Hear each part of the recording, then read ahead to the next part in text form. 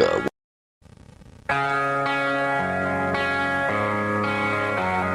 woke up, it was 3, listed to Taiwan, but he never even took my call.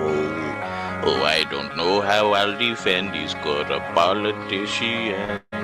What's another night all alone?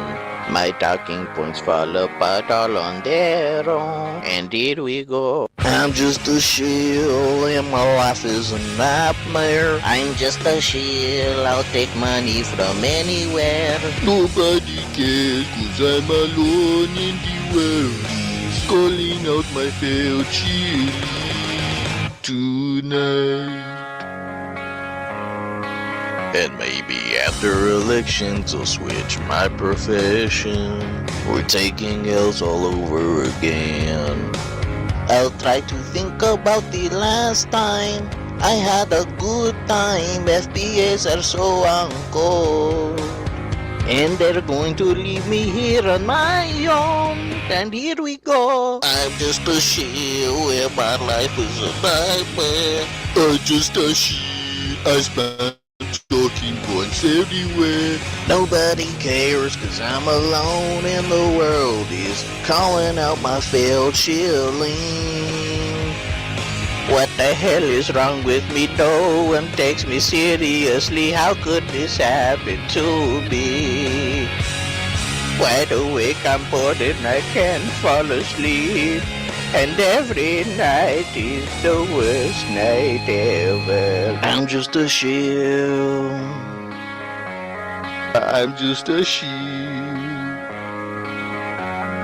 I'm just a shell. I'm just a shell. Hombre, I'm just a shell. Yeah, I'm just a shell. I'm just a shell and my life is a nightmare. I'm just a shell, you know this is not fair. Nobody cares cause I'm alone and the world is. Nobody wants to be a known patrol. I'm just a shell and my life is a nightmare. I'm just a shell spamming talking points everywhere. Nobody cares cause I'm alone in the world is. Nobody wants to be a known patrol. Nobody cares cause I'm alone and the world is calling out my failed chili tonight. I'm all alone tonight. Nobody cares tonight, cause I'm just a shield tonight.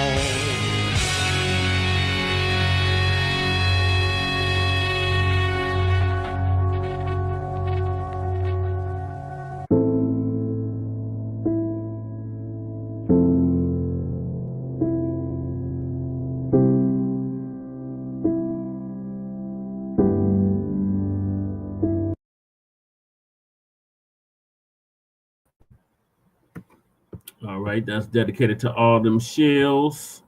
We see you, we hear you, and we know you're going to be out in the unemployment line here shortly.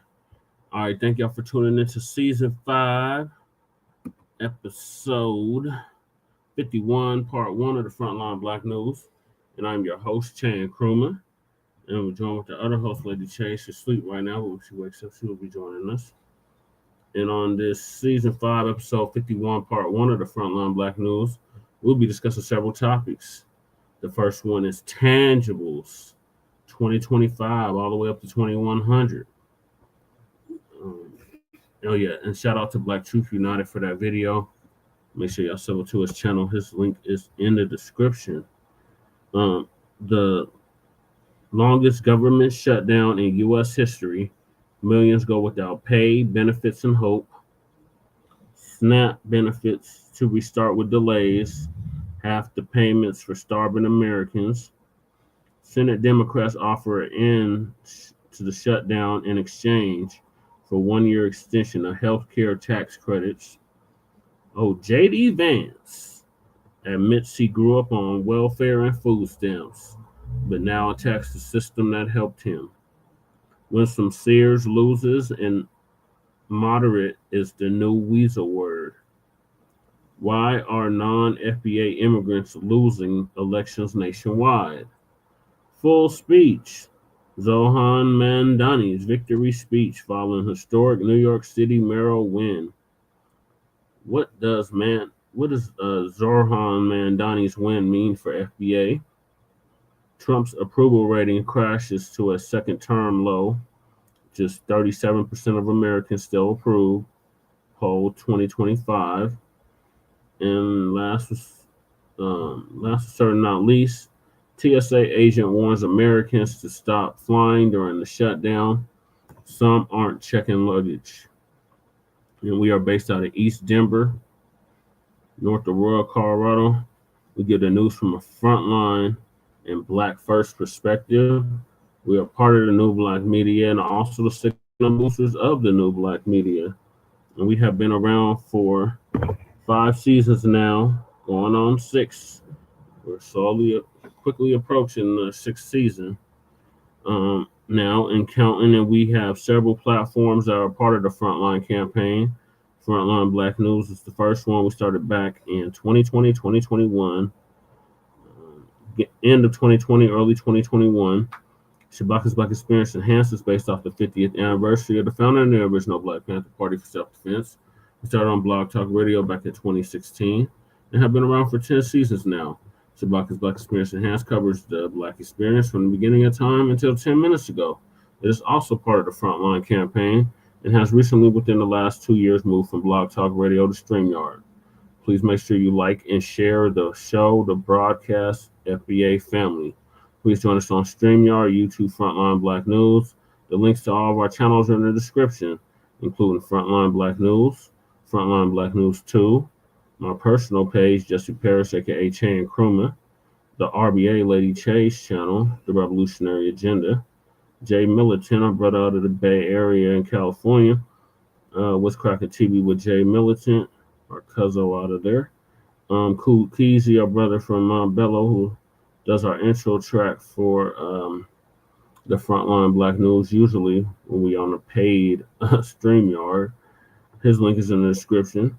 The Church of Black Power, our brother out of Watts, California, who's now in Houston, Texas. His link is in the description. And the brother that opened us up with the Shield dedication, Black Truth United. His link is also in the description. Also, we have the petition for reparations. Please sign it, blackfamilytochange.org. Petition link is in the description. Our brother Black Voltron Reloaded, who passed away about a month ago, and we just buried about a week and a half ago. His GoFundMe is in the description. The brother that mocked the death of Charlie Kirk, the racist white supremacist Charlie Kirk, and was expelled from the Texas University for mocking his death. His GoFundMe is in the description. Our brother Greg Marshall Dixon, who ran against Jimbo Jangles Clyburn twice in South Carolina. His GoFundMe is in the description as well, for him being a teacher for 10 years, a dedicated teacher for 10 years. And Lady Che's GoFundMe is also in the description. And Puke 2, we have the copyright disclaimer under Section 107 of the Copyright Act of 1976. Allowances made for fair use for purposes such as criticism, comment, news reporting, teaching, scholarship, education, and research. And I do not own the rights to the music.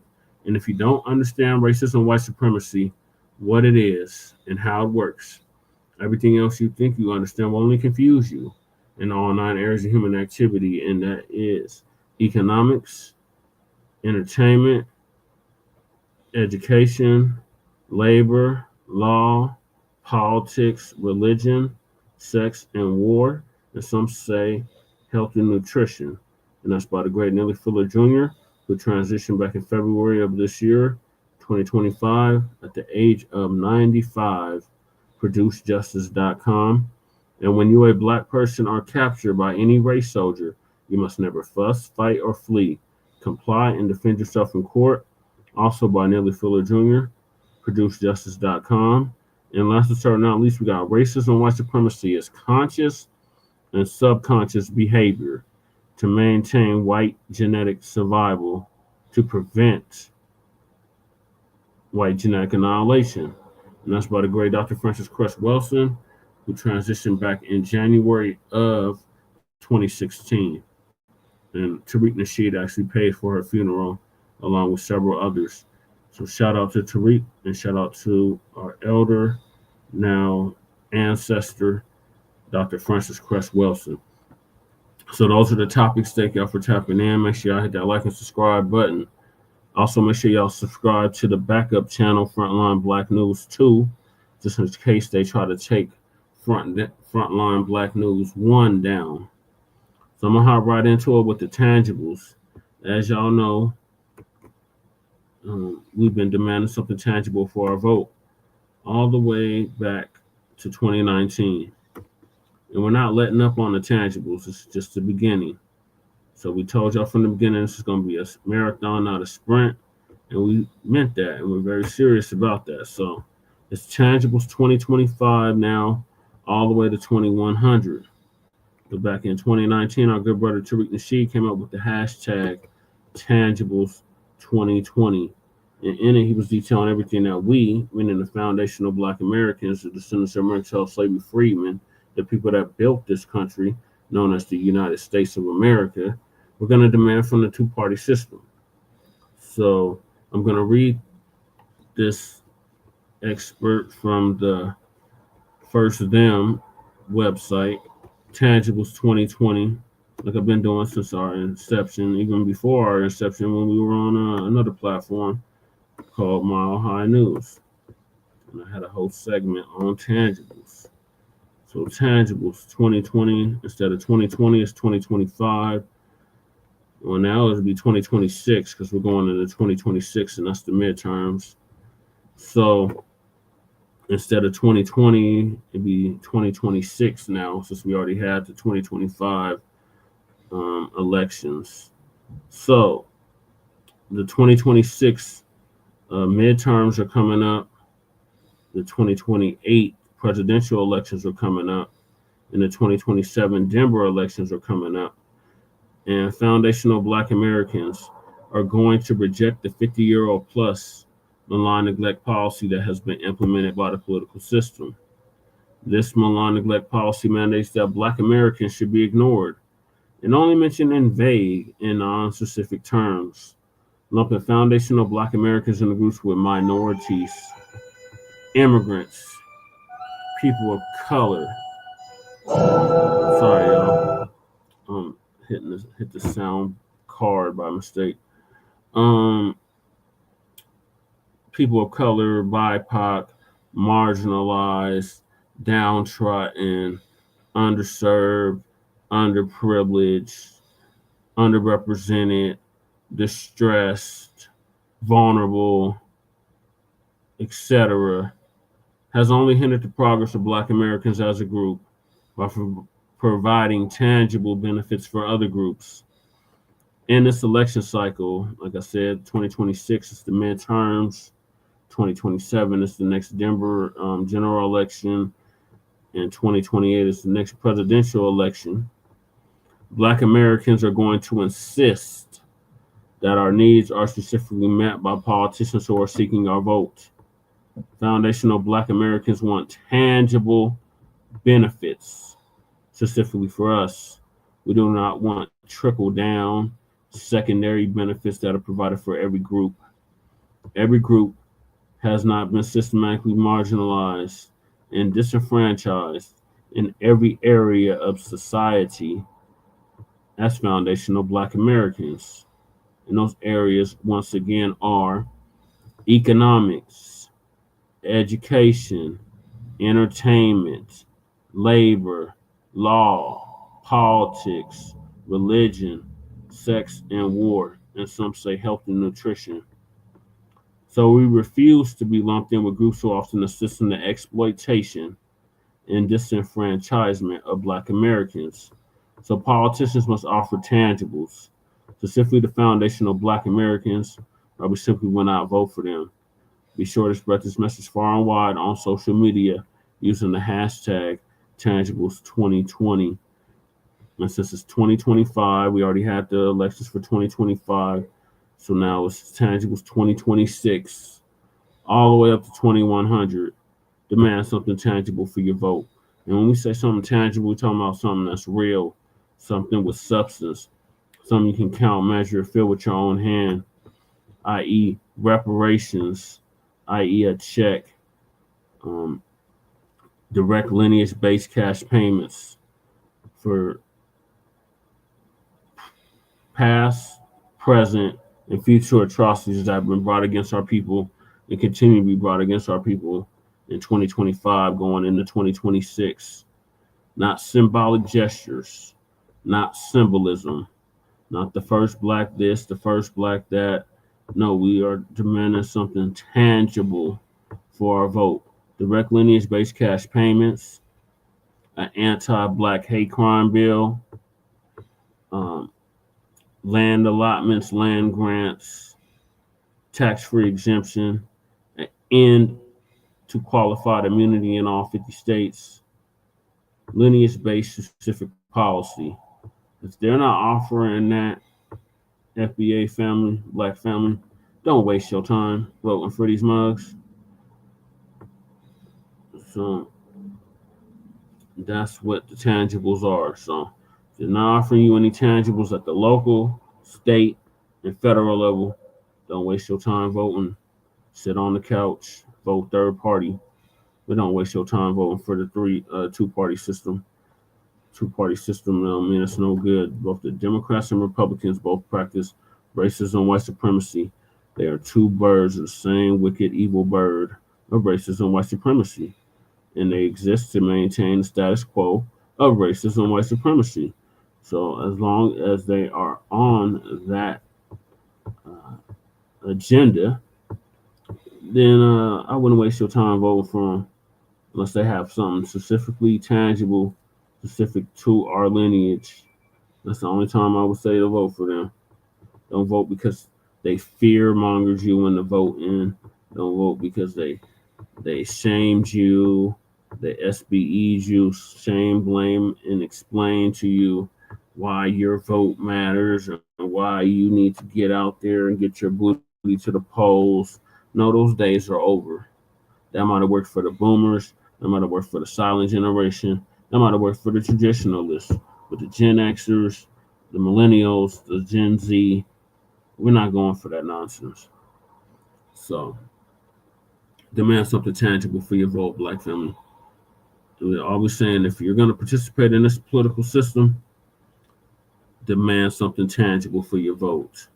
That's what we've always been saying since the very beginning. We're not telling you to go out and vote. We're saying if you're going to vote, demand something tangible for your vote. It's as simple as that. So with that, I'm going to move on to the next topic since Lady J is knocked out. The latest government shutdown in U.S. history. Millions go without pay, benefits, and hope. So Lisa Cabrera is going to give us an update on that. Shout out to Lisa Cabrera. See y'all sub to our channel, to her channel, if you haven't already. And I found out about Lisa Cabrera through our brother Professor Black Truth.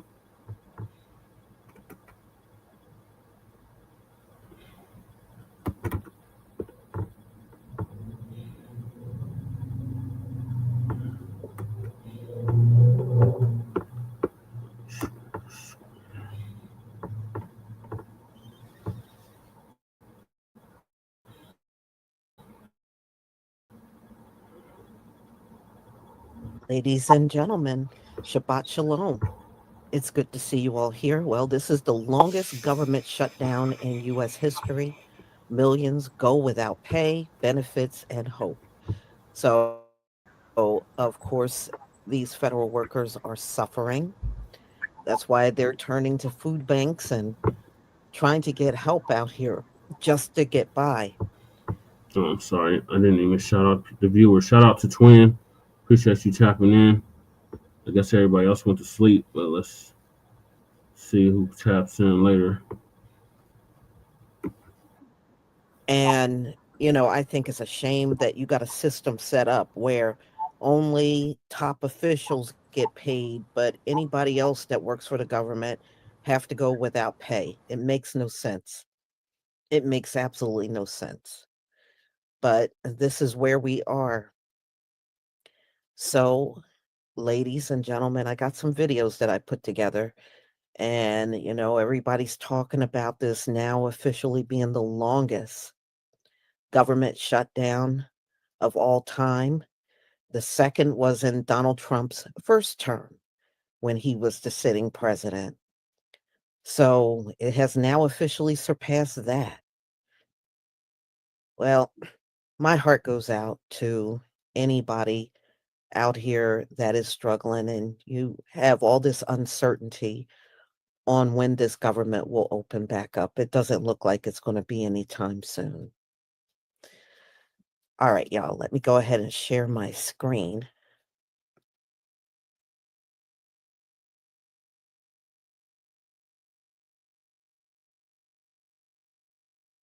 All right. Please give me a 1 if you can see my screen.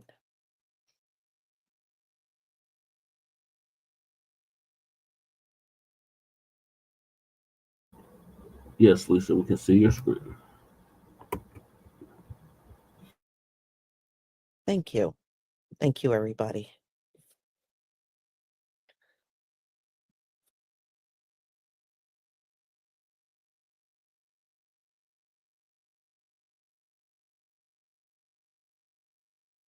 Shutdown is now in its 36th day, making it the longest in American history.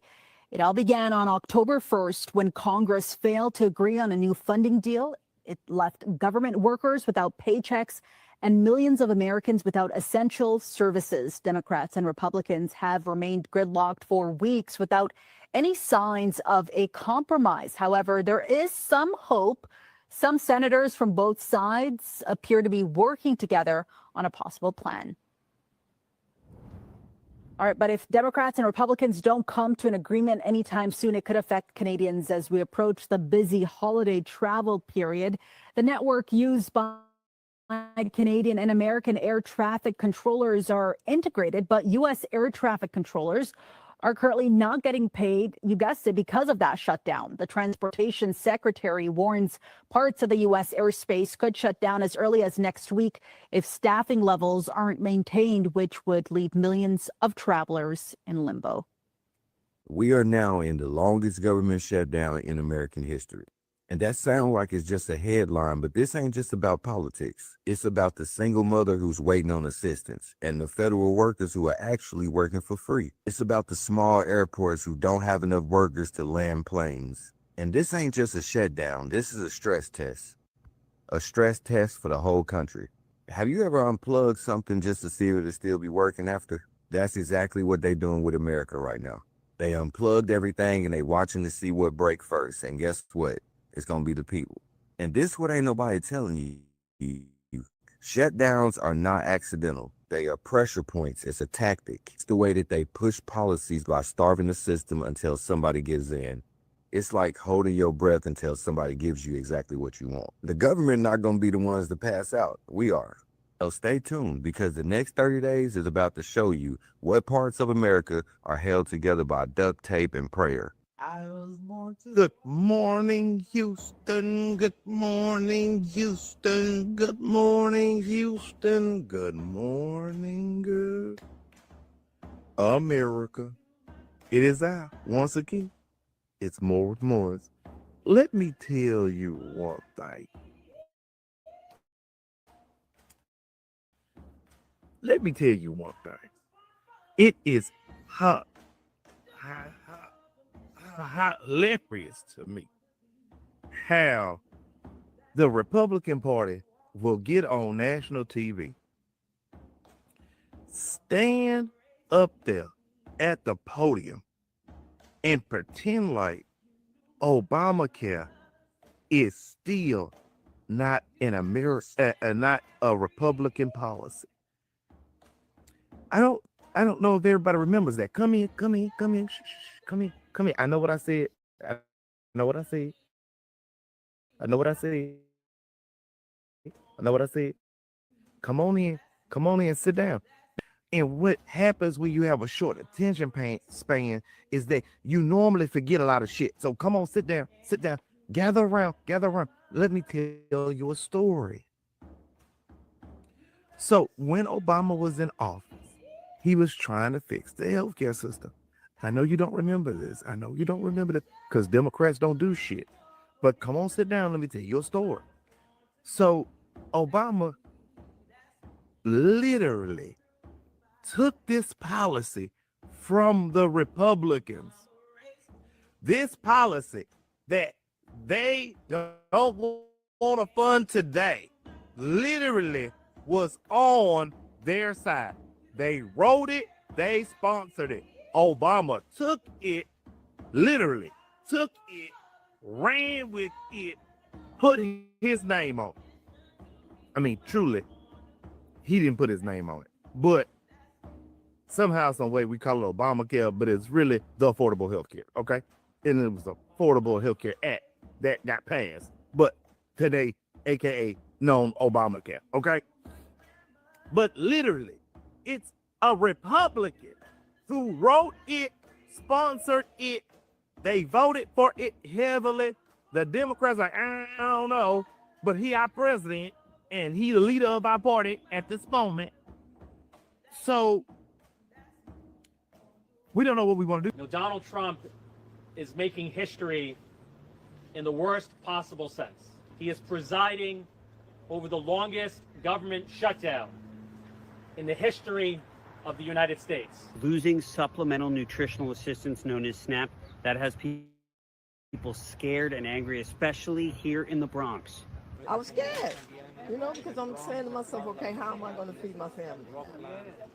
Try to save a little bit of money, but then, the money that you get, it can't stretch to buy food, it's not enough. So, it's scary because you don't want your kids to starve, you don't want to starve, you don't want to go out there and rob and hurt anybody, so you just have to try to give it God and try to figure out how to make it. Are we really on day 37 of the government shutdown? Is this a real thing? Is it really happening? The answer is yes. Now, a lot of people, so many people, have said that the Democrats are the reason for the government shutdown. Y'all, be so damn for real. The Democrats literally would not sign that bullshit ass bill that he sent them because it was going to affect every single person in America's health care, meaning health insurance, and how much you have to pay for that and what all comes with it. So before y'all start pointing fingers, I'm not a Republican, I'm not a damn Democrat, all that shit's scam and rigged. But my point is, this is the longest government shutdown in history, y'all, on a president that has been impeached twice. Regardless of who you think is responsible for this shutdown, whether it be Democrats or Republicans, it's costing the American taxpayer millions of dollars per day. With the Congressional Budget Office, the CBO, estimating that it's costing about $400 million per day with the furloughed workers, and that it's going to result in a permanent loss of about $7 billion to $14 billion for the U.S. economy. The previously longest shutdown, so prior to this, during the Trump administration, was 35 days. We're now on day 37. CBO estimated that that cost $11 billion. So we're already longer than that, and it's expected to go longer. So we can expect that to cost us more money. Not only that, but the Trump administration can add to it that this is the longest a congressperson has waited to be sworn into Congress. I'm speaking about Adelita Grijalva, who has been waiting at least 36 days to be sworn in. In addition, the aviation industry has been taking a major hit, with the FAA announcing that they'll reduce air traffic by 10% across 40 major markets. As air traffic controllers who have to work have been calling out due to fatigue, stress, and unpaid work conditions. So again, regardless of who you blame for the shutdown, the president is the end of the road. Trump is the final say. He needs to come to the table with solutions, with ways to compromise, And we need to extend the ACA funding. We need to fund SNAP benefits. We need to get the country back on its feet. It's about to be the holidays, and nobody wants this shutdown to continue.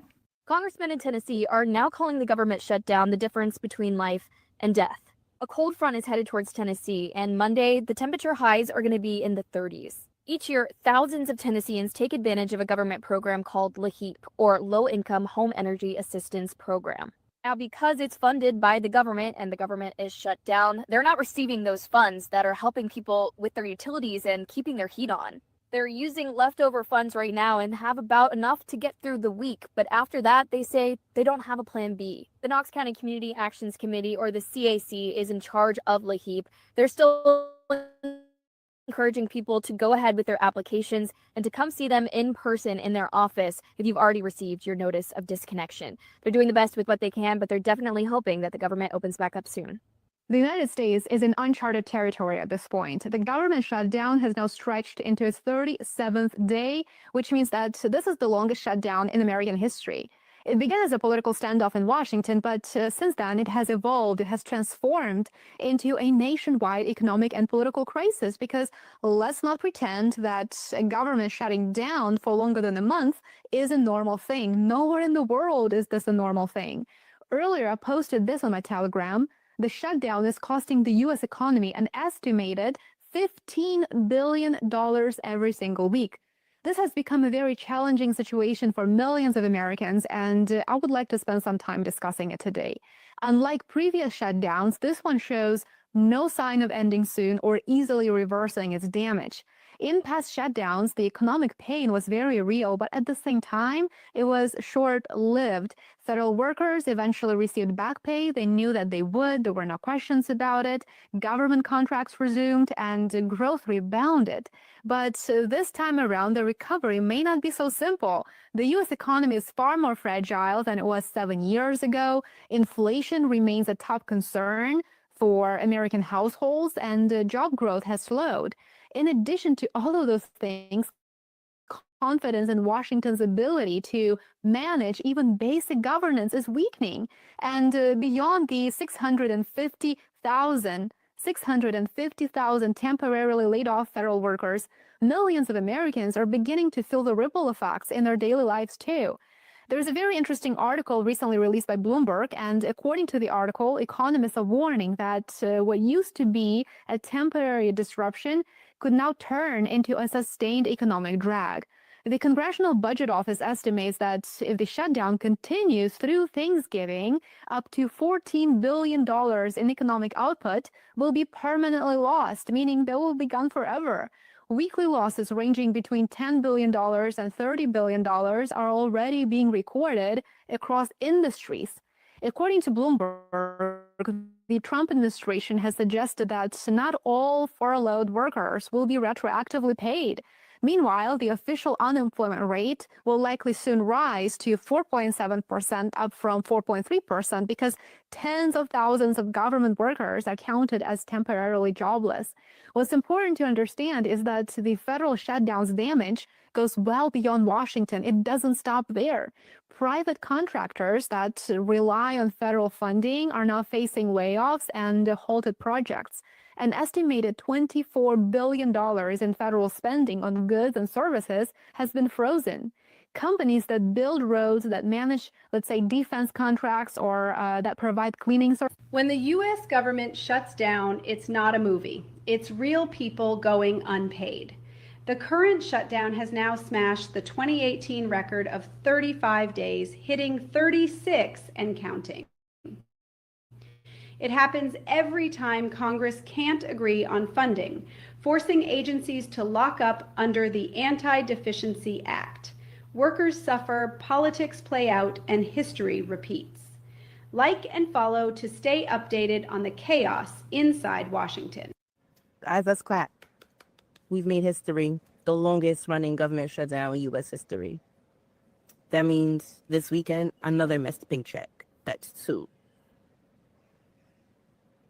I don't know about nobody else. I can't speak for nobody else. But baby, yeah, I don't have it. Mentally, I don't have it. Why is we figure? I don't have it. Yeah. And that's it. That's the post. Day 36 of a government shutdown. 2 missed checks. I don't have it. Thank you. And I don't think none of us have it. But yet, we're supposed to keep coming to work. Thank you for coming. Thank you for showing up today. We appreciate you. Call your Congress. Tell them to open this shit up. And let's not forget about the people who got other stuff going on outside of work, outside of not getting paid. What about the people who have family in Jamaica? They ain't heard from them. Can't reach them. Can't speak to them. Can't send them no barrel. You can't help because at this point they can't help themselves. Rent is due. How they gonna pay their rent? Bills is due. You think these collectors worrying about some government shutdown? No, they want that money on the 1st, on the 15th, on the 10th. They want it. And y'all just expect us to keep coming to work.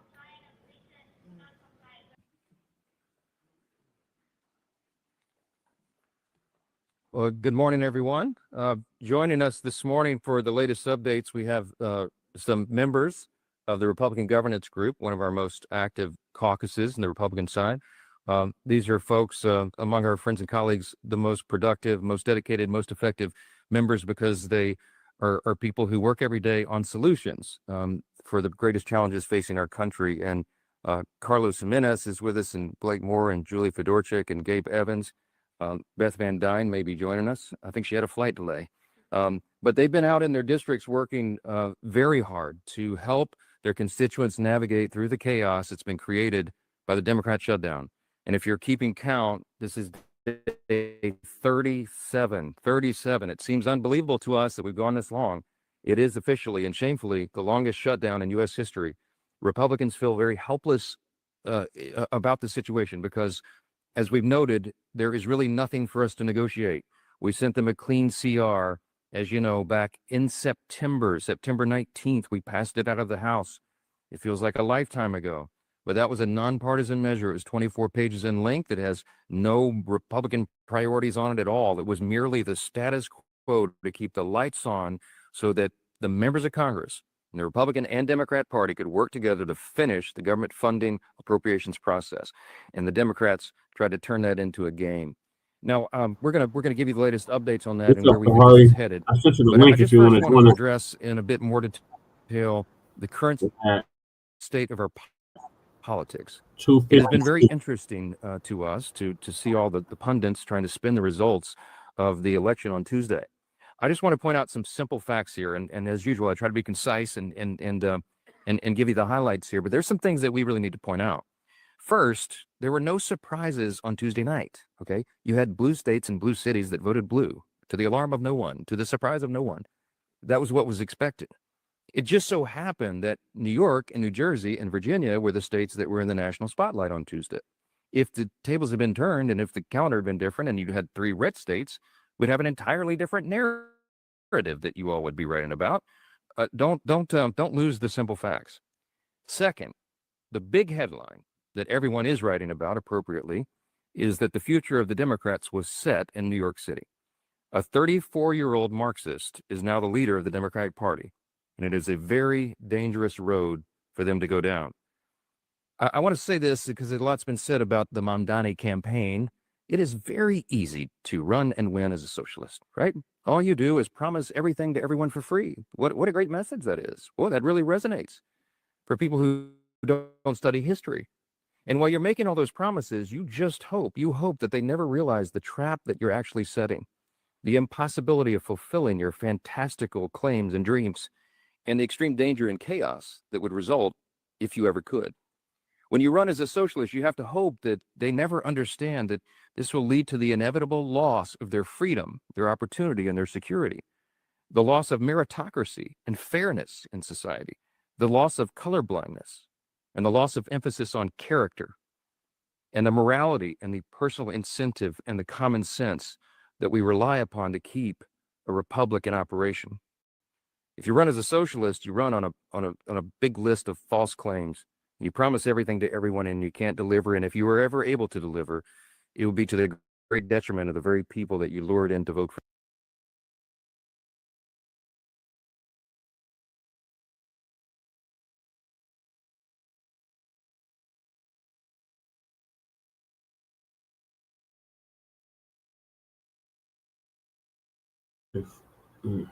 Oh, it froze up on her end. Let me see.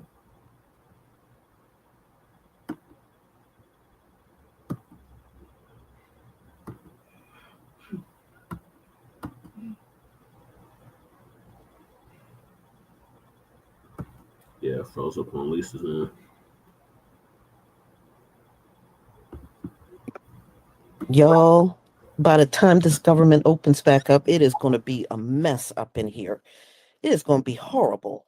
And the thing is, as of yet, when you listen to the news, there is no indication that they're even coming back to the table to negotiate. And I don't think they will. If they do, it ain't going to be anytime soon. I think this is going to linger on as long as they can. And my heart goes out to any of them because I know some of my subscribers do work for the government. And my heart goes out to you because I know it's got to be rough being without an income, even if you're in a two-income home. When you don't have that one income, trust me, it makes a huge difference in what you can do. And then you have a lot of people, it's just themselves that they are taken care of, and now that income is not there, so they have nothing. So I pray that you make it through the best that you can. I hope somebody is there to help you to get through, because this is definitely horrific on them. But this is what happens when you have morally bankrupt people running the place. They don't make things better. Since I've been alive on this earth, I haven't seen these people make one single thing better, and they never will. They never will. So, y'all, I'm going to go ahead and conclude. I hope you can come back at 1:45. That's when I will be having the Bible study. So I hope to see you then. And then my final live stream at 3:45 is JD Vance, who was raised on welfare and food stamps, and how he speaks against it now. So the very thing that helped him when he was growing up, he opposes for anybody to have. Go figure. Thank you for the super chat, PM 2290. The Most High is allowing white tea supremacy to self-cannibalize. Hold on, it went by kind of fast. As he clears the way for his return, sit back, live righteous, and keep your prayers. Thank you, as always, Lisa Shalom. Well, Shabbat Shalom to you. And thank you for your support for my channel. So I'm going to conclude, y'all. I will see you at 1:45. Shalom, family.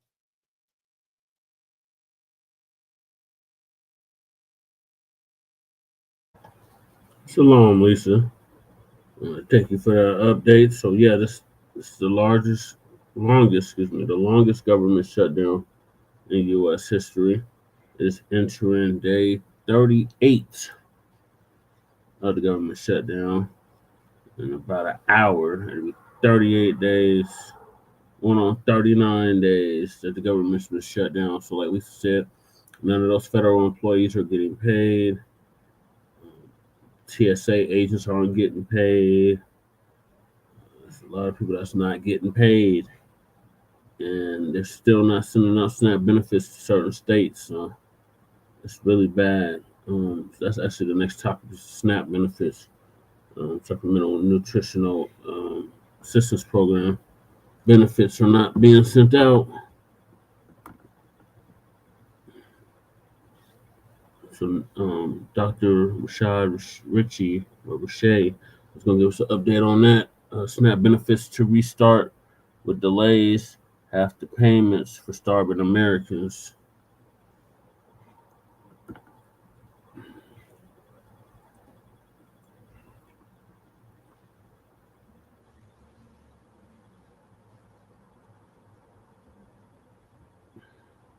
SNAP benefits will be significantly delayed, and also, well, not full payment rendered. Bad news or worse news. Thanks to the current administration. Let me give you the update to this. Put it at full mass. To give you some background, the Trump administration was ordered by a federal judge to stop starving people. That federal judge, as I mentioned, decided to place the order as soon as possible, rather than providing more exacting language. This administration has decided to take advantage of that leeway and corrupt it as they do with everything else. 42 million Americans who rely on a return on their investment called SNAP benefits are not going to see those benefits for possibly at least 30 days, maybe more. 2 federal judges have ruled that freezing payments for the country's biggest anti-hunger program is actually unlawful. Benefits will resume, but not only will they be delayed, they will be exactly half of the normal amount. So the Trump administration says it will restart SNAP food benefits, but it will pay out only half the amount people normally get. The administration will use money from the Agriculture Department Contingency Fund. The administration says there's only $4.65 billion available in that fund to pay for SNAP benefits, which is roughly half of the $8 billion in food assistance payments people receive every month. Just a reminder, the Department of Agriculture had a standing decree that said, and this is guidance for the agency, that said, in cases where the government is shut down, this particular fund can be utilized in order to pay SNAP benefits during the interim. However, the Trump administration, they decided to rule against their own decree in another decree or guidance that said, actually, that would be illegal for us to do. Let them starve. 2 federal judges had to step in because 25 states sued the Trump administration for starving citizens. There's more. The Trump administration says it will restart this fund. In a court filing, officials said depleting the fund means, quote, no funds will remain for new SNAP applicants certified in November, disaster assistance, or as a cushion against the potential catastrophic consequences of shutting down SNAP entirely. The Trump administration declined to tap any additional funds for SNAP, saying that could take money away from other child nutrition programs like school lunch and breakfast programs. Now, remember, this is a manufactured argument. It's a manufactured argument because you have prepaid all of the benefits that you are to receive in this fiscal cycle. Let's call it a prepaid card. They have decided to take your prepaid card and tell you they don't have enough money for you, even though you have already loaded funds on the prepaid card. You receive no return on your investment. ROI not established. What kind of businessman is this? Let alone president. There's more.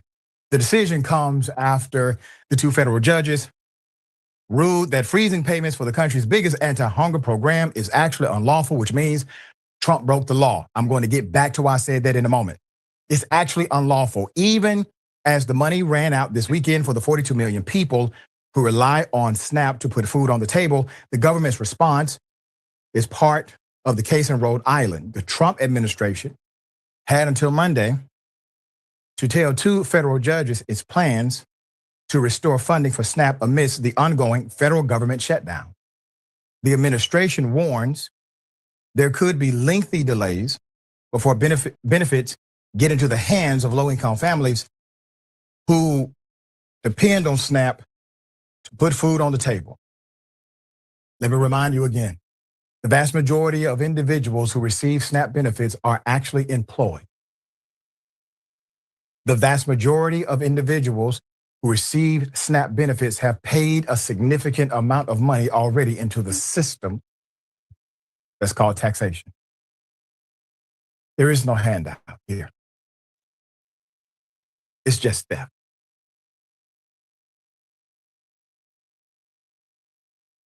The court said what he did was illegal. The word that the court uses is unlawful. That means illegal.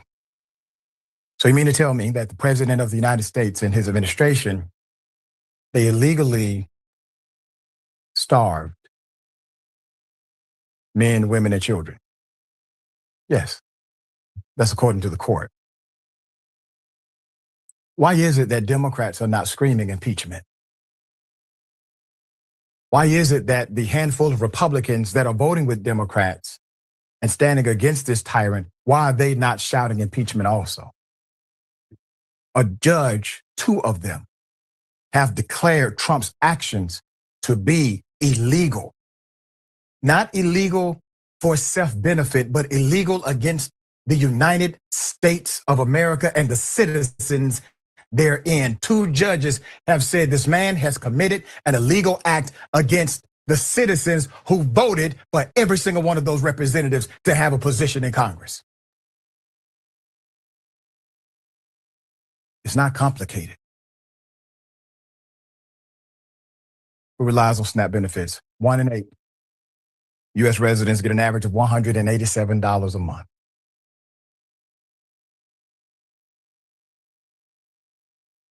SNAP stands for Supplemental Nutrition Assistance Program, supplemental, not primary, supplemental. Nearly 39% of recipients are children and adolescents under 18, according to the Department of Agriculture, which administers the program. One racist Newsmax host says SNAP recipients use benefits to get their weaves and nails done. Here's the ignorance. Into a program that we all know is being so woefully corrupted and exploited. And people are selling their benefits. People are using them to get their nails done, to get their weaves and their hair. I mean, this is a really ugly program. It's weird to me to hear Josh Hawley screaming that we have to protect this and that we're not talking about why is it so ridiculously expensive and exploited and what can we do to make it better? Less than 1%. That's the misuse ratio of your current SNAP benefits. There is abuse in every system. Every system has abuse, including policing, including medicine, including pharmaceutical. You won't hear them make an argument to get rid of bad police because of corrupt policing. You won't hear them make an argument to reform the healthcare system because of the corruption of insurance companies. But you will hear them make an argument against someone who may receive $187 a month.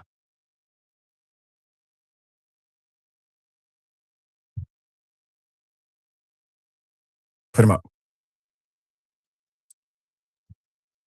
Some conservatives think that you can live like a king off of SNAP. Now remember, the S stands for supplemental.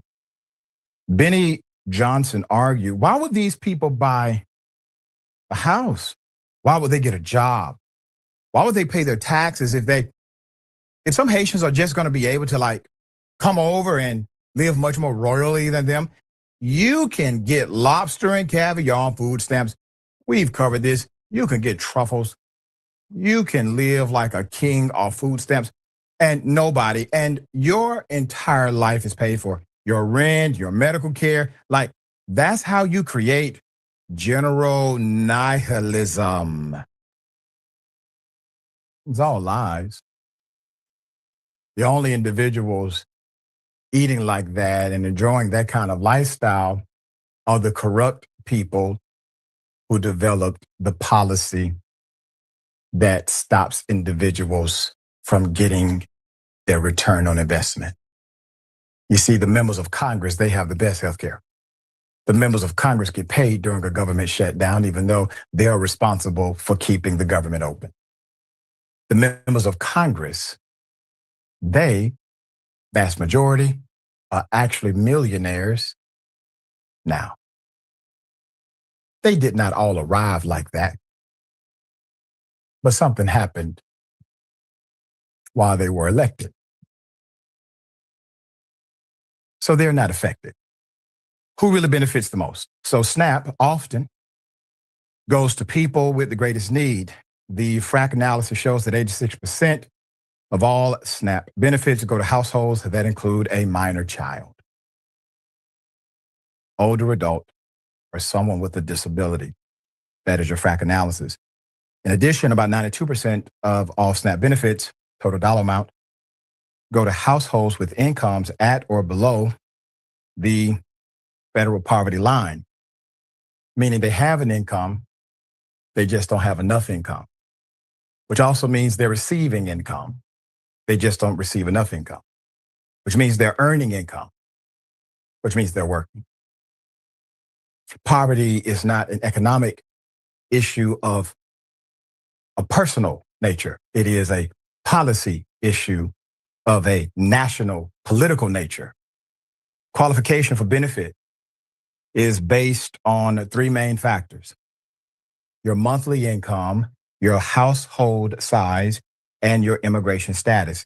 73% of SNAP households have gross monthly incomes at or below 100% of the federal poverty line. Among racial lines, the largest group of SNAP participants identify as white at damn near 40%.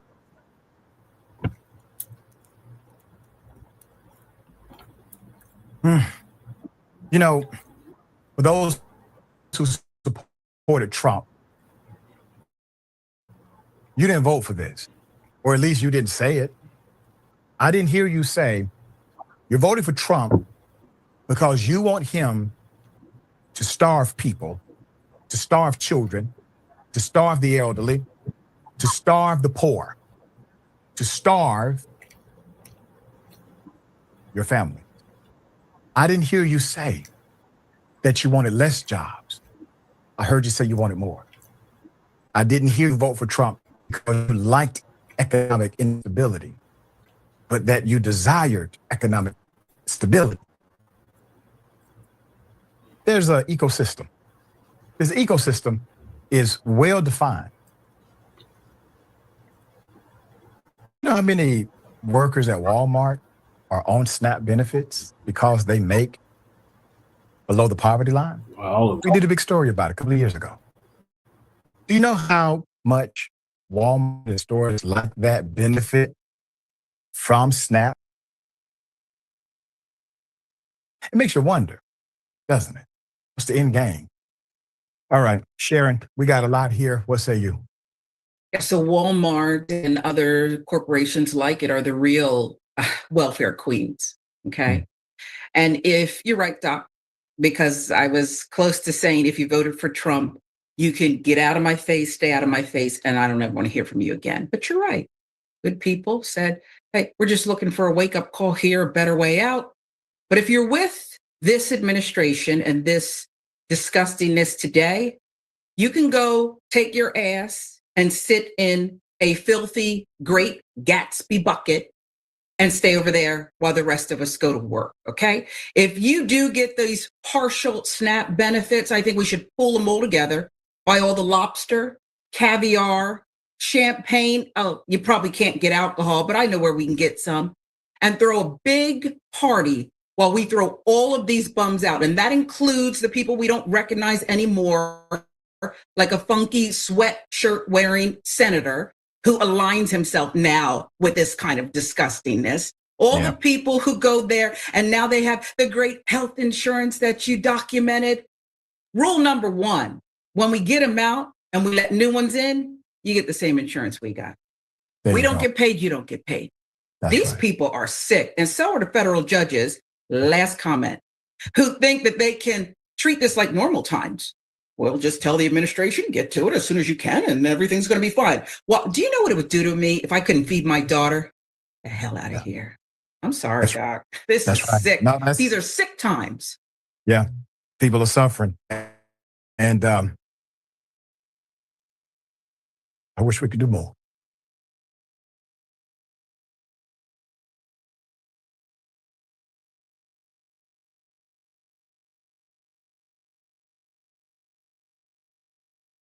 Sorry, I clicked on something I'm not supposed to click on. Let me pause this video. But yeah, of course, these Democratic shows ain't gonna tell you why it's really shut down, because they was trying to give health care to illegal immigrants. But of course, those shows aren't gonna tell you that. But we'll tell you that on Front Line Blacc News. They're trying to give funding health benefits to illegal immigrants. That's why the government shut down.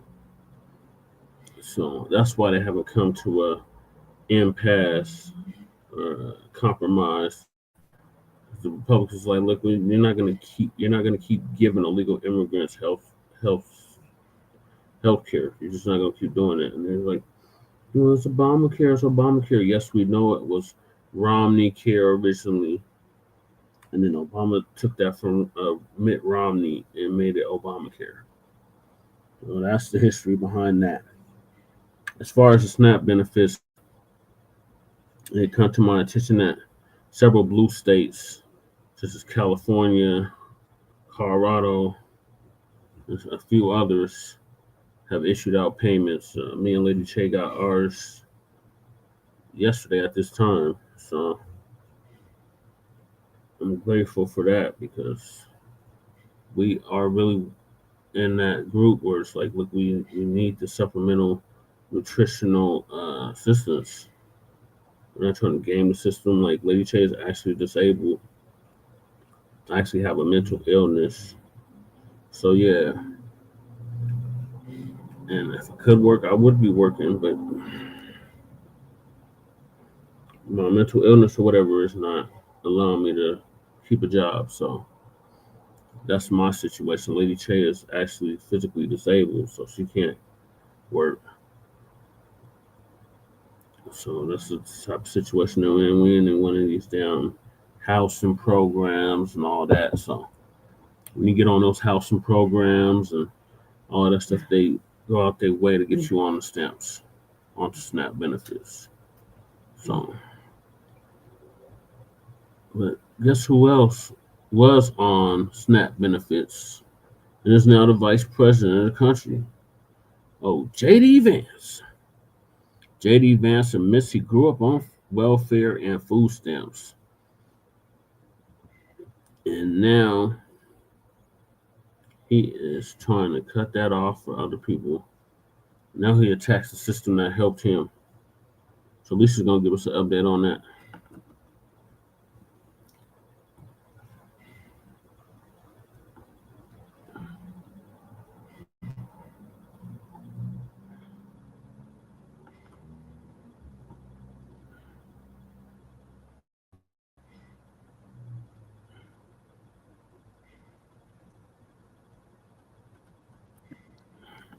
Shabbat Shalom, family.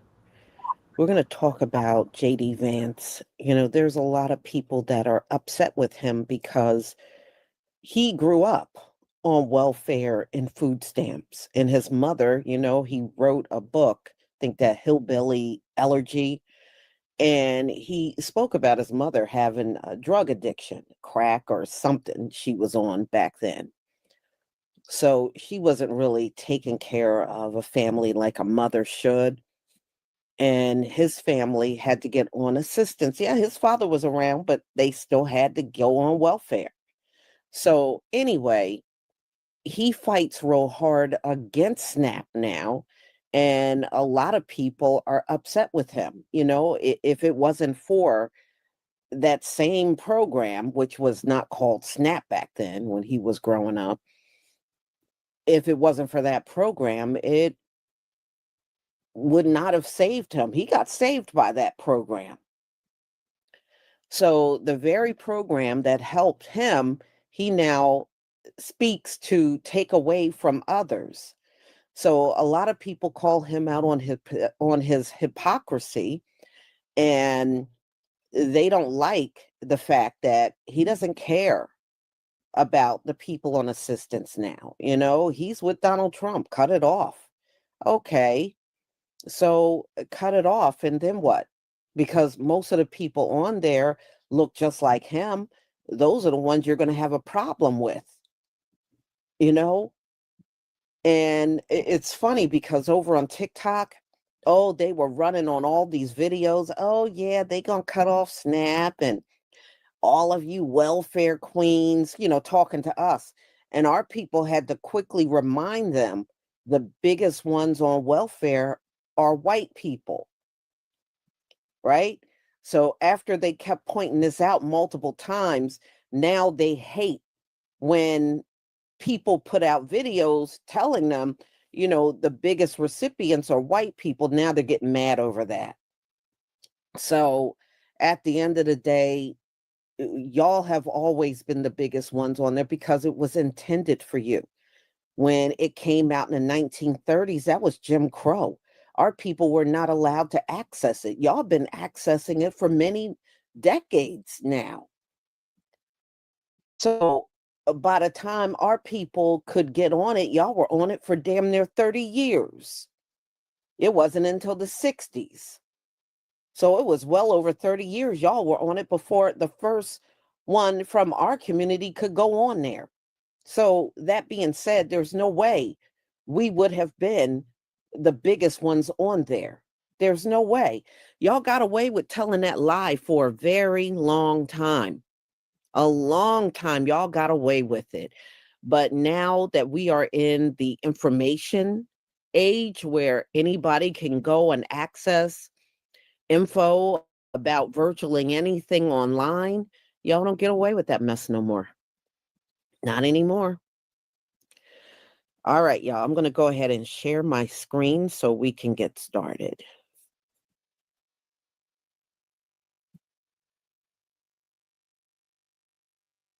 Okay, give me a 1 if you can see my screen.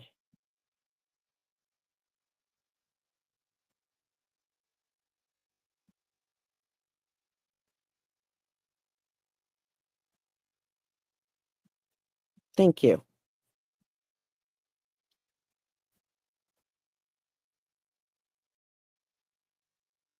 An absurd ruling because you have a federal judge effectively telling us what we have to do in the midst of a Democrat government shutdown, which what we'd like to do is for the Democrats to open up the government. Of course, then we can fund SNAP, and we can also do a lot of other good things for the American people.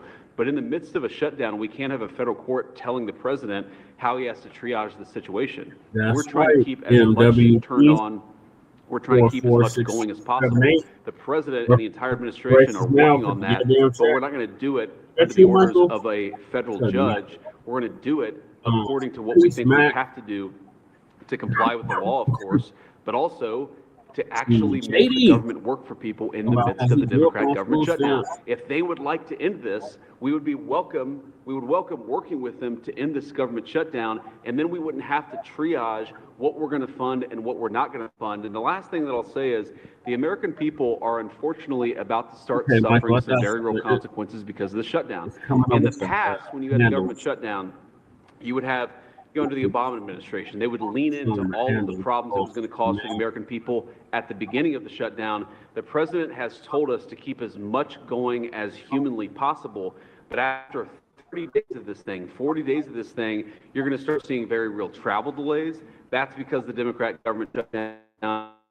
You're going to start seeing SNAP now because the Democrat government shut down. They should stop this charade and open up the government. That's what we want them to do. We've been asking them to do it for 40 days. It's time. You cannot be for real. Oh my God, you for real. Right, that's my No, you for fake. Okay. No, you for real. Thanks for joining us, Michael. My whole thing with this SNAP benefits and food stamps and shit thing is JD Vance grew up off of food stamps. JD Vance is quite literally a food stamp baby, bro. Yep. So his family is cooked. All them niggas are cooked, bro. Fuck JD Vance, fuck Trump, and fuck Republicans. Them fucking cousin Humper ass niggas, bro. Wait a minute. So you're telling me JD Vance and his family was actually on food stamps? It has been recorded in his memoirs that when he was growing up, him and his family survived on the benefits of the food stamps, the SNAP benefits. That's right. Back in the day when they had the food stamps in the little books, you know, the little brown and red different paper. Yeah. But it's amazing to me how somebody has actually openly admitted that they survived public assistance, SNAP benefits, food stamps, whatever you want to call it. They're coming up and they help their family. And now that they have gotten to a point in life where they are politicians, whatever you want to call it, we've been in that, we forget where we come from. So good for you and what helped you. People don't need that anymore. This world is amazing. I told y'all all these politicians were crooked as hell. You openly admitted that you had food stamps. You and your family use food stamps. But now, when people need food stamps the most, groceries through the roof, you can't buy a loaf of bread no more for 10 cents. You can't get a Coca-Cola for a nickel anymore. You can't get a bag of peanuts for $1. You know what I'm saying? Now, you're not fighting for the people to get the same benefits that help you and your family get you to the position, Mr. J.D. Vance, that you are in today. This is really sad. Remember J.D. Vance's book, Hillbillyology or Hillbilly Ideology or whatever it was called? He talked about his meemaw. He talked about how his mom was on crack, well, cocaine or fentanyl or some drug, and his meemaw had to raise him, how his meemaw kept guns everywhere all over the house when he was growing up. Remember how his family was on welfare, food stamps, the very same food stamps that helped you and your family is the very same food stamps you out here trying to take away from other families. You supposed to be the story. You supposed to be like, oh yeah, my family was on food stamps. I grew up, my meemaw got me to college. Now I never got to look at food stamps again in life. And who's to say after he went to college that his meemaw didn't continue? That he didn't say, Grandma, you don't need those food stamps no more. I got money now. Bet you he didn't do that. But yeah, he trying to break the same system that raised him. Hold on now. Let me get this right. Vice President J.D. Vance and his family used to be on food stamps, EBT and WIC. His family used to be on EBT, food stamps, and WIC, J.D. Vance. You used to get food stamps and WIC, but now you're canceling food stamps and WIC for people who need it. Now, ain't that an oxymoron? You used the benefit when you needed it. Now, people who need it, you don't want them to use the benefit. J.D. Vance is doing speeches about this, food stamps ending. That's Democrats' fault. No, it's your fault as Republican. You ought to be ashamed of yourself, J.D. Vance. You use food stamps, WIC, EBT. Now you don't want nobody else to use it. This is terrible. I can't make this up.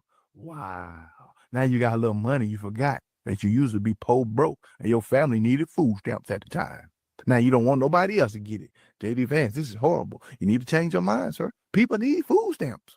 And you used to use them. And you ate real good off those food stamps too. So we all know J.D. Vance's family was receiving food stamp benefits, but y'all not gonna believe how much this man's father was making per hour, or if this was once he obtained his own construction company. Y'all check this out. It's gonna be a lot of information. Ride with me. Here we go. J.D. Vance, born August 2nd, 1984, 41 years old. Now look at this. Now I just wanted to show you this first. Yes, J.D. Vance family received food stamps, now known as SNAP. J.D. Vance's father, Donald Bowman, was born in Hamilton, Ohio in 1959. He worked as a machinist and later owned a construction business before passing away. Check this out. So I ask AI, I say, how much did they make doing this job back in the 1980s? And this is what they said.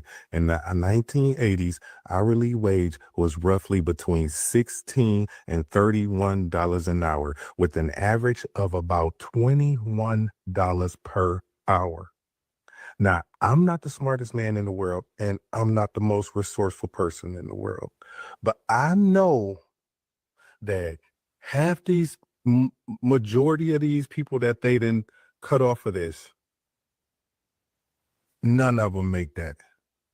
So you basically saying these people don't deserve what you and your family deserve, even though they less fortunate than your family. Somebody make this make sense to me. Y'all drop a comment, tell me what y'all think about this. JD Just Vance was literally raised on food stamps. He grew up in a chaotic home, in poverty, surrounded by addiction, and he's talked about that himself. He was that kid that the system was supposed to fail, but the very programs that he's stripping away from millions of Americans today once saved him. His family relied on government assistance to eat. He got a needs-based scholarship to Yale Law School because he did not come from money. He used veteran benefits after serving in the Marines. This man is a walking, talking product of social safety nets actually working.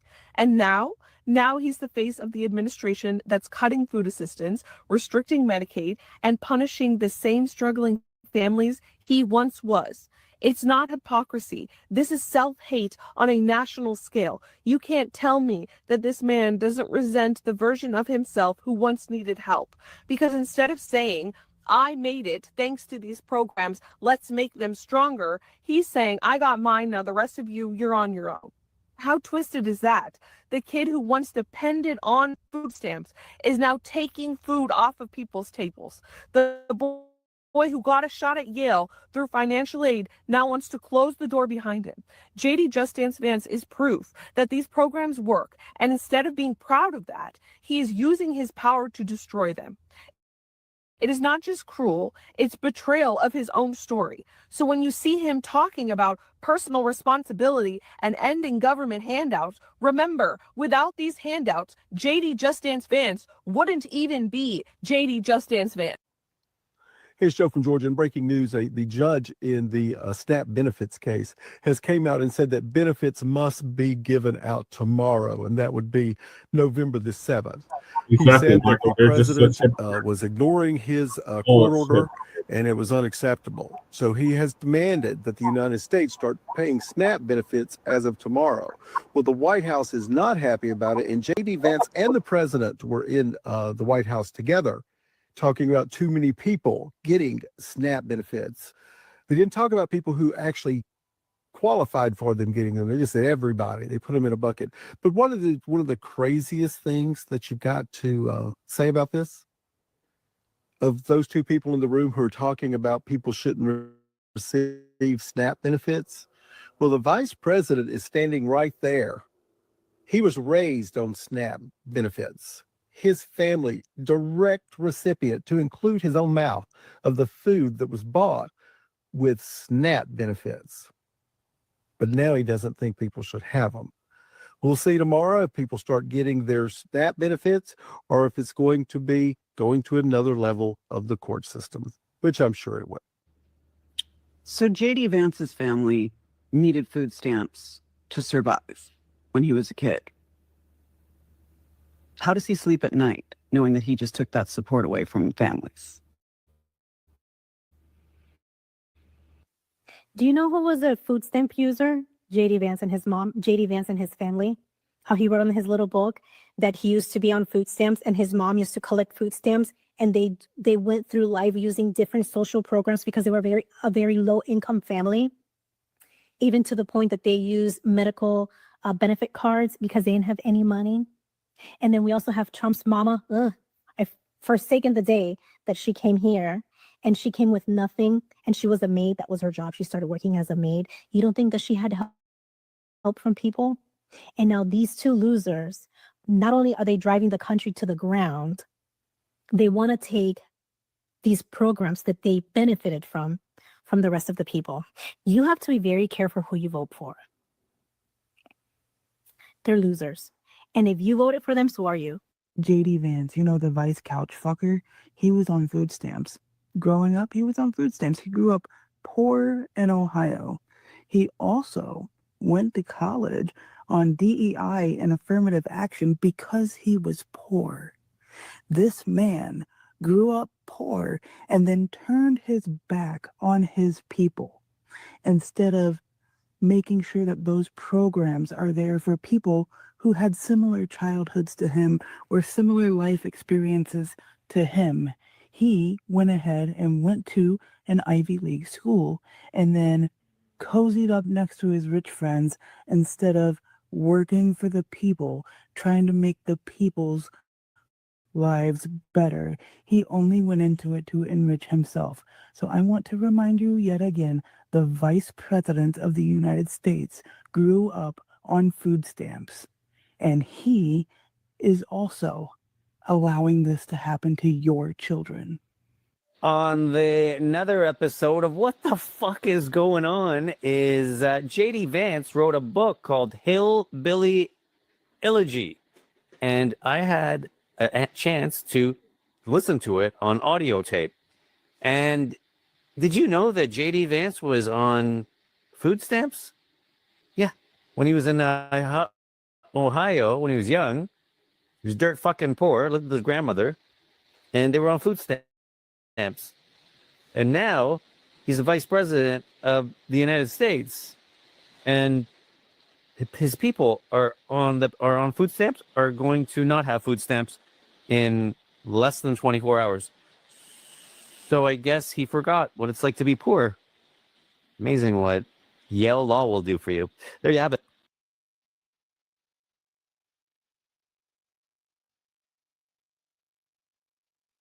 And that's why so many people are calling him out today. Because, and it sounds like his father had the money to put food on the table. They sound like they cheated the system.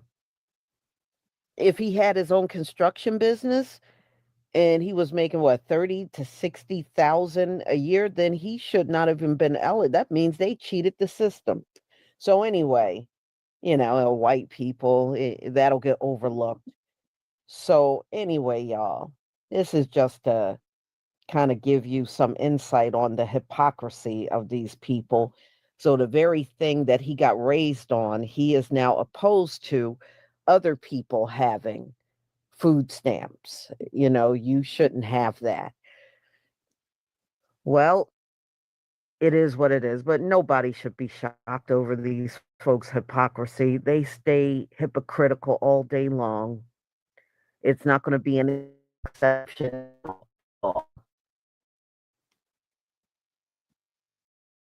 So, y'all, I'm going to go ahead and conclude. Thank you for being here. This is probably my final live stream for today. If I will be doing more tomorrow. Thank you so much for your support. Thank you so much for watching. And I will see you all tomorrow, once again, on different topics. Shabbat Shalom, family. Shabbat Shalom, Lisa. Yeah, wealthy folks get socialism and poor people get capitalism. Exactly, Michael. Yeah, the hypocrisy is so real. JD Vance should be ashamed of himself, but that would be too much like right. This motherfucker grew up on food stamps, so that he want to go and cut people off for food stamps. Talking about people don't need food stamps no more, but that helps you. That's why we have a saying in our community called, remember where you came from. You always got to remember where you came from.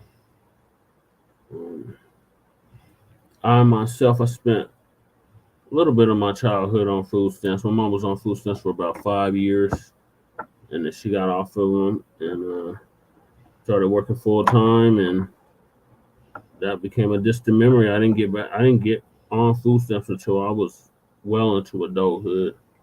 So, but there's a lot of people that have been on food stamps for generations. Like It's been a generational thing, and like Lisa was saying, white people was the original recipients, and they still are the number one recipients of food stamps or SNAP assistance. Not black people, not so-called people of color, not minorities, but the whites are still per capita the number one ones on welfare, on SNAP benefits. And it's a county in Kentucky, Owsley County, that has the largest recipient of SNAP benefit recipients, and that county is 98. I repeat, 98% white. So they can miss us with that bullshit about, oh, you just want to hand out and y'all just don't want to pull yourself up by the bootstraps and all that nonsense. No, y'all the ones that been getting handouts and subsidies and welfare since its creation. Not us. We didn't, like Lisa said, we didn't have access to none of that stuff because we were under Jim Crow when that welfare program started. We didn't get access to that until the 1960s, and that came with a lot of blood, sweat, and toil just to get that. So no, y'all can miss us with that bullshit. Exactly. Face palm, Mac. Exactly. So, in similar news, the Democrats, I guess, are trying to come to a resolution with the Republicans. So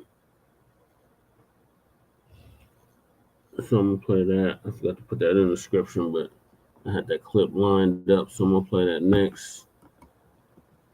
Senate Democrats offer an end to shutdown in exchange for what is it called? For 1 year extension of health care tax credits. So we're about to hear from Chuck Schumer and the rest of the Democrats in the Senate on this offer that they're giving to the Republicans.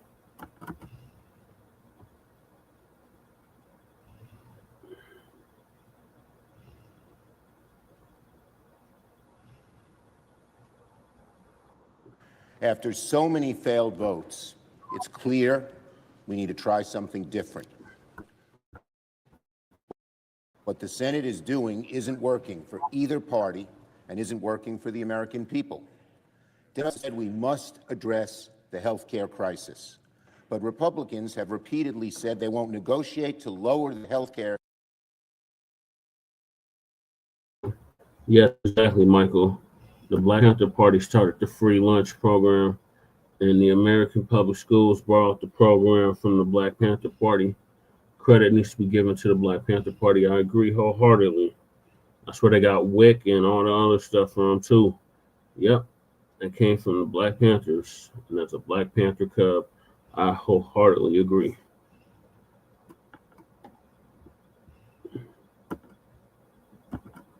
Costs until the government reopens.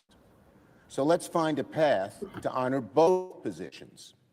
Democrats would like to see an end to this shutdown, and we want to respect Leader Thune's desire not to negotiate on ACA until after the government reopens. Therefore, we'd like to offer a simple proposal that would reopen the government and extend the ACA premium tax credits simultaneously, and then have the opportunity to start negotiating longer-term solutions to health care costs. Let's do all three. I've spoken with my caucus, and Democrats are offering a very simple compromise. Democrats are ready to clear the way to quickly pass a government funding bill that includes health care affordability. Leader Thune just needs to add a clean 1-year extension of the ACA tax credits to the CR so that we can immediately address rising health care costs. That's not a negotiation. It's an extension of current law, something we do all the time around here, as we all know. But we also offer this. Let's create a bipartisan committee that will continue negotiations after the government reopens on reforms, ahead of next year's enrollment period, to provide long-term certainty that health care costs will be more affordable. This proposal reopens the government and ensures working families who are shopping right now for their health care get certainty and financial relief. While open enrollment has begun, insurers can update their rates after we pass a simple extension of the tax credits. With this approach, we do not negotiate health care in the shutdown, as Leader Thune has maintained he wishes, and the American people get the tax credit extension they want. That is what many of our Republican colleagues have floated over the last 6 weeks as a compromise: a one-year tax credit extension and reforms to the credit beyond that. We will agree with the Republican request not to start negotiations until after the government reopens. All Republicans have to do is say yes to extend current law for 1 year. It makes sense. And since what we're proposing is only a simple extension of current law, the Senate could do this within a few hours.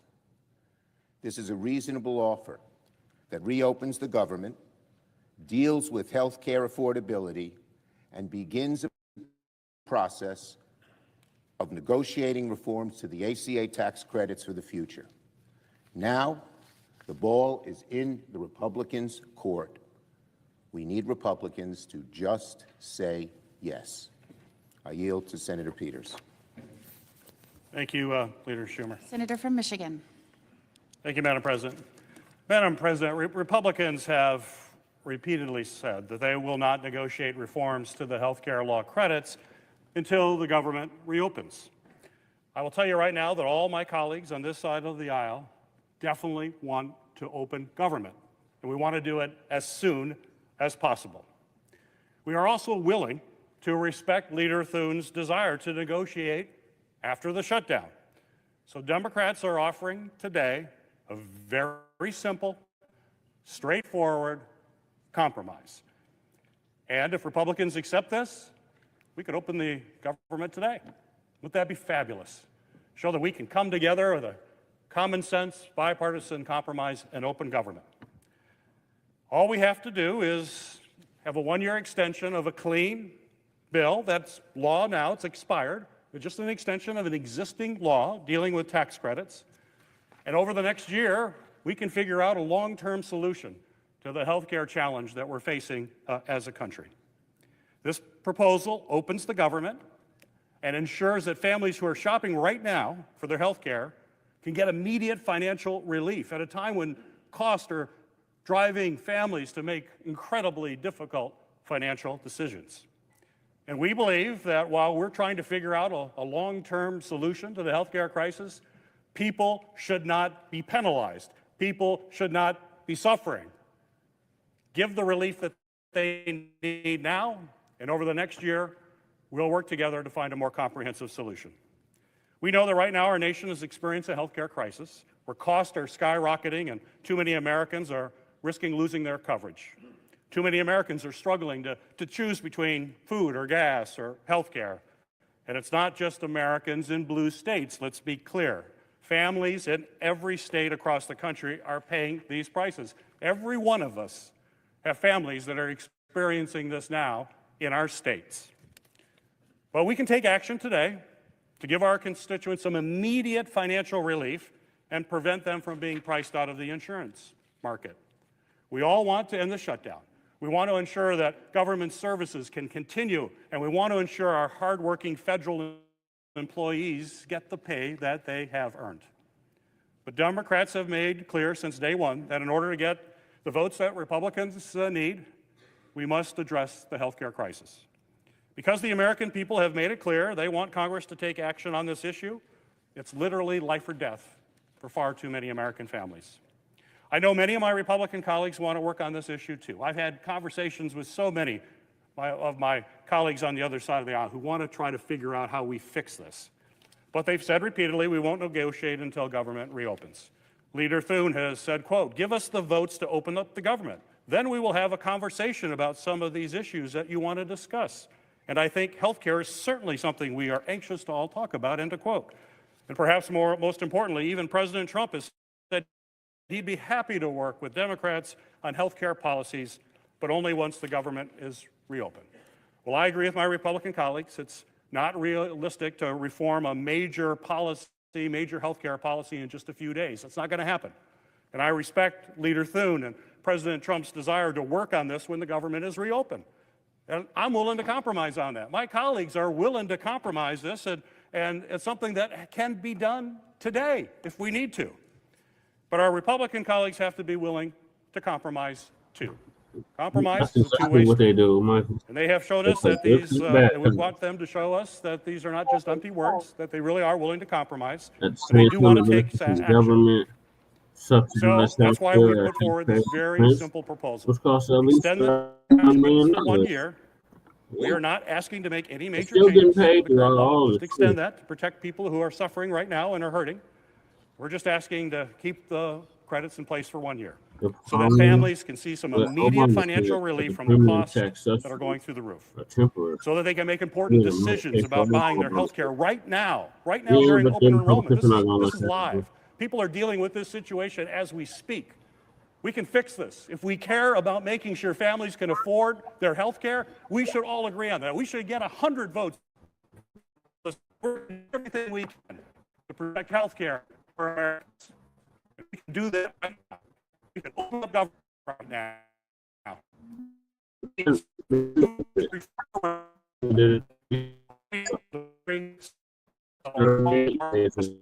Time.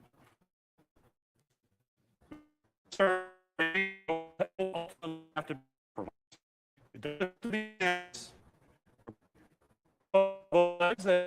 uncomfortable with this. This place works. But our proposal will try to work in a bipartisan way by creating a bipartisan committee that will continue negotiations on reforms ahead of next year's enrollment process. So we're not pulling the rug out from underneath families. We're going to do it ahead of time so folks know exactly what to expect going forward. So I'm telling you now, Madam President, if we vote for this compromise today, we could open up government. This could all be behind us. Families could get some certainty for their future for the next year while we look at long-term solutions. The government can open, but it takes all of us just to say, we're willing to compromise for the good of the country. My colleagues are standing here saying we are willing to compromise for the good of the country. I just hope my Republican colleagues agree. Mr. President, or Madam President. Senator from Vermont. There's a lot of focus on what divides us, but the real opportunity here is what unites us. We're having a contest here with this shutdown where our side is very concerned about what happens to these tax credits. Your side is very concerned about using a shutdown as a tactic. I think we both have pretty valid arguments, and one of the reasons I think there's merit in our position is the reality that once the December 31st deadline arrives, people literally are going to lose health care. So what unites us? Both sides really do want to have all of government paid, and we want to be reopened. And both sides, I believe, want to make certain that the people we represent continue to have access to health care, that the health care they had in 2025, they're going to have in 2026. That won't happen unless we resolve this. And given the time crunch, the only way, as a practical matter, we can do something that helps the people you represent and helps the people I represent is extend what we have for another year. So it's not an overreach on the part of, say, folks who want a single-payer healthcare system.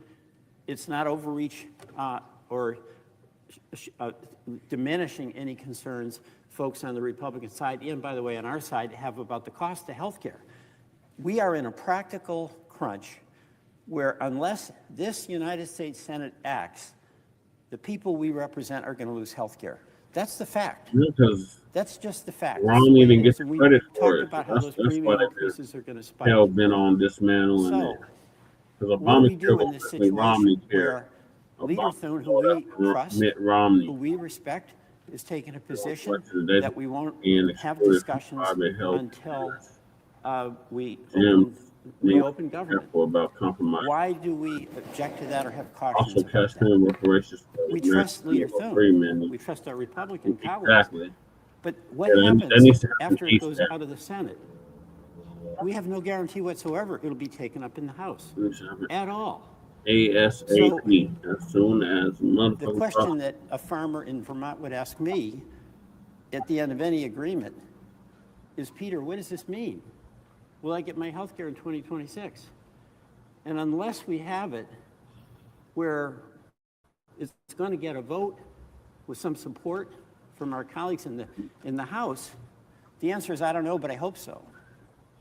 So we find ourselves with January 1st here, and that farmer, that small business person, not having health care. And again, this is the lament I have. What we're trying to do here, the folks who are going to benefit or not suffer are Republicans who voted for Trump and Democrats who voted for Harris and independents who didn't like either candidate at all. So we have an opportunity. And actually, we're the only people in the United States of America who have an opportunity. The only people, it's us, who've been entrusted by the people who we represent with their vote to solve this problem. And what I think is being proposed has a quality that's rare around here. It's restraint. We're not trying to overreach. We're just saying maintain the status quo so that the folks in America who are getting their health care with the help of some tax credits will continue to have that health care in 2026 as they have it in 2025. So I hope we can come together for this temporary fix. And by the way, I just want to say the cost of health care is exploding. And we have an obligation, if we want to maintain access to health care, I like that proposal, to Michael. address that. It's not a solution to deal with the health care crisis by taking people off of health care. They still get sick. So when our leader says that we want this bipartisan committee to address the cost of health care, we are sincere about that. Hey, Because crew, the be biggest one threat salute. to the continued access to health care is the exploding cost. Is it cold enough for you? I yield to my colleague from Wisconsin. Madam President. Senator from Wisconsin. I rise today to echo, to underscore, to emphasize what my colleagues have just presented. This is our path forward. This is how we reopen the government and lower health care costs for millions of Americans. Yeah, Senate was This running is out what there. compromise looks like. This is Look, cold if I here. had my way, we Cold would and be windy. making these enhanced premium tax credits for working Drop families into the permanent. 20s tonight. But I understand that we can't get everything that we want. That's how compromise works. First And coast that is down what to the our sea. constituents expect that we do when we come here. I know that giving relief for the 275,000 Wisconsinites who are shopping online at healthcare.gov For the for Democrats. healthcare as Make we speak. free health I know insurance that this tax relief credits is permanent urgent, and attach a just like weekly it's urgent that we cash reopen our payment government. reparations bill. I've had so many Nickel Freeman. conversations with my Yeah. Republican I colleagues could here give you in the my Senate. I know that so many of them have expressed privately that they are supportive of a one-year extension of Affordable Care Act tax credits. You know, they're hearing from their constituents who will no longer be able to afford their health care also, just like we are. So I hope my Republican colleagues can join us in voting to pass this proposal so that we can finally put this shutdown behind us and allow 22 million Americans to rest easier, knowing that their health care costs are not going to double, triple, or even worse. That I yield to the Senate. Madam President. Senator from Arizona. Madam President, for more than a month, I've been here in D.C. fighting to keep healthcare costs from spiking for my constituents. And for more than a month, I've been hearing from people I represent about what their healthcare costs now and what it will cost if these tax credits are allowed to expire. People like Leslie from Buckeye, who's a diabetic and whose premium is about to go from $600 a month to $1,000 per month. And people like Jessica from Yuma, her and her husband currently pay $560 per month for them and their 3 kids. That's going to go to $3,100 per month if these tax credits are not extended. And for more than a month, I've been waiting for the president or Republican leadership in the Senate to sit down with us and try to figure this out, or even show that they care about the millions of Americans in our states who are in the same boat, people like Leslie and Jessica. Now, that hasn't happened. The president, as far as I can tell, has spent about 1 hour in the Oval Office with congressional leadership on this issue. 1 hour in 37 days. He has spent more time talking about his ballroom and on 2 overseas I agree, trips Michael. and at a And these costume promote party at neoliberal Mar-a-Lago policies of Bill and, Clinton of course, and make on Bell the golf move course. for America. Dems need to The House borrow of Representatives, they've Republicans. been on a 7-week paid vacation. From They are not even pretending to care about these rising healthcare costs. And the Senate, not much better. Week after week, the leadership of the Senate breaks for a long weekend, all while Americans are suffering. And they're suffering even more because Donald Trump is using them as pawns in this fight. He's still trying to illegally withhold SNAP benefits from hungry Americans, including children, to use as leverage. Donald Trump's official position on the government shutdown is that he will let hardworking Americans go hungry until we give in to his demands to let health care premiums go up dramatically for millions of Americans. Now, is that the position of my Republican colleagues? I keep hearing from many of you that you want to do something about this, but you say you can't negotiate. Not now. So let's just lay it out here. We need to extend government funding to reopen the government. But we also need to extend these tax credits so millions of Americans can actually afford their health care. So let's do both. No gimmicks, no changes. Let's reopen the government. But we can do that knowing that Jessica and Leslie and a whole bunch of other people that we represent can take their kid to a doctor and fill their prescriptions for another year. There is no reason why we can't agree on this.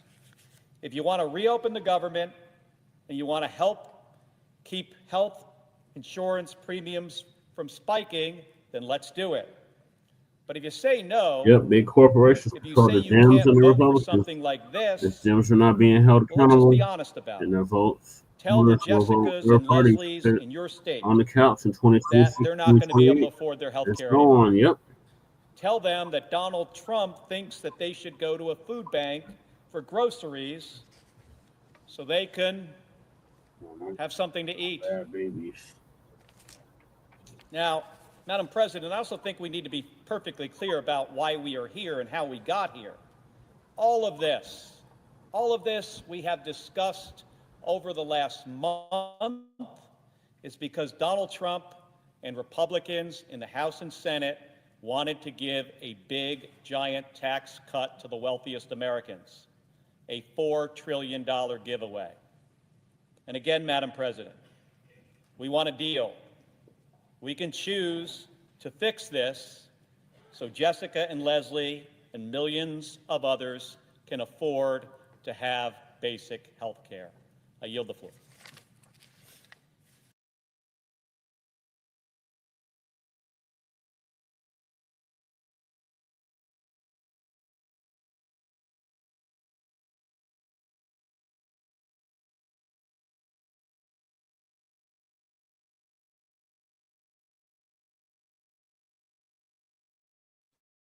Family and fellow soldiers, I'm the Professor, and this is the moment of truth.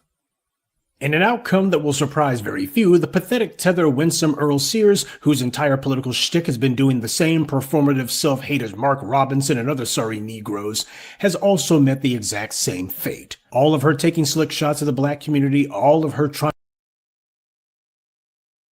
So I had to tend to my badass kids, i.e. the cats. Yeah, so as you can see, they still ain't coming to a damn resolution. So hopefully this coming week, they'll open the damn government back up. But we'll keep y'all updated on that. In other news, that goddamn tether Winsome Sears, who told us that we need to get over slavery and that she thanks God for slavery, otherwise she'd be in Africa worshiping a tree. She lost big time in Virginia. And moderate is the new Weasel word. So, yeah. They always into something, Matt. Always. In a toe up Lady Chase bathroom. Bad babies. Amaru sitting up here eating dog food. Amaru, what in the hell are you doing?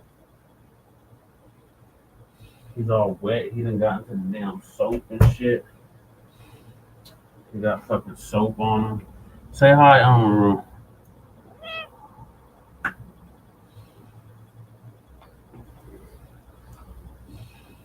they're like little badass kids.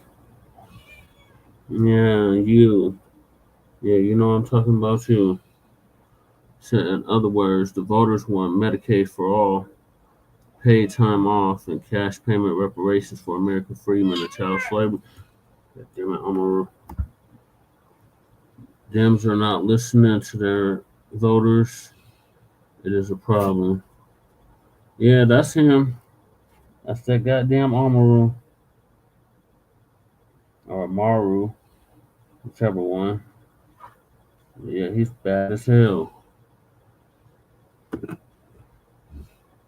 Yep, that does sound like your cat. Mm-hmm. All right, so Professor Blacc Truth's going to give us an update on that tether Winsome Sears losing and moderate being the new Weasel word.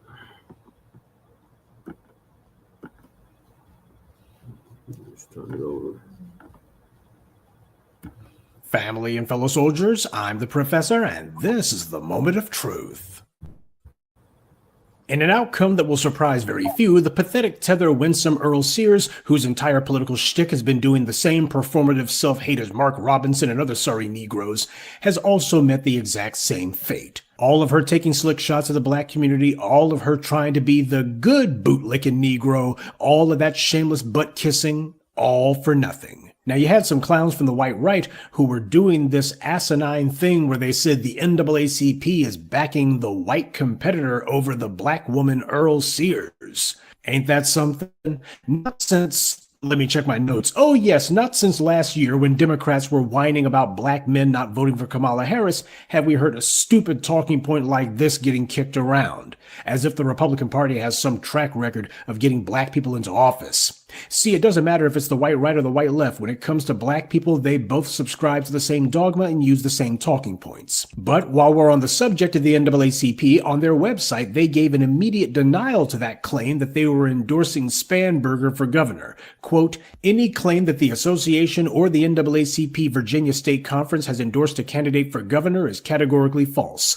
The NAACP supports policies, not politicians. We do not endorse candidates, and we will never allow misinformation to undermine our commitment to protecting black voters and our democracy. So there you have it. Even the NAACP had to shoot down the talking point that they were endorsing anyone. But it's interesting that they talk about policies. And what policies is the NAACP committed to protecting? Well, the first thing that they said that they were committed to protecting was black voters. They didn't say black people or the black community. It's our commitment to protecting black voters. And just in case you think that that was some sort of slip of the tongue on their part, as they put it in the very next paragraph, protecting voting rights, expanding access to affordable health care, improving economic opportunity, and ensuring that every eligible voter is able to cast a ballot freely and fairly. Now, we got to unpack that for a moment.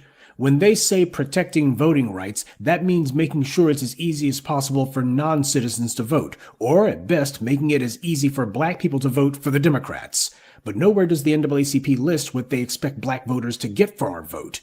Expanding access to affordable health care. Well, we all know what that means, abortion. These days, when the NAACP talks about health care, that's usually a euphemism for abortion because they've never talked about any other health care issue. Can you name any health care issue relevant to black people that the NAACP's been going hard in the paint for? But we have heard them talking about abortion, though, because that's what the black community really needs, less babies. Then there's improving economic opportunity.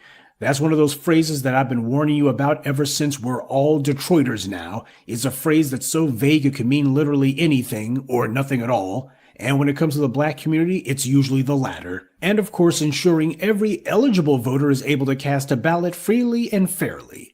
Now, you see the bait and switch, don't you? They went from talking about protecting black voters to every eligible voter. See the bait and switch? So that lets you know that this is about stumping for illegal aliens or anchor babies to vote by the side door. This is on the NAACP's own website. So out of the 3 things that they named, 2 of them are about voting. That doesn't sound like much of a civil rights organization to me. It sounds more like a clumsy front for a political party. And also notice how in the previous paragraph they mentioned the word black, but then when talking about what issues they think matter, they suddenly drop the word black. And this is what's supposed to qualify as opposition to tools like Winsome Sears. But it's not as if the self-hating harpy was getting much love from the Republicans. Trump never endorsed her, and everybody noticed. When she was asked about it, she began tap dancing more around that issue, but it didn't go away. Without the Orange Messiah giving his blessing, she would never have the fanatics and his cults backing. Hell, even with his endorsement, the white right still wouldn't want to support her. And the same white right-wing nuts who were going into phony hysterics about the NAACP endorsing Spanberger have had absolutely nothing to say about their orange man refusing to endorse the most unhinged and shameless conservative kook on the ballot. And while we can get our jollies dancing at Winsome Searle's misfortune, the reality is we've seen it all before. Mark Robinson, who is basically a self-hating version of Fat Albert, and Daniel Cameron, who is the answer to the question, what if Carlton Banks watched too much Fox News?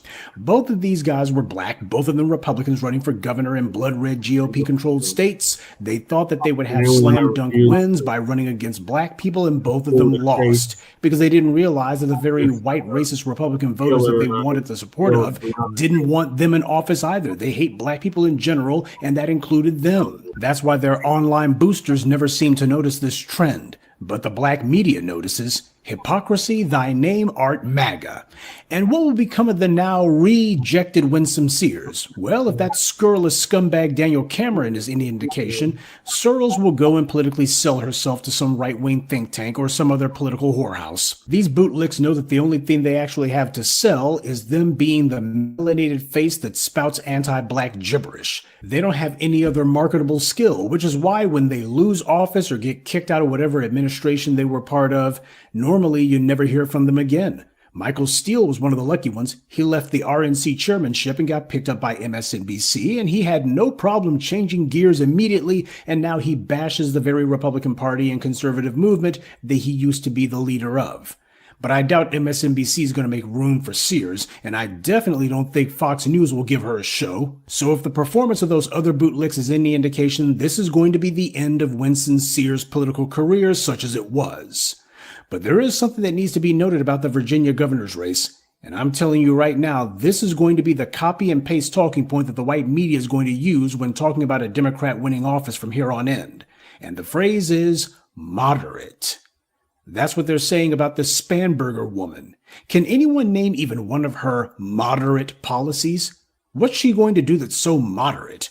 The cost of living crisis is actually an oligarchic takeover crisis. We got here because both of the major parties are wholly paid subsidiaries of big business. So not only are neither party trying to stop the billionaire class from becoming a permanent royal class, they're actually actively working to help them do it. The very bad actors who you hear the Democratic voters complaining about, from the tech bros to the institutional investors to whomever, most of them come out of or are closely linked to California and San Francisco in specific. And that includes the people who own these white media outlets. Their pivot to the right has gone so far, it's crazy. The activist class on the left are not the fringe, but what they are is opposed to the policies of the investor class, the people who depend on their stock holdings remaining at a certain value in order for them to stay unbelievably rich. Everybody knows that in order to fix the problems afflicting the country, a political party will have to fight those same oligarchs, but the white media calls that the fringe and extreme and radical and everything else.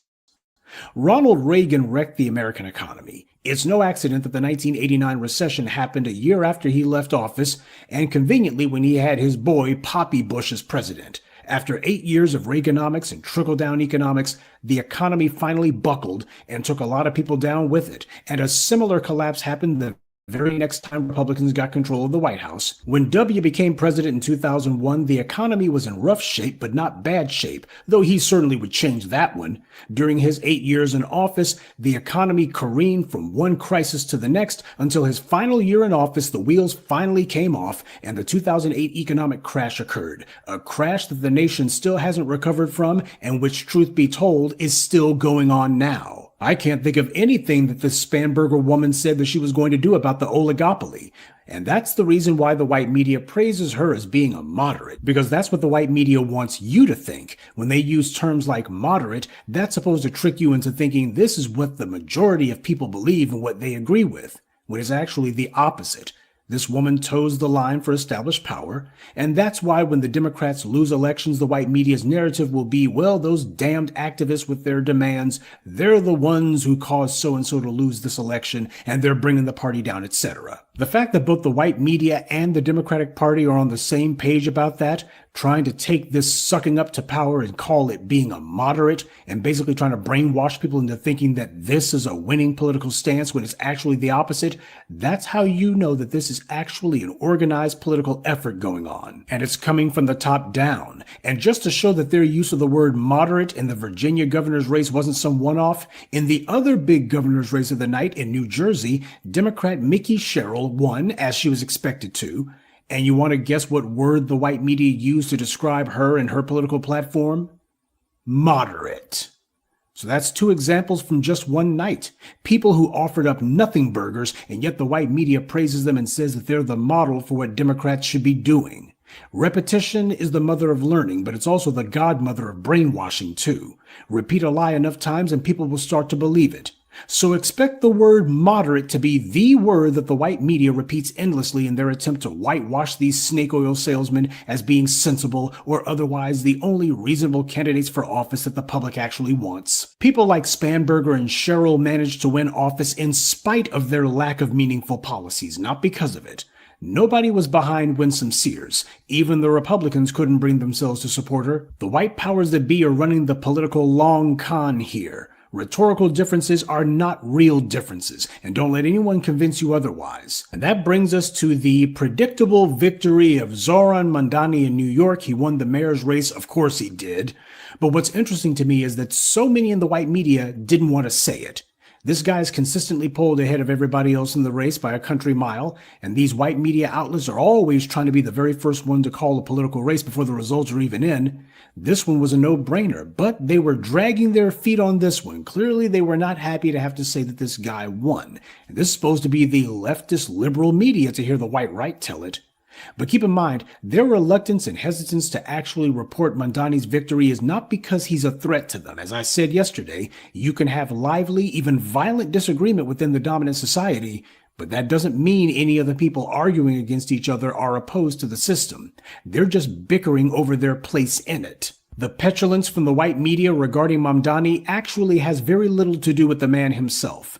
Their real problem is with the fact that this happened at all, that the voters were the ones who made this happen. This is a data point along a trend line, and even though Mamdani is under control, if the trend continues, it's increasingly likely some future candidate may not be. The voters are trying to change things by finding people who at least claim to be from outside the system. What this means is they're not listening to the rank-and-file Democratic leaders and just going along with whatever slate of hand-picked puppets get put in front of them. The people are actually trying to find solutions for themselves. If this goes on, they may actually start thinking for themselves. And if that happens, how long until those same voters begin using ballot measures and other truly democratic means to change the policies that these bought and paid for politicians refuse to? This is what they're really upset about, where this potentially could go. This is what makes the white powers that be angry about Mamdani's election. Sure, he's essentially an unofficial tool who they'll use to let the voters blow off some steam, but they're angry that it even came to this. What it means is their control is not as solid as they need it to be. I consider it worth noting that Andrew Cuomo was endorsed by Trump, and yet not one of the talking heads on cable or elsewhere said that this disqualified Cuomo from being mayor. The same people who pretend to go into hysterics about the mere mention of Trump's name, suddenly they didn't care that the principal challenger to Mamdani was being endorsed by the head of a fascist regime. None of them was saying that this proves Cuomo is no moderate, you're better off with Mamdani than this guy. None of them were saying that at all. So Trump's endorsement for office isn't the kiss of death. It's not a clear disqualification as long as you dislike the other guy more, right? So I'll go ahead and take some of the suspense out of Mamdani's administration for you. Expect to have very few words that sound like what he said on the campaign trail, and before it's all over, expect for him to be shaking hands with and making nice with the very people that he told folks that he was actually going to be fighting. But then again, is that true? Did Zohran Mamdani actually say that he was going to war against anyone? Did he say that he was going to fight anyone? Or did he just say that there are some things that these guys over here do that he disagrees with? But regardless, the regular changing of the deck chairs on the Titanic isn't important. What is that we remain consistent in our demands. What happened last night is a taste of what the white powers that be are going to do in next year's midterms. Flood the zone with chaos and fear talk, make it a total mess, because when the white media goes into one of their manufactured frenzies about something, most people get caught up in the hype and stop thinking. And while the people are caught up and scared and confused, you can go ahead and drag in your slate of quote-unquote moderates, who are going to be people who kowtow to the very economic elites who caused the mess in the first place. And then you can go ahead and throw folks a couple of crumbs, something to pacify them. It won't pacify all of them, but it may pacify enough. And hopefully that will give the long con a lease on life, at least for 1 or 2 more election cycles. And in the meanwhile, the most important thing will happen, which is nothing. Nothing at all will happen. Nothing will change, none of the people who matter will be challenged, and the same angry voters who were causing all of this tumult, hopefully they'll be lulled back into passivity, and then things can get back to normal. Or should I say, moderate. Good day, and be one. I'd like to take a moment to mention some of our contributors: Hildman Gallo, LaDane Hayton, Philip Walker, Leonard Cottingham, and Eva Bell. Salute to them, and thank you to everyone for listening, liking, and sharing this message. Black empowerment only exists because of you.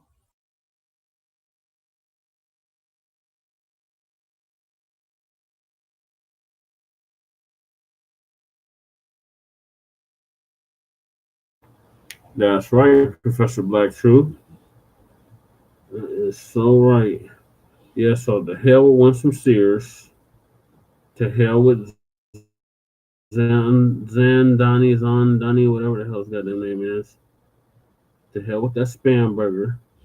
To hell with all these politicians. These are the same people that's still getting paid while the government is shut down. So to hell with all of them. Moving along. What the hell does Mamdani's win? How's that gonna help or what does it have to do with FBA? Is that going to benefit FBA? If you ask me, I say hell to the no. So, I actually had his speech queued up. I don't know why the speech didn't show up.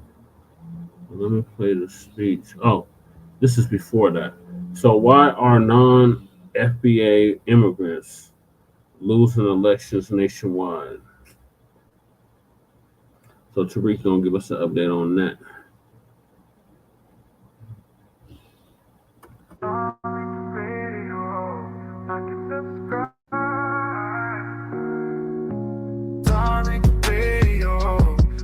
Subscribe. Darling Radio, like and subscribe.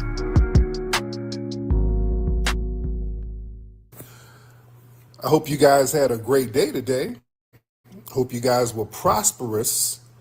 Hope you guys were successful. I hope you were productive. All right. Wait, who is this Loke Max person? Okay, I'm getting uncomfortable. I'm getting a little uncomfortable. All right. Well, everybody, come on in the room. I need you to do a couple of things. I need you to, one, share the space.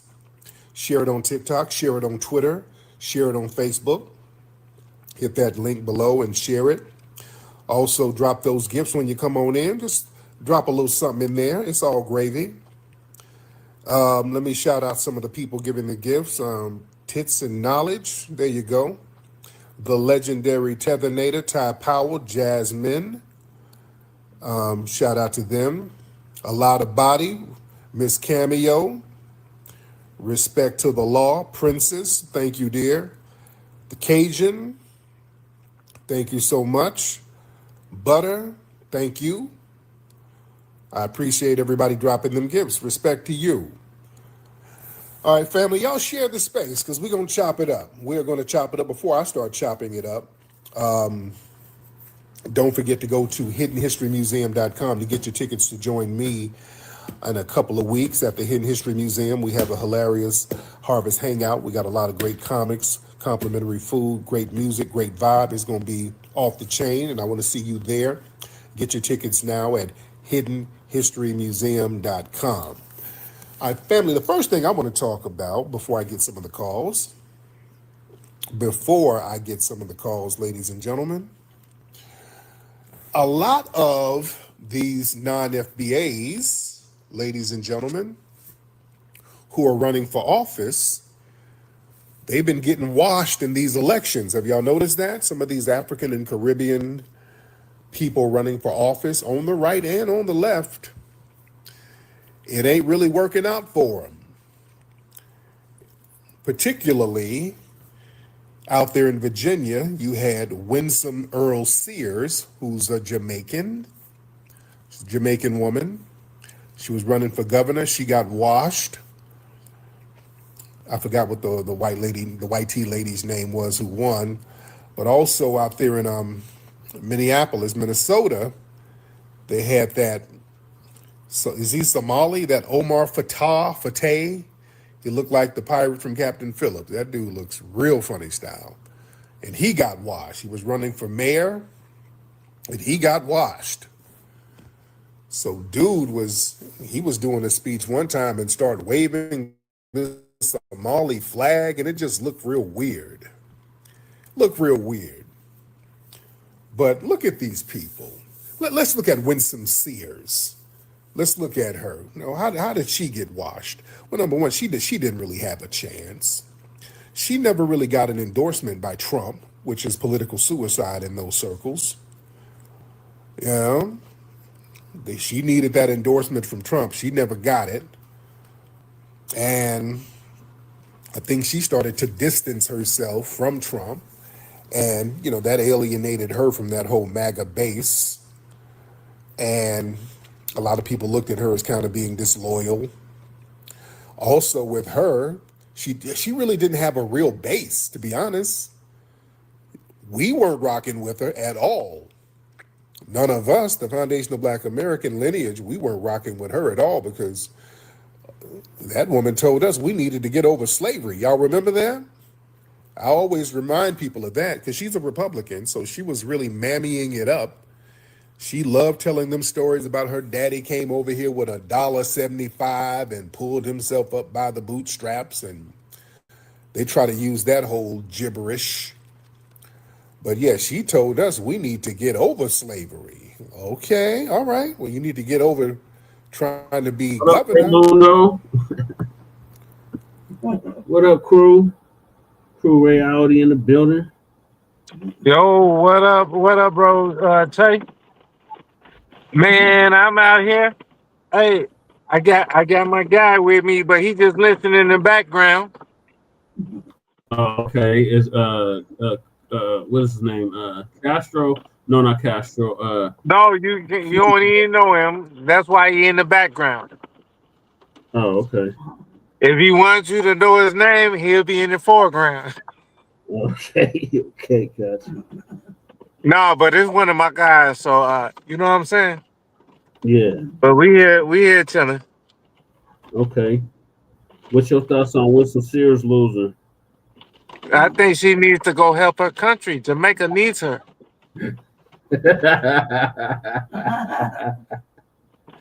Yeah, they Is do. that Lady Tay in the background? You Oh, are. what's up?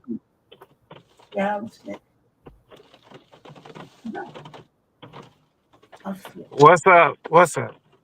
That sounds like the rain hitting the windshield. No, that's the roof. Oh, okay. And that's why the roof ain't on fire. Cause the rain is right here. Yeah, It can't a damn thing burn. right. Okay. So it's raining in the shy. Yep. But it's gonna be cold later on. Yeah, Man, why the hell I fixed my car and then now my transmission acting stupid? Oh shit. My buddy said I probably knocked the wire loose while I was putting in one part. Oh damn. So in the morning I'm gonna check it, and just plug everything back in and watch how my shit'll be running. Then I'll be able to come use Winsome Newsom's hair as gasoline and drive out there to Colorado. Yeah. You got to get out here before the first snow. You don't want to end up. No, but hey, Lady Tay, do you think Winsome Newsom's wig? You think we can melt it down and use it as fuel? Yeah. It actually comes from the bottom of the couch. Maybe it's deer bait. What they did was they took the parts of the inside of the couch and put it on a spinny thing and made the wig from that. I think Winsome Newsom is the reason that our grannies told us to cover the couches in plastic. Mm-hmm. That would probably fly feet. You better not take. Some of these islanders, they just swim so far. They can't sit on our couch, son. They can't sit on our couch, son. Put the plastic on there. Yeah. But they leave a stain that'll never leave. Come out, right. Yeah, to hell with her. That's the same broad that told us, get over slavery. That was so long ago. Right. That's Winsome Newsom. She was running for I'm talking to my people, right? Look, this girl, Winsome Newsom, she's Jamaican, and she told Black Americans we need to get over slavery and just get past it and this, that. Meanwhile, she running for governor of Virginia. Where the first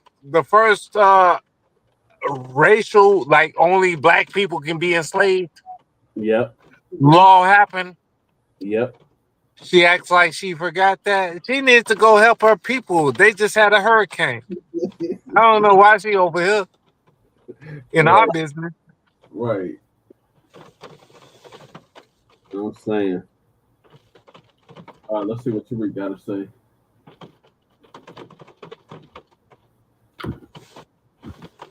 So that was a clear disconnect from us, from our lineage, our history. So she didn't build no real political bridges. She burned bridges. Yeah. Also, Winsome Sears, that woman had zero charisma. She just didn't have any charisma at all. She wasn't charismatic. She had no relatability, nothing. And that's a liability in the media age. I mean, that woman had zero charisma. Her delivery is rigid and rehearsed. She basically says a whole bunch of these canned talking points from these right-wing think tanks, and people can feel it. It's rehearsed, uninspiring. She doesn't connect emotionally with voters, white tea or black. And her whole tough mom with the gun aesthetic, it's just gimmicky. A lot of these right-wing women, they run around here with guns.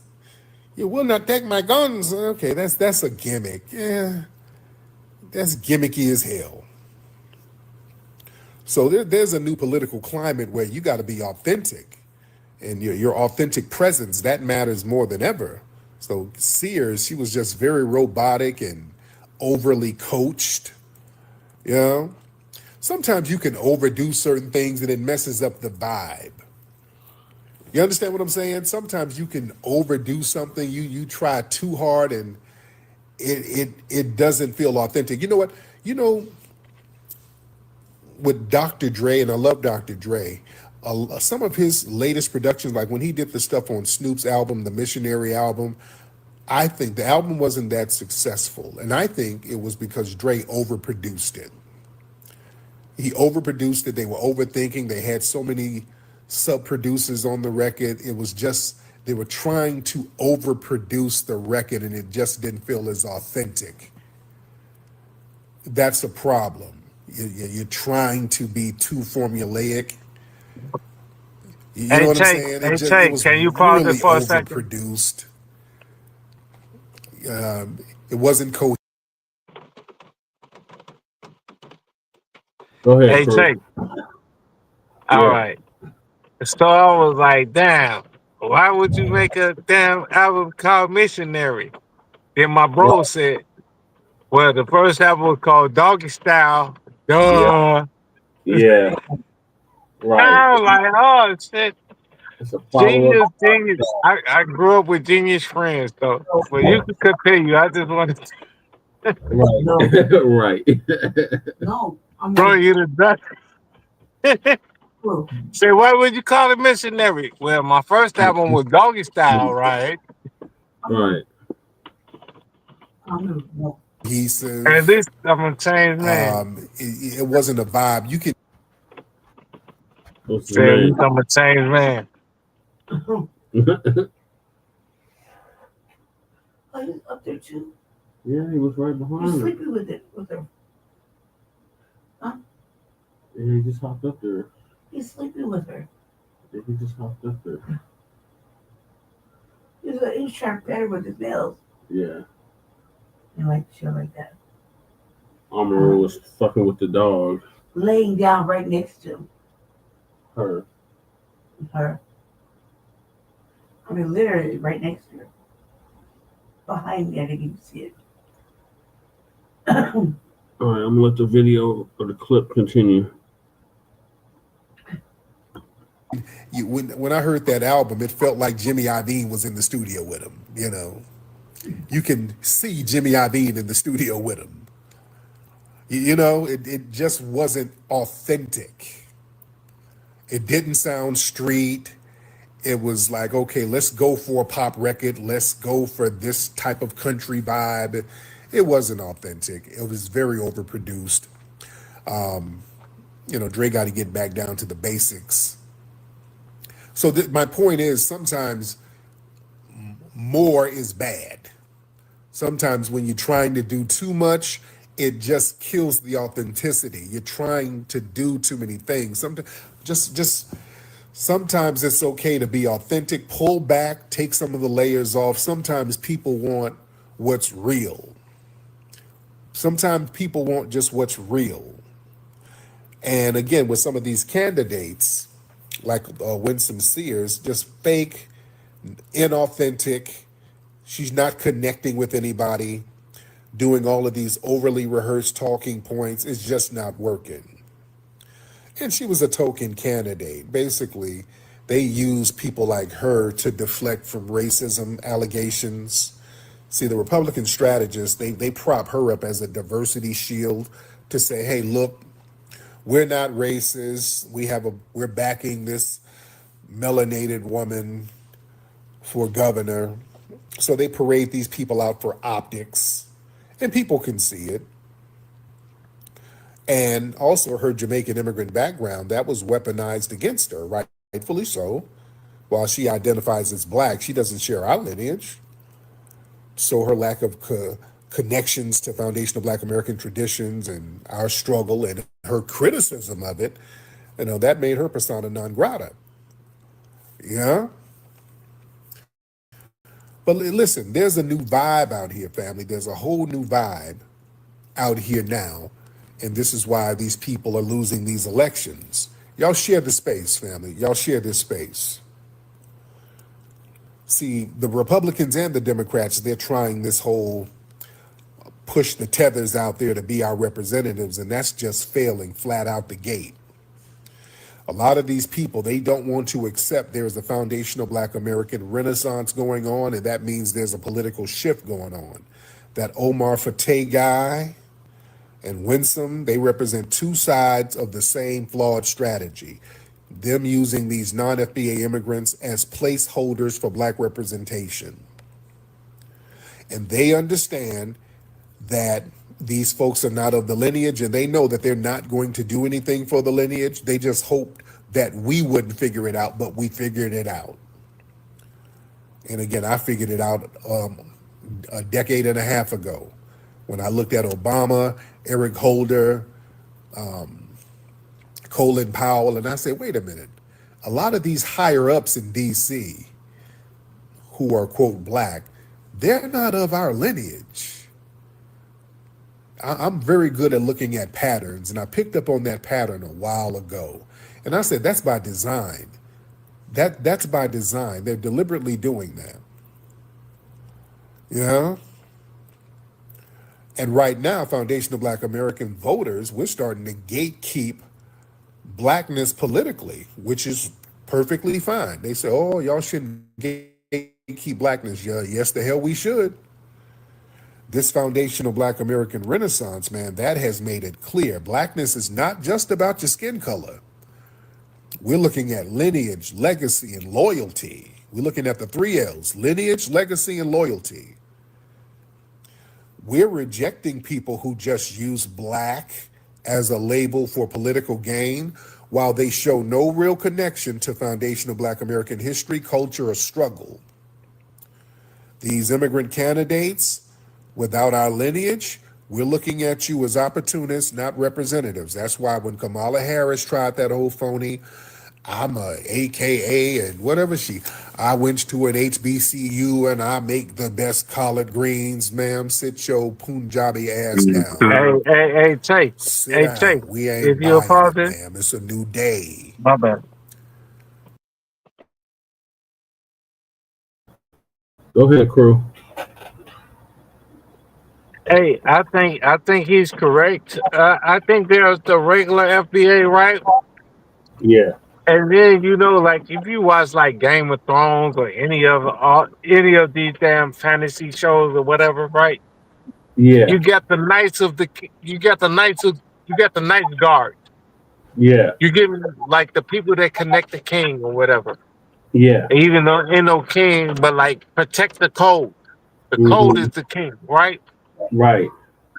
So it's regular people that's walking around. Those are regular peasants, FBA peasants. Not to disrespect, regular FBA that don't know that they're FBA. Right. But then there's the troops like us, right? Right. Like we're the troops. Like we always just spreading the word. Like we're the disciples and all of that, right?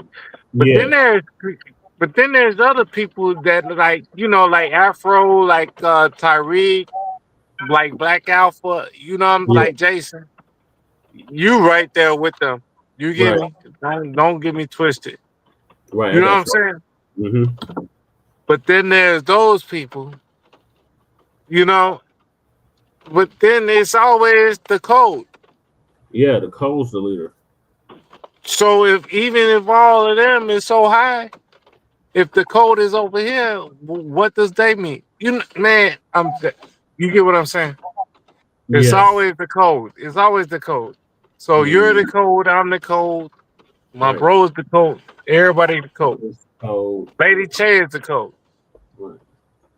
Continue, please. I'm sorry. I ain't gonna tell you what to do.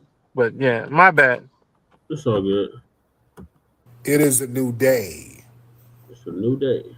Symbolisms without tangibles, that's not working no more. That Fateh dude and Winsome Sears, they ran on an optics campaign, all that diversity, representation, firsts. But foundational Black Americans, we're no longer impressed by symbolisms. We want tangibles, economic policies, reparations, hate crime bills in place, real political power. So these tethers who ain't gonna deliver no tangibles, very specific to foundational Black Americans, we're making sure they're gonna lose momentum from whatever party they're from. And the Democrats and the Republicans, they both weaponize immigrant blackness. The Democrats, they use African and Caribbean immigrants like Fateh and Sears as progressive face cards, you know? Then they use Sears to push patriotism and bootstrapism and all that stuff to undermine our reparations claim and our justice agenda. So we're seeing through both games, and we're rejecting all of it. We're rejecting all of it. Let me get some family in here. Yeah, Byron Donalds, yeah, him too. We ain't letting him slither up in there. Him too. Ain't he? He's running for governor down there in Florida. He about to lose. He ain't got no base. Yeah, he ain't got no base. You understand? And here's the thing, family. Who is this? Hold on. Let me see who this person is. Hold on. Hello, ma'am. Hi. Hey, how you doing, dear? Good. How are you? I'm good. What city you in? I'm in Detroit. Well, shout out to the D. Shout out to the D. All right, what's on your mind? What? Are you frozen or something? No, it's just my picture. I'm not on the video. This is my picture. Oh shit. Okay. I was like, what's going on here? No, we're just chopping it up. What part of the D you live in? East side? What side you live in? I think so. I live in the metro areas. There you go. All right, sis. All right. Well, you be safe out there, dear. You be safe. All right. Bye. Okay. All right. Oh, brothers, y'all want to slide to her DMs? Some of y'all brothers out there? Okay. Well, she's trying to get, I don't know if she's looking for a chocolate treat. I don't know what she's looking for. No, but I can't provide it. So maybe one of y'all can slip on in there and handle that, fellas, if you need a Detroit bunny. Y'all good? Y'all good? Okay. All right. I know somebody's eyes is bucking. One of your eyes is bucking. Ooh. It's bunny season. Ooh, it's snowing early. Ooh, wee. I'm in the D. I live in the D. It's cold in the D. It's snowing. Ooh, it's a white Christmas. It's so cold in the D. Okay, some of y'all eyes is bucking out there in Detroit. You saw that white woman. Come on now. I know your eyes are bucking. All right. Don't and holler. Don't be ashamed. Just don't take your kente cloth off and go ahead and holler. Go ahead and holler. All right. Get you a Detroit bunny. All right. But listen, I want y'all to understand something. The tether class, they're going out of fashion right now. The tether operatives, they're not as effective. They're not as effective as they used to be because of the delineation movement, family. We are making these tether classes that they use to weaponize against us, they're persona non grata, because these people were propped up to echo a lot of the white T supremacist talking points in blackface, basically. So the Candace Owens, Myron Gaines, Winsome, they're not propped up to inspire or even really truly lead us. They were put up there as mouthpieces to regurgitate a lot of anti-Black talking points so the YT people won't seem racist if they say it. So their scripted anti-Black rhetoric, it's too transparent to be useful now. You understand? Because we're calling it out and we're letting folks know these people are not of our lineage. So propping them up, you're propping up foreigners. You're not propping up people of our lineage. So they're being rejected and delegitimized in real time. The minute these folks pop up talking about Black people in Chicago commit too much crime, dude, you're from the Sudan. You're not our representative. So we're making these people completely ineffective. You understand? So now they're being rejected by both black society and the white tea establishment. You understand? And like even Nick Fuentes, this white tea supremacist extraordinaire, he even said, hey, all of the bootlicks and the Sambos and all the sellouts in the black community, we don't really need them no more. They're tired. They're seeing that they're not even effective. Nick Fuentes said, yeah, we need to get rid of all of them. They're not effective no more because they're tired of having to use puppets to speak for them. If you're going to be a white tea supremacist, you know, part of the game is you're supposed to say whatever you need to say loud and proud. If you have to hide and pay black people to say stuff for you, that kind of deadens the myth of white tea supremacy. So they want to start saying it on their own. And that's going to accelerate their downfall because white tea supremacy is supposed to be covert. You can't be overt because if you overt with it, that gets everybody on code and people fight against it collectively. Oh yeah, the Tatum guy, you notice all the bootlicks, they're getting thrown under the bus. Tatum, Myron, they be throwing him under the bus. All of them. All of them. Yeah. Let me get some of the family in here. And family, as you know, we want everybody to get on camera. I'm going to get some of y'all in here. We do want you to get on camera, especially the ladies, because we love your energy. And we want folks on camera so that we can chill out on the trolling. Because when cats get on camera, they're not going to troll out as much. So when cats get on camera, they're on their P's and Q's. So that's why we want folks getting on camera. All right? So that kind of stops the trolling. Yeah? Y'all want me to get on camera? I can. I can. I just don't want to get on camera because, hold on, where is this? Can I flip my camera? I don't want to get on camera because, when I get on camera, people start sharing this. They start chopping the videos up and sharing it all over the place. Hold on, where am I? Hold on, where am I? I'm trying to see where I am. My crib, I got toys all on my damn floor. Hold on, where am I? I don't know how to flip my camera. Hold on, what am I doing? Shit, okay, I'll figure it out in a minute. I'm trying to flip my camera. I don't know how to flip it now. All right. So let me get some folks in here. Y'all raise your hand if you're ready to get on. Would you say I shouldn't require people to get on? But yeah, I'm here. I mean, shit, that's my picture. That's my picture.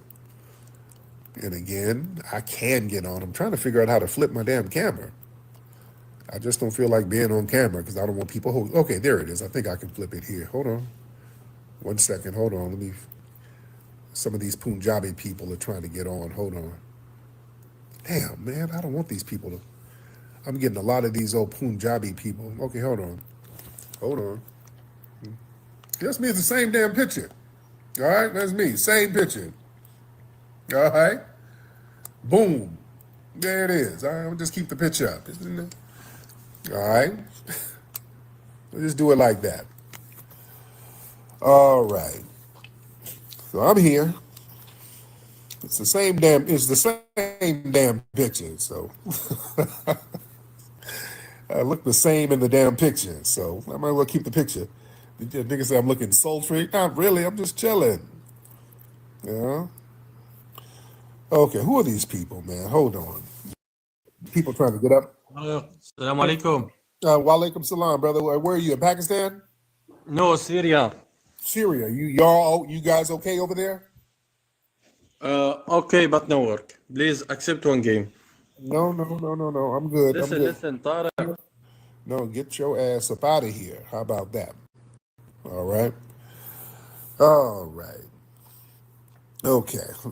That's why I want to get some of the family in here, because we got all these folks calling over from Syria. Let's get Jasmine in here. Hold on. Let's get Jasmine. Jasmine, hop on cam, Jazz. Let's get Jazz in here. Jasmine said she's camera ready. So let's get Miss Jazz in. I am camera ready. Let's do it. I'm back. So I was on earlier lives earlier, and they were like, stop showing yourself. I don't know why they were saying that. And they were like, it's because Tariq likes for you guys to be camera ready. Yes. I'm not sure. Like, we're real human beings, right? Yes, indeed. Where's the Tethernator? The Tethernator is in. Babe, request up. He's at work right now, but Okay. if he's in the queue, come up and share yourself with me. But I want to talk about something super serious though earlier. Yes. When it comes to the bi-ethnics and the biracials, they don't understand what it means to be not an FBA bi-ethnic or biracial, right? Yeah. So you can be biracial under this white supremacist ideology of like, okay, you're black and you're Asian, you're black, you're white, or whatever. When it comes to bi-ethnics, you can be two different types of white. You can be a white American type white plus like, you know, like how Trump's family is German with like Eastern European whites, right? But when it comes to being FBA, you have an FBA family member, and that could be Gullah Geechee, that could be Creole, that could be a lot of different things, right?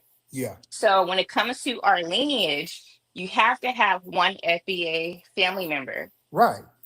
And when a mom is FBA, because that's the actual like rearing, right, of our kids, is deeper. So they don't understand that part when it comes to the bi-ethnics and the biracials and whatnot. They also don't understand how me and you are from Cali, right? Yeah. How we have that accent and how we like, you know, very proper, like, and we don't sit there and tell them all of our chess moves. We're actually playing Go. Yes. Exactly, right? So I just wanted to say that, and I wanted to before I like, you know, like just land, because that's how we do it on TikTok. Land. They don't understand that we're not going to sit here and give out all of our moves. You just have to recognize our lineage, our culture, our vernacular, our code speak, and just like relax. Yes, so thank you for that. I want to say this one last thing. They did not want me to show myself on this other freaking live. I have to say that they're like, Tariq likes for you guys to show yourself. And some of those people didn't like for me to show myself because they don't have the same phenotype as me and you. Yep, exactly. Thank you so much, beloved. Thank you, dear. Yeah, the tethers don't want to hop on camera. But yeah, shout out to that lovely sister. Yeah, that's why we want folks to hop on up. Who is this person? Some of these people are trying to get up, and I'm trying to let them up, and it's saying that the request is canceled. All right, I'm trying to get some of y'all up in here. Y'all raise those hands if you want to get brought on. Let's do that. If y'all want to get brought on, let's do it. Let's get you up in here, ladies and gentlemen. Yeah, she's FBA, definitely. That's our FBA sister, lovely sister. If you're looking for a festive night out with real energy, pull up to the Hilarious Harvest Hangout at the Hidden History Museum on Saturday, November 15th at 7 p.m. This is not your regular comedy show. We're talking live comedy, culture, and straight up good vibes inside one of the most unique venues in Los Angeles. Hosted by Tariq Nasheed and Dwan B, featuring comedy heavy hitters Chris Spencer, Daphne Springs, Mario Hodge, and more surprise guests in the building. You don't want to miss this. Complimentary dinner is included, so come eat good, laugh hard, and connect with real people.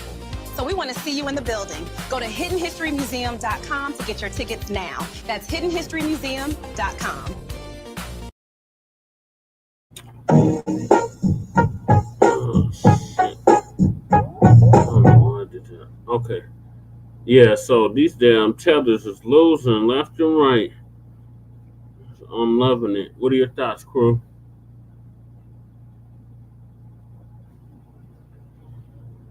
Hey, man, so I'm just watching Daphne, and I've been watching her shit for so long. They can't stand us, bro, Jesse. Yeah. Hey, Jesse. Look, Yeah, look, I didn't know you were gonna put me on spot like that. But man, can you hear me good? yeah, I can hear you. Okay. Yeah, man. Look, Daphne is I wish I would have saw her show over there at the museum. Yeah, You know, like the Halloween show or whatever they had. Man, Daphne, I've been following her for some years. yeah, she real funny. Yeah, yeah, she's a great comedian. Yeah, that sounds And like then a dope show. and then she's on some FBA shit. Did you see her video where she was on the FBA shit? No, I don't think I've seen it. Man, I swear, look it up because they was like, "Oh, you think we're African?" Man, like, look up Daphne Springs, uh, like FBA or some shit. Like, man, she was cold. You got Okay, anything to say? all right, I'm going to check that out. All right, so I'm gonna move on to Zondani. Man, All right, Donnie. let me put myself on mute. Oh man, New York is lost. I thought Cali was finna go first. Right. No. Even Minnesota, man. Right. Even the tribalism in Minnesota out there where you be at in the Midwest, like the super Midwest. You know No, I'm Midwest, but you we super. west. We No, west. but you're super Midwest. I ain't in North Dakota no more. Like you're super Midwest, I'm not and Midwest. it, Oh, I'm west. We start to- man, you like Mountain Time or whatever. That's Either way, Jesse, you know what I'm talking about. yeah. Man, dog, they couldn't get together in Minneapolis. Nope. Tribalism. Mm, Tribalism fucked them up. They could have took over the Midwest, and they couldn't yep. because of tribalism. Mm-hmm. Anyway, I'm gonna go on mute. Go ahead and do what you're doing, Jesse. Hey, great to see you, Lady Che.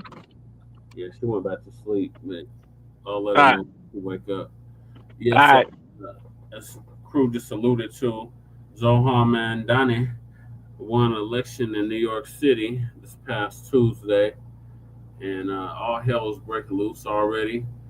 Upwards of 1 million people say they're gonna quote unquote flee from New York City as a result of this election. And yeah, I'm gonna play a speech. It's very interesting speech.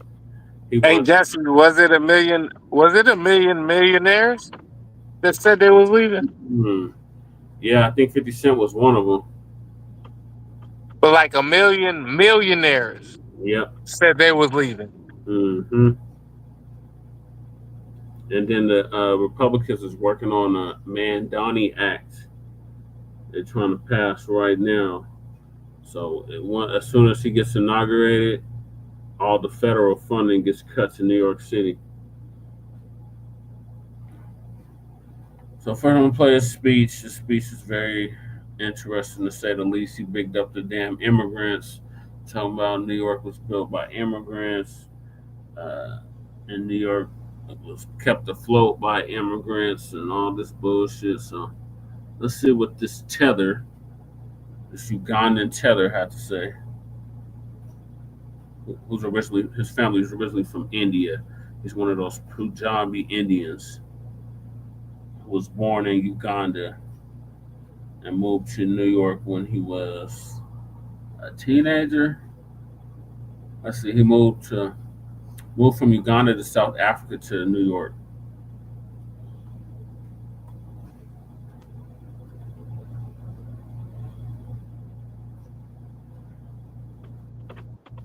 I'm sorry.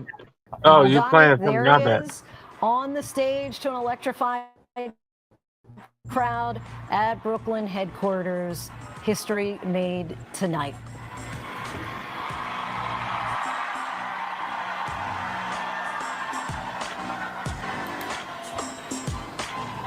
He was not from New York.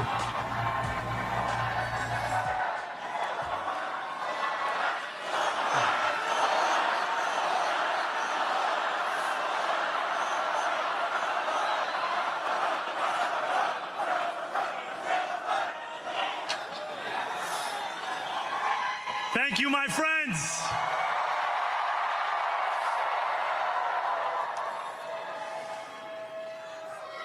The sun may have set over our city this evening, but as Eugene Debs once said, I can see the dawn of a better day for humanity. For as long as we can remember, the working people of New York have been told by the wealthy and the well-connected that power does not belong in their hands. Fingers bruised from lifting boxes on the warehouse floor, palms calloused from delivery bike handlebars, knuckles scarred with kitchen burns. These are not hands that have been allowed to hold power. And yet, over the last 12 months, you have dared to reach for something greater. Tonight, against all odds, we have grasped it. The future is in our hands. My friends, we have toppled a political dynasty.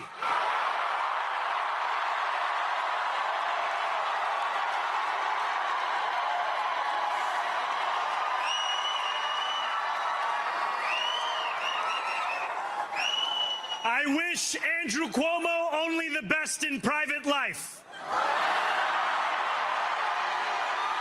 But let tonight be the final time I utter his name as we turn the page on a politics that abandons the many and answers only to the few.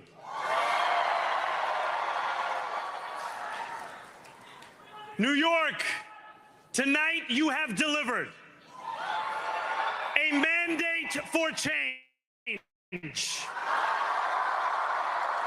a mandate for a new kind of politics, a mandate for a city we can afford, and a mandate for a government that delivers exactly that. On January 1st, They forgot that we can vote a state out the union, right? Mayor of New York City. It wouldn't be the first time New York tried to succeed from the union. I definitely could see it happening this time. That dude is bad. No. I'm talking about like we can vote. No, not New York trying to get out of the United States. I'm talking about the United States trying to kick New York out.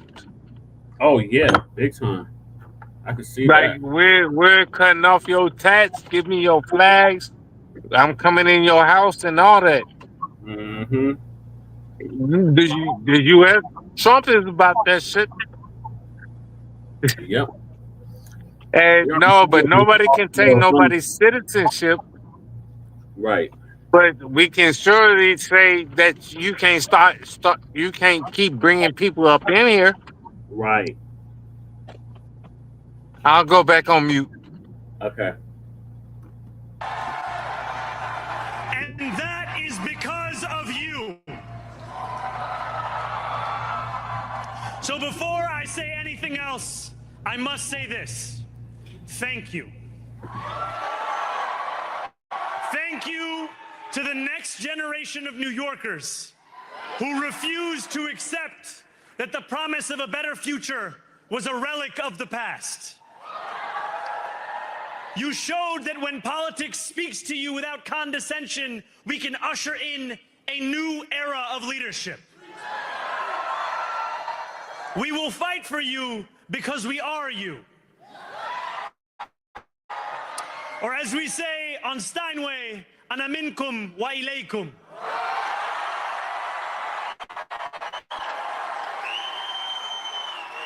Thank you to those so often forgotten by the politics of our city who made this move, bodega owners and Mexican abuelas, Senegalese taxi drivers and Uzbek nurses, Trinidadian line cooks and Ethiopian aunties, Yes, aunties. To every New Yorker in Kensington and Midwood and Hunts Point, know this. This city is your city, and this democracy is yours too. This campaign is about people like Wesley, an $11.99 organizer I met outside of Elmhurst Hospital on Thursday night. A New Yorker who lives elsewhere, who commutes 2 hours each way from Pennsylvania because rent is too expensive in this city. It's about people like the woman I met on the BX 33 years ago, who said to me, I used to love New York, but now it's just where I live. And it's about people like Richard, the taxi driver I went on a 15-day hunger strike with outside of City Hall,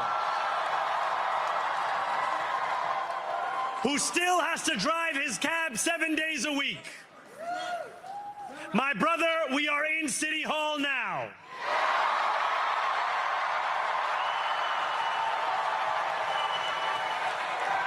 This victory is for all of them, and it's for all of you. The more than 100,000 volunteers who built this campaign into an unstoppable force. Because of you, we will make this city one that working people can love and live in again.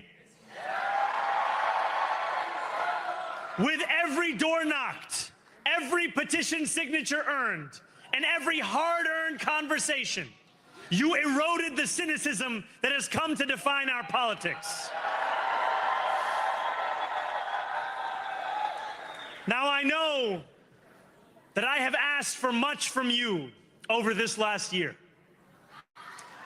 Time and again, you have answered my calls. But I have one final request. New York City, breathe this moment in. We have held our breath for longer than we know. We have held it in anticipation of defeat. Held it because the air has been knocked out of our lungs too many times to count. Held it because we cannot afford to exhale. Thanks to all of those who sacrificed so much, we are breathing in the air of a city that has been reborn.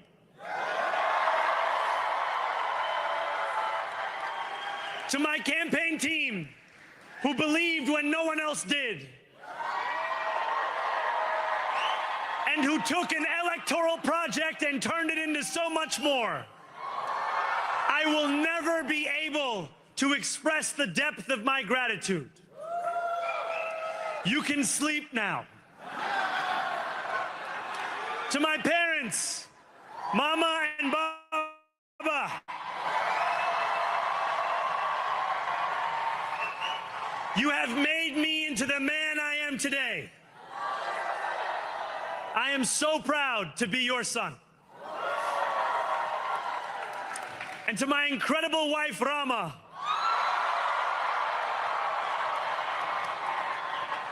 Hayati, there is no one I would rather have by my side in this moment and in every moment. To every New Yorker, whether you voted for me, for one of my opponents, or felt too disappointed by politics to vote at all, thank you for the opportunity to prove myself worthy of your trust. I will wake each morning with a singular purpose: to make this city better for you than it was the day before.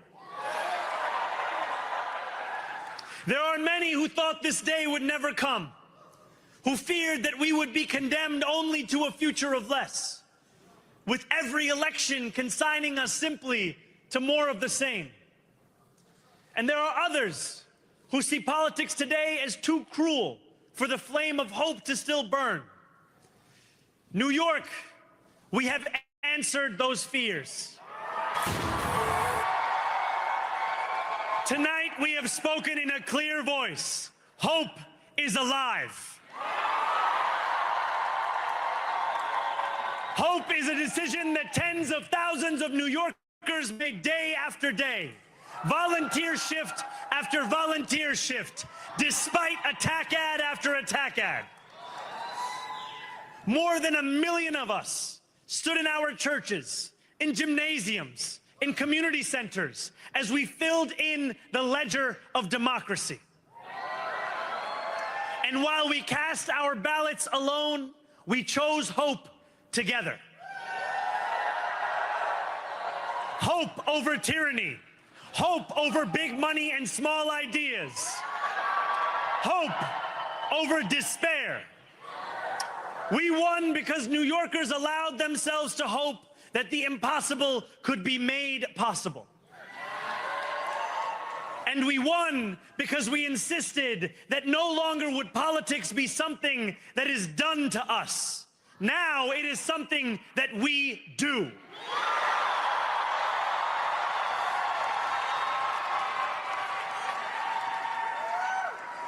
Standing before you, I think of the words of Jawaharlal Nehru. A moment comes but rarely in history when we step out from the old to the new, when an age ends and when the soul of a nation long suppressed finds utterance. Tonight we have stepped out from the old into the new. So let us speak now with clarity and conviction that cannot be misunderstood about what this new age will deliver and for whom. This will be an age where New Yorkers expect from their leaders a bold vision of what we will achieve, rather than a list of excuses for what we are too timid to attempt. Central to that vision will be the most ambitious agenda to tackle the cost of living crisis that this city has seen since the days of Fiorella LaGuardia.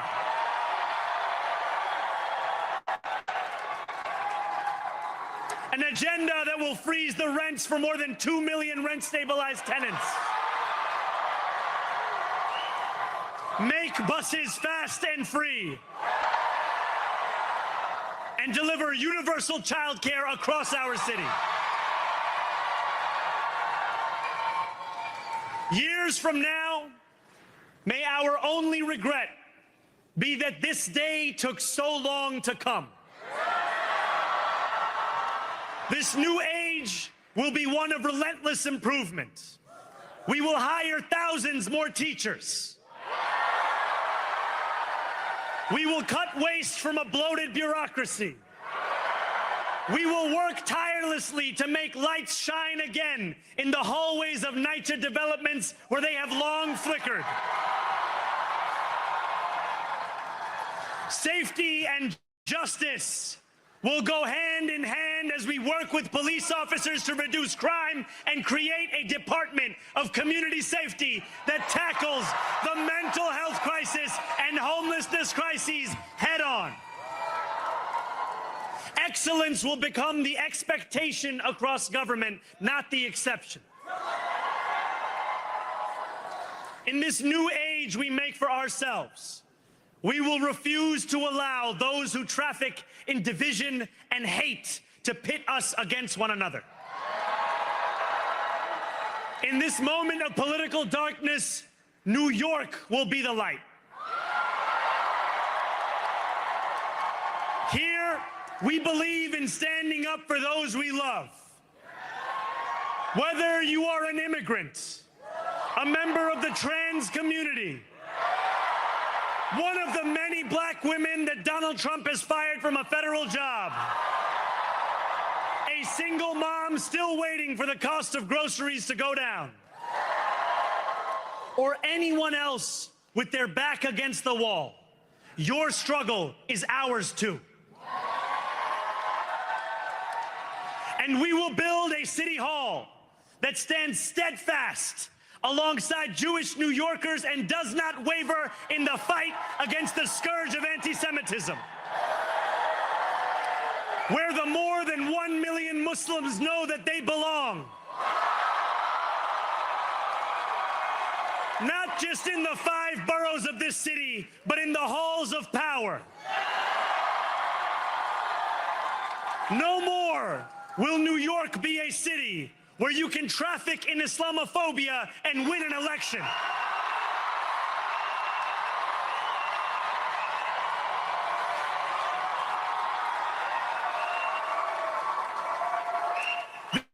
This new age will be defined by a competence and a compassion that have too long been placed at odds with one another. We will prove that there is no problem too large for government to solve and no concern too small for it to care about. For years, those in City Hall have only helped those who can help them. But on January 1st, we will usher in a city government that helps everyone. Now, I know that many have heard our message only through the prism of misinformation. Tens of millions of dollars have been spent to redefine reality and to convince our neighbors that this new age is something that should frighten them. As has so often occurred, the billionaire class has sought to convince those making $30 an hour that their enemies are those earning $20 an hour. They want the people to fight amongst ourselves so that we remain distracted from the work of remaking a long broken system. We refuse to let them dictate the rules of the game anymore. They can play by the same rules as the rest of us. Together, we will usher in a generation of change. And if we embrace this brave new course, rather than fleeing from it, we can respond to oligarchy and authoritarianism with the strength it fears, not the appeasement it craves.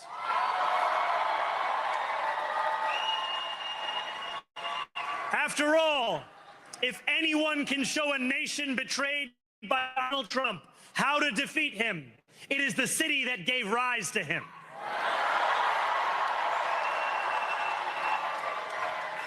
And if there is any way to terrify a despot, it is by dismantling the very conditions that allowed him to accumulate power.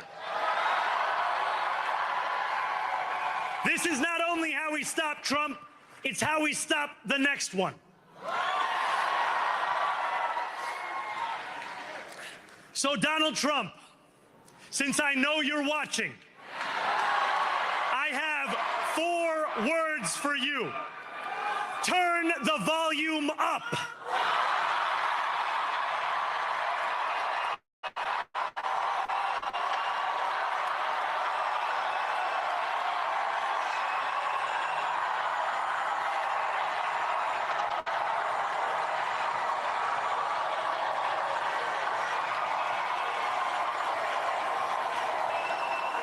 We will hold bad landlords to account, because the Donald Trumps of our city have grown far too comfortable taking advantage of their tenants. We will put an end to the culture of corruption that has allowed billionaires like Trump to evade taxation and exploit tax breaks. We will stand alongside unions and expand labor protections, because we know, just as Donald Trump does, that when working people have ironclad rights, the bosses who seek to extort them become very small indeed. New York will remain a city of immigrants, a city built by immigrants, powered by immigrants, and as of tonight, led by an immigrant.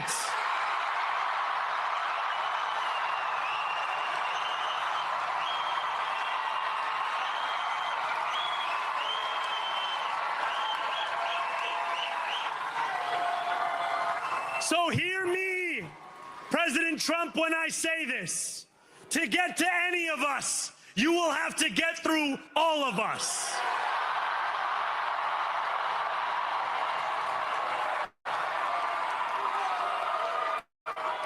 When we enter City Hall in 58 days, expectations will be high. we will meet them. A great New Yorker once said that while you campaign in poetry, you govern in prose. If that must be true, let the prose we write still rhyme, and let us build a shining city for all. And we must chart a new path, as bold as the one we have already traveled. After all, the conventional wisdom would tell you that I am far from the perfect candidate. I am young, despite my best efforts to grow older. I am Muslim. I am a democratic socialist. And most damning of all, I refuse to apologize for any of this. And yet, if tonight teaches us anything, it is that convention has held us back. We have bowed at the altar of caution, and we have paid a mighty price. Too many working people cannot recognize themselves in our party. And too many among us have turned to the right for answers to why they've been left behind. We will leave mediocrity in our past. No longer will we have to open a history book for proof that Democrats can dare to be great. Our greatness will be anything but abstract. It will be felt by every rent-stabilized tenant who wakes up on the first of every month, knowing the amount they're going to pay hasn't soared since the month before. It will be felt by each grandparent who can afford to stay in the home they have worked for, and whose grandchildren live nearby because the cost of childcare didn't send them to Long Island. It will be felt by the single mother who is safe on her commute and whose bus runs fast enough that she doesn't have to rush school drop-off to make it to work on time. And it will be felt when New Yorkers open their newspapers in the morning and read headlines of success, not scandal. Most of all, it will be felt by each New Yorker when the city they love finally loves them back. Together, New York, we're going to freeze the... Together, New York, we're going to make buses fast and... Together, New York, we're going to deliver universal... Let the words we've spoken together, the dreams we've dreamt together, become the agenda we deliver together.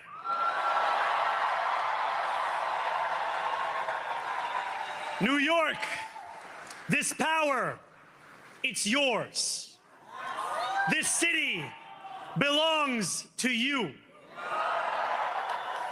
Thank you.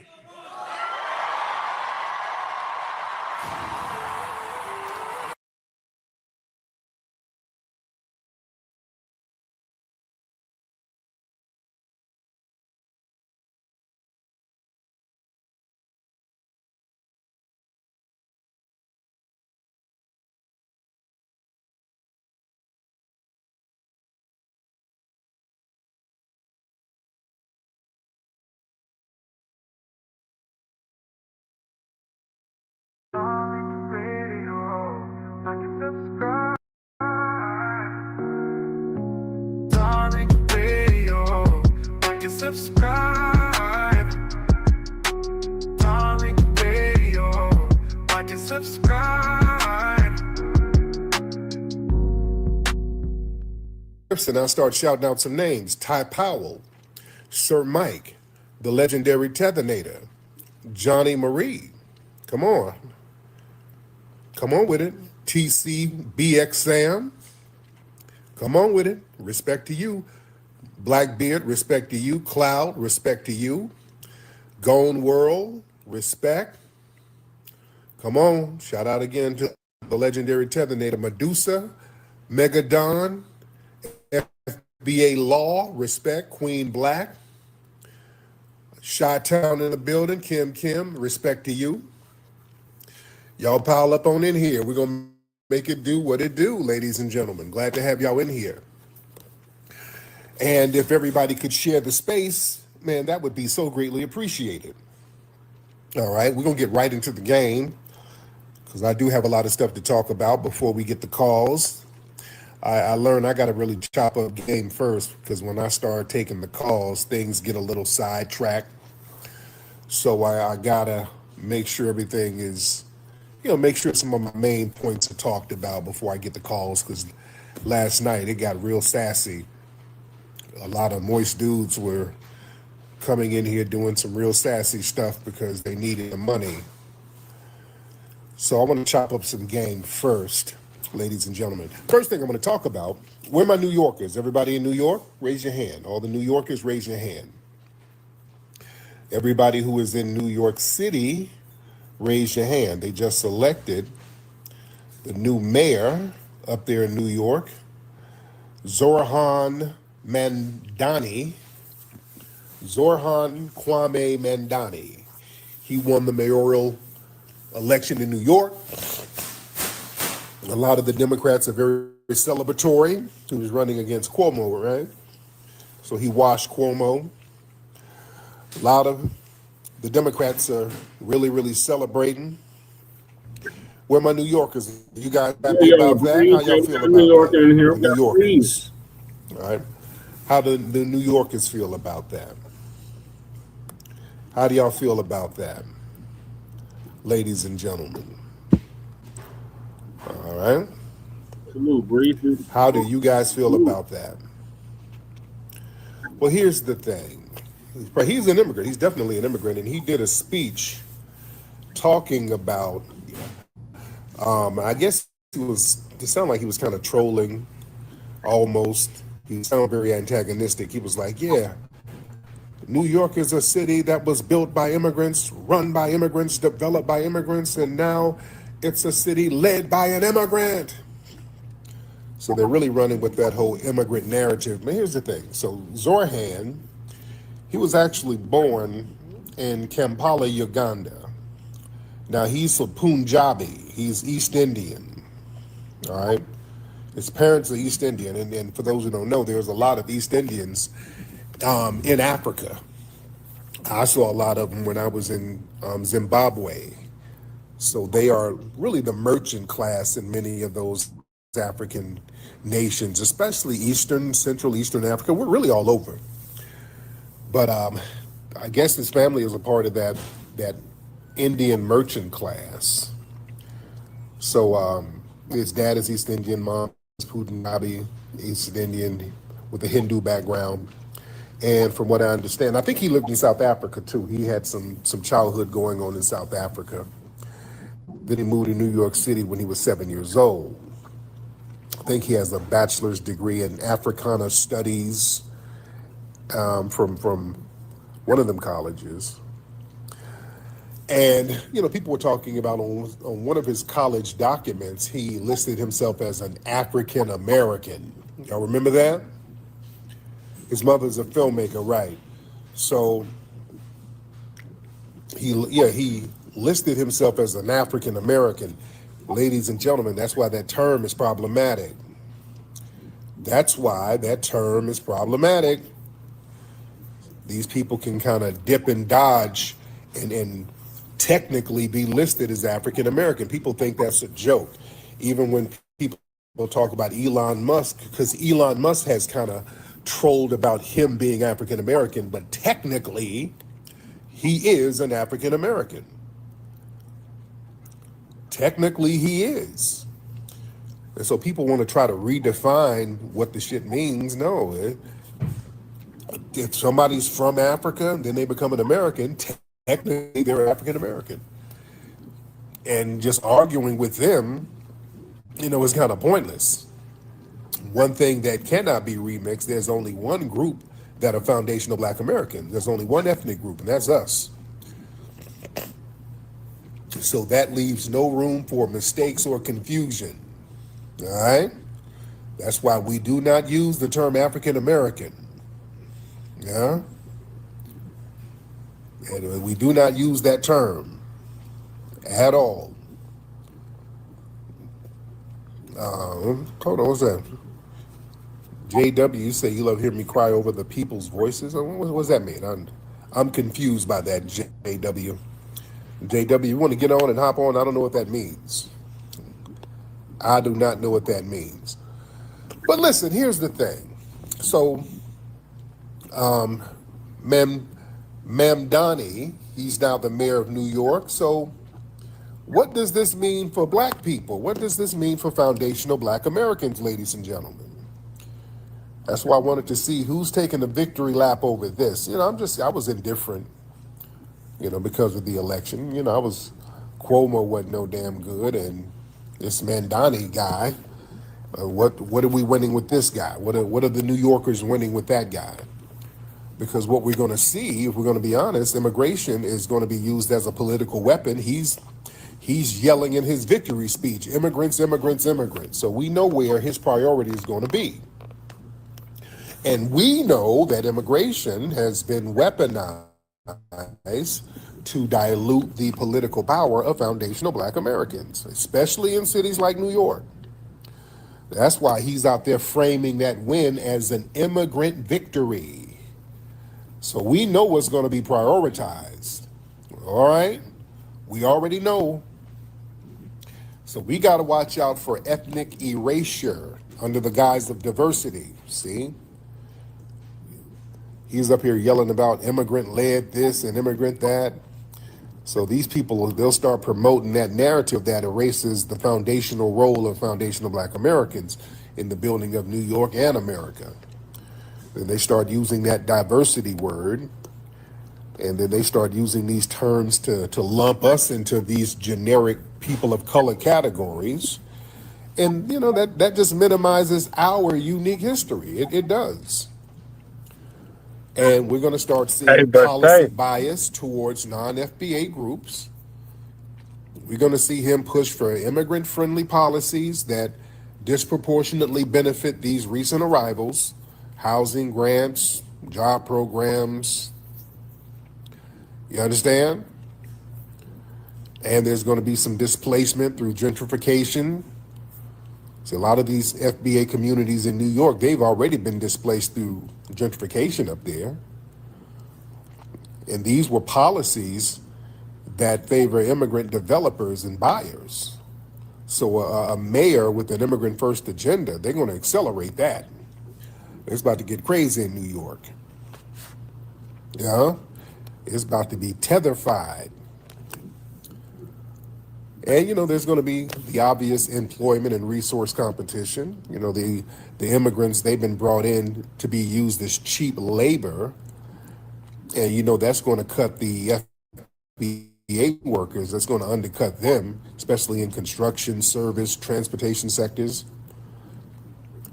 Because these immigrants come over, and again, they can afford low wages because there's 20 of them living in a house.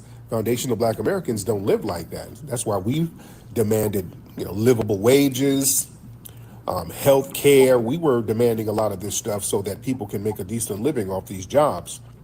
Them bringing in illegals and all these people, that's going to undercut that. Yeah. And also that cultural appropriation and narrative hijacking. See, a lot of these immigrant, when they come over here and when they get into the political realm, there's a lot of symbolic appropriation of black American civil rights struggles. So they'll start using our foundational black American history to start boosting up immigrant visibility while leaving us out of the benefits. They start talking about all of the civil rights. Oh, they were fighting for civil rights in the 60s so that these immigrants can come over here and live the American dream. They'll do a pivot, and you're going to see a lot of that. You're going to see a lot of that, and you're going to see these sanctuary city policies pop up. They're going to double down on these sanctuary cities, diverting a lot of the city funds and social services to these non-citizens, while we got a lot of homeless foundational black Americans out here suffering because of underinvestment. You know, so it's about to get very interesting. Then they're going to create that whole illusion of shared oppression. You know, they're going to start trying to because remember, AOC was doing that the other day when she was stumping for Mamdani. She was out there talking about New York had the Irish who were fleeing famine and the Italians who were fleeing fascism and black people who were fleeing the South slavery. I don't like when they try to conflict and mix up our history under the whole shared oppression narrative, because all of these other groups, they get their weight up and then all turn on us. Everybody starts turning on foundational Black Americans. So I reject all of that shared oppression stuff, because when the chips fall down, everybody turns their bullseye on us. You know? So it's going to be very interesting to see how this thing goes. It's going to be very, very interesting. Y'all share the space, family. Okay, who are these people? Okay, speaking of immigrants, well, these immigrants are trying to get on here now. A lot of these folks are trying to get on. All right, can I talk to the family? I want y'all to chime in. Let me know what's on your mind. Let me get some of the family in here. And we do require that the people get on camera. That'd be great. We want y'all to get on camera. All right, y'all got to get on that cam, because we don't want no feds hopping in here just saying stuff. So you gotta get on camera. All right, we got to keep it fed free. Oya, Miss Oya Shango Ladi. Oya, okay, she didn't want to get on. Okay, don't start that, family. Don't start that hitting the button by mistake. All right, let's not do that. Let's not hit them buttons by mistake. All right, Baby Blue. Let's get Baby Blue in here. Baby Blue. What's up, Ebony? I see you, dear. What was that? All right, come on. Okay, let's try this, because this starts slowing the game down when I have people, when I try to add people. Raise your hand in the queue. Everybody, if you want to get on, raise your hand in the comment section. Raise your hand in the comment section. Let me get Brother Ty. I'm going to get Ty in here. Raise your hand in the comment section. All right. Brother Ty, what's up, fam? What's going on? Can you hear me? I can hear you. What's up, brother? Hold on, you turn my camera. Hey. Can you see me? Yeah, what's up, Ty? Go ahead. Ty? Oh, yeah. Can you hear me? There you go. I see you, brother. What's happening? Yeah, I was going to tell you that you can't let everybody up, because you got a lot of the Bushy Brigade. They're trying to get this live shut down. That's what I was trying to tell you last night. Oh, okay. Okay, so Yeah. they're deliberately putting up some BS. Yeah. Oh, okay. All right, I'm gonna try to screen a little bit better, and I'm gonna try to. I wish there was a preliminary thing where you can see the people before you put them on camera. I wish they had that. You know. Yeah, because they was trying that last night with all the Bushy and all that other crazy shit going on. I was trying to shut people down, but I couldn't. Oh, okay. Yeah, you should have removing. Yeah, I'm a mod, but I'm not a full mod. Okay, hold on. Let me see something real quick. Hold on, Ty. Hold on 1 second. Let me look at it. Hold on 1 second. Manage moderator access. Okay. So live recordings, manage guests. Okay, so you should be good to go. Okay. So I just so you should be good to go now. There you go, my man. Thank you so much, Ty. All right, Royal. What's up, Royal? Your Royal Germology. All right, Royale. Hop on, man. Hop on camera. All right, Royale ain't trying to get on. All right. Go ahead. Here's somebody. Let me turn my camera. There you go. All right. Wait. Yeah, my camera's not working. Hold on 1 second. But Okay. All right. There you go. What's up with you, Tariq? I'm good, man. Hit save so Damn that it. you'll come on camera. Hit save. There you go. Oh, there we go. There we go. My man. Hey, what's My brother, happening? how you doing? What's going on with you, OG? Oh, I'm doing. Oh man, I'm just moving and grooving, trying to stay most like the ocean. You know. No doubt. What city you in? Man, I'm in the Bay Area. I'm a little north of San Francisco. Shout out. Oh, cool. What's going on up there, bro? Oh man, you know the rain's coming in. You feel me? Ain't not much change though. You know how we do it out here in the Bay. You know. No doubt. But Tariq, man, much respect. Representing royalty. You feel me? Representing our lineage. Yes. You know what I'm saying? Oh yeah. So don't ease up on the pressure. Oh yeah. You feel me? Yes, sir. Because they destroyed most of our leaders and kings already, and they're targeting you too. Yeah. You know what I'm saying? Oh yeah. But all we can do is do what we do best when God put in our hearts. You feel me? You gotta shine and stay grinding. You feel me? I really feel that this year, us as a people are going to have major wealth. Yeah. This is the Jubilee for us, I believe. You know what I'm saying? With all these politics and all the space being made for us to come in and take our rightful place in America.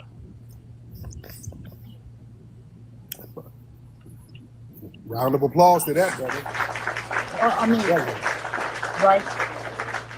So basically what we're up against is a system who wants to keep us in these segregated algorithms. Basically, it's like the internet ghetto they got us trapped in, right? They don't want us to reach out to the world and show the world who we really are. Yeah. So they create these little echo chambers to feed us just fast food thoughts instead of nutritious, wholesome, kingly, empire building. You know what I'm saying? No doubt. No doubt. My man, but thank you so much, brother. I appreciate you. Thank you so much. Good brother right there. All right. Let me get some more folks in here. Let me get some more people in here. All right. Y'all raise those hands. All right. Y'all raise those hands. Let's raise those hands. Let's raise those hands.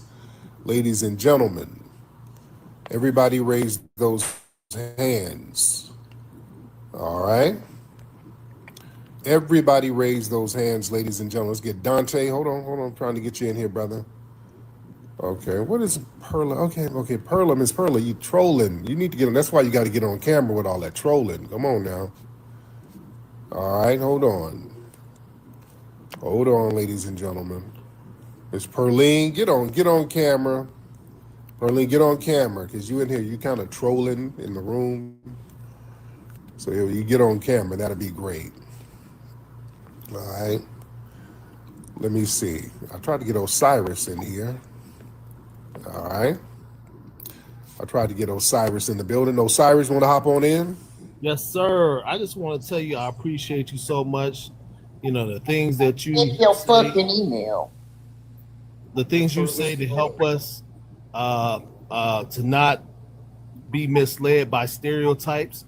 The only issue I would hope you could do is be able to differentiate what FBAs are, because I don't think a lot of people know, and I want them to know that it's slave-rooted Black Americans, right? A lot of people They don't know. They know. because a lot of people they'll be like, oh, my family been here for like 4 or 5 generations Black, right? But you're not slave-rooted Black American, right? And now I think a lot of people have to know that what foundation Black Americans are. Okay, but thank you, brother. But here's the thing: everybody knows what it is at this point, and nobody is naive to it. Everybody knows exactly what it is. They start playing dumb because they know that they're not of the lineage. If anybody's acting like they don't know what foundational Black American means, they're playing dumb or they're fed. It's that simple. It's fed folks up here trying to act confused. FBA, Foundational Black American, is not rocket science at all. It is not rocket science. They know exactly what it is. If your lineage, you've been here from the very beginning of the United States, meaning that you built it from nothing, if your lineage comes from that, you are a Foundational Black American. It's that simple. It's non-immigrant. If you got a non-immigrant in your lineage, that's it. It's that simple. Yeah, we don't have to keep over-explaining it because everybody knows by now. And if anybody's playing dumb, that means they are playing dumb. I don't have no immigrants in my family. On my mom's side, my dad's side. All four of my grandparents and their great-grandparents, all of it, on all four sides. On my mom's side and her dad's side, on my dad's mom's side and my dad's side. All of them have been no immigrants. None. It's just that simple. And if you got that, you got some non-immigrants in your family, then you have an FBA lineage. It's that simple. Perline, what are you talking about, Perline? What's going on? Because you're doing some weird, what's going on with your ass? Because you about to rub me the wrong way. What are you doing? Now, you rubbed me the wrong way when you disrespected me last night. If you check your fucking email. Ma'am, I check whatever, but you're going to have to get on camera from this point on, all right? In fact, I'm going to block you because you got to get on camera from this point on. Hold on. We're going to do it like that. Anytime you want to get on here, get your mic. You talk this shit on this app. Be tough and real. You're going to have to get on camera, all right? You're going to have to get off your Finsta account. You're not going to do that. You're way too old to be trolling. Now, I think you are a man. You sound like a dude. All right? You sound like somebody's granduncle. All right? So we're not doing that. Yeah, y'all, I don't like that. You too old for that shit. You somebody's granduncle. You somebody's sassy uncle. All right? You need to go do sassy uncle stuff. Go buy somebody some skates or something. All right? You're not going to do that. Yeah, now you're being disrespectful, so I ain't playing that. All right, and I just blocked Perla, whatever that person's name is. I'm going to check your email, whatever. Yeah, I don't even want to read your email. I get hundreds of emails a damn day. Superstar Blacc, what's up, bro? Superstar Blacc, what's happening? All right, Superstar Blacc ain't saying nothing. All right, y'all stop. Oh, who is this down here? Oh, who is that? Who is that? Who is that? Hey, Superstar? There you go. I'm here. Hey. How you doing, beloved? I'm doing good. How you doing, brother? Good night. Good evening. I'm good, dear. What city you in? I'm in Dallas, hanging out on my porch, South Dallas, sunny South D. How's everything out there in Dallas? Everything is great. I wanted to, first of all, thank you for letting me come up. Yes. I am certified foundational Black American from Tulsa, Oklahoma, Okmulgee, Creek Nation. Mm-hmm. Just really want to say what's up. I am a reformed Pan-African. I tried to get on the live a few days ago when the sister called you. She was in Ghana talking to you. Yeah. Sort of some of the things. Yeah. So I lived in Ghana for about 4 years. I know the platform tonight is talking about the voting that went on today, but I did want to throw that out there. So I'll try to jump in another time when that's the discussion. But yeah, I do want to sort of share some things at a different time. But yeah, reform Pan-African. So now, when you were in Ghana, were you staying in Accra? Yes, I was right in the city in Accra. I was in Airport Hills. Jesse, I was there like 10 years before her. I did, and it was very hard for me because I've been a Pan-African probably for at least about 40 years, raised my kids in, different African cultures, practiced different traditional spiritualities, and really have just come full circle, right? I have such a rich documented history from Oklahoma, so I've always been aware and connected to that. But I mean, honestly, we just sort of just all were Pan-African in terms of our mindset. But one thing I did realize going to live in Ghana is that being a Pan-African, that's something very uniquely Black American. That is not a That's not a African ideology perspective on any level. So even though I call myself a reformed Pan-African, and I know Pan-African is sort of a bad word right now, I think that a lot of us Black Americans, like, we should still really be sort of proud of ourselves that we even had that mindset, because that's a very uniquely Black American perspective of you know, seeing somebody look like you and making a family and trying to step out there for them. So that's something that we do, and I learned that going and staying in the continent. And one other thing, real quickly, I think one of the most African things we can do is to be tribal and delineate. That's something that I also learned in Africa, living in Ghana. You know, I have a lot of friends, a lot of close people that are close to me and stuff like that. And they used to tell me all the time, you know, sister, I'm a Khan, or they would say I'm Ga, or I'm Ashanti. They would tell me their tribe, and then they would tell me, then we're Ghanaian. I agree. You know, and then we're Africans. So they basically told me that I should be delineating. So it's just kind of wild that I went all the way to Africa to understand that I'm a foundational Black American. Now, when you were out there for 4 years, were you dating a brother from Ghana or something? Absolutely not. I wasn't trying to get scammed, and I didn't know the language enough Oh, to be hey, able was to the protect brother? myself like that. Because even though English is a national language in Ghana, everybody speaks Tree or some other form of a Ghanaian language. So since I couldn't speak fluently, I definitely wasn't going to try to get involved with nobody and not know Hey, Tay, what's going on. pause it real quick. Pause it real quick. All right, sister. Good information, sister. Thank you so much. I appreciate you, beloved. Thank you. Wow, that's interesting. That is interesting. Yeah, everybody be having the same stories about Ghana and all that, and going over there to them African nations. Everybody has the same story. Shit. TML mode. TML mode. What's up, Elmo? All right. TM Elmo ain't saying nothing. Wait, whoa, there he is. That's Brother Elmo. Hold on. What's up, brother? How are you? I'm blessed. FBA, originally from Detroit, moved back to Alabama with my family. I've been following for a few years now, and I really appreciate, the knowledge I done gained from watching movies and hearing you talk. No respect. Something real interesting. Earlier this year, January time, when you had, I seen you drop the mic, and I was telling my brother about it, and we was going back and forth about who started hip hop, and I ended up going to Puerto Rico to go visit him. He just got a house down there with him and his wife.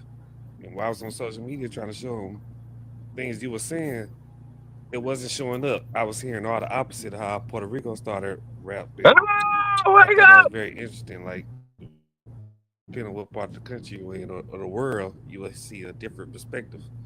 Yeah. It's interesting, man. Yeah, we shut that whole stuff down with Microphone Check. Yeah, we shut that whole lie down. That's why Microphone Check, if y'all have not seen that, that is the best hip hop documentary ever. It's no other hip hop documentary is more thorough than Microphone Check. No other documentary. We went there. Y'all can see it on Amazon Prime. Yo, moderators, y'all see this rooftop? There you go. Come on, man. Moderators. Yo, when y'all see the cats like rooftop just spamming shit, get them out of here. Hey, Quick. Breeze, wake Jesse ass up, man. Yeah, y'all He see ain't- them just he ain't spamming. I was moderating about to, this shit. somebody got him. Shout out to whoever got him. When they just in here spamming and trolling, get them the hell up out of here. Yeah, we ain't gonna have none of that janky stuff. All right, we're gonna get these folks up out of here real quick. And some of these weirdos, the minute you see bussy hair, block, take them down, block them. I'm trying to watch 1,000,001 things on here. There's a lot of stuff going on, so you got to watch these folks. All right, let's get let me see. Let's get Miss. Who's this person here? Hold on. I see Jacqueline. All right. Y'all raise those hands. All right. Y'all raise those hands and let me get the people up in here. All right. Y'all raise those hands. What's up, Tierra Dynamite? I see you, dear. And everybody hit them hearts. Everybody hit them hearts, ladies and gentlemen. Everybody hit them hearts. That would be great. Everybody hit them hearts. All right. All right. Hit them hearts, ladies and gentlemen. All right. The good guy. Hold on. Let me see. Trying to get some of these new faces up here.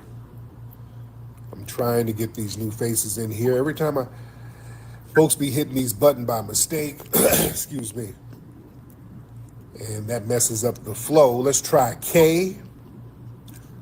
Let's try K in here. And there's people requesting, and then I'm adding them, and there's nothing happening. I don't know what that's about. Great, how you been, bro? What's up, K? Get on camera, K. Oh, I can't. I'm at work right now. I just wanted to give you a shout out because I'm a Mac Lessons original, bro. We used to listen to you in 2005 and stuff. I go back to the Ustream days. Oh wow. Yeah, bro. So I've been rocking with you ever since. So I just got to give you a shout out, but I'm at work, so I can't get on camera. No, are you in the UK? No, I'm in Australia, Sydney. Oh, cool. My man. Yeah, I'm from Redfern. I don't know if you've been there. Oh yeah, I've been to Redfern. Are you an Aboriginal? Yeah, Corey. Oh, cool. Okay. Yeah, all the Aboriginals over there in Redfern. Yeah, a lot of us are here, bro. A lot of us are here. So there's a place called The Block. I don't know if you're familiar with it. No, I don't know what that place is, but that's like the main place where all the Aboriginals, the Koreas, and all the boys are. So yeah, it's great. But I'm mad respect, bro. I've been following you since. Love the hidden colors. Love all of that, bro. I got your book, everything. So it's crazy. I'm talking to you, bro. Man, show my love to all the Aboriginal brothers and sisters out there. We all rock with you here, bro. I'm telling you, even for anyone listening, if you go back and watch the Mac Lessons, there's one episode called 7 Levels of Disrespect. I think that's mandatory for every man. It can save a life. So I highly recommend that one. If everyone wants to go back and check that out. Yes, indeed. My man, I appreciate you, brother. Thank you so much. All good, brother. You have a good day, bud. You too, man. Yeah, the Aboriginal folks in Australia are hella cool. They're real cool. I hate how those white supremacists did them over there, man. They really did them janky. Digital Dynasty. What's up, Digital? Oh, good morning, Tariq. I will be very honored just to sit in the box and listen to you and your team. I'm in the UK. You know me by now on Twitter. Oh, I said you before, right? Yes. You've spoken with me before, and on my other account, my Twitter account, we had the jollof rice. I was very honored to have you do a meme of me. So I've been a follower of you for some years. I then became a fan based on the education that you promote all over the world. Lastly, the way that you have held yourself while still growing your community, growing the philosophy, where people are so confused as if you made up history and the information that you disseminate. All you are doing is being a true AI agent, gathering the information, sharing the knowledge, and creating a legacy. So I won't say too much because, when I get lost, I can go on, but I would like to sit in the box. I'm very proud to see you on TikTok, everybody making the most of TikTok. I will tap your screen, share the post, and good morning from the UK, Tariq. Yes, indeed. Thank you so much, dear. All right. Okay. Excuse me. But interesting stuff. Everybody, I'm not letting nobody sit in the box. Everybody just come on down and get in the comment section and chop it up, and shout out to everybody in here and share the space. Share the space, everybody. Share the space, ladies and gentlemen. All right. Let me get some more folks in here. Who is this person? I'm inviting people to come up, and for whatever reason, they're not popping up like they need to pop up. I want them to come on through. All right. I want them to come on through, or y'all hit the request queue. If you guys want to come up, hit that request queue, ladies and gentlemen. All right.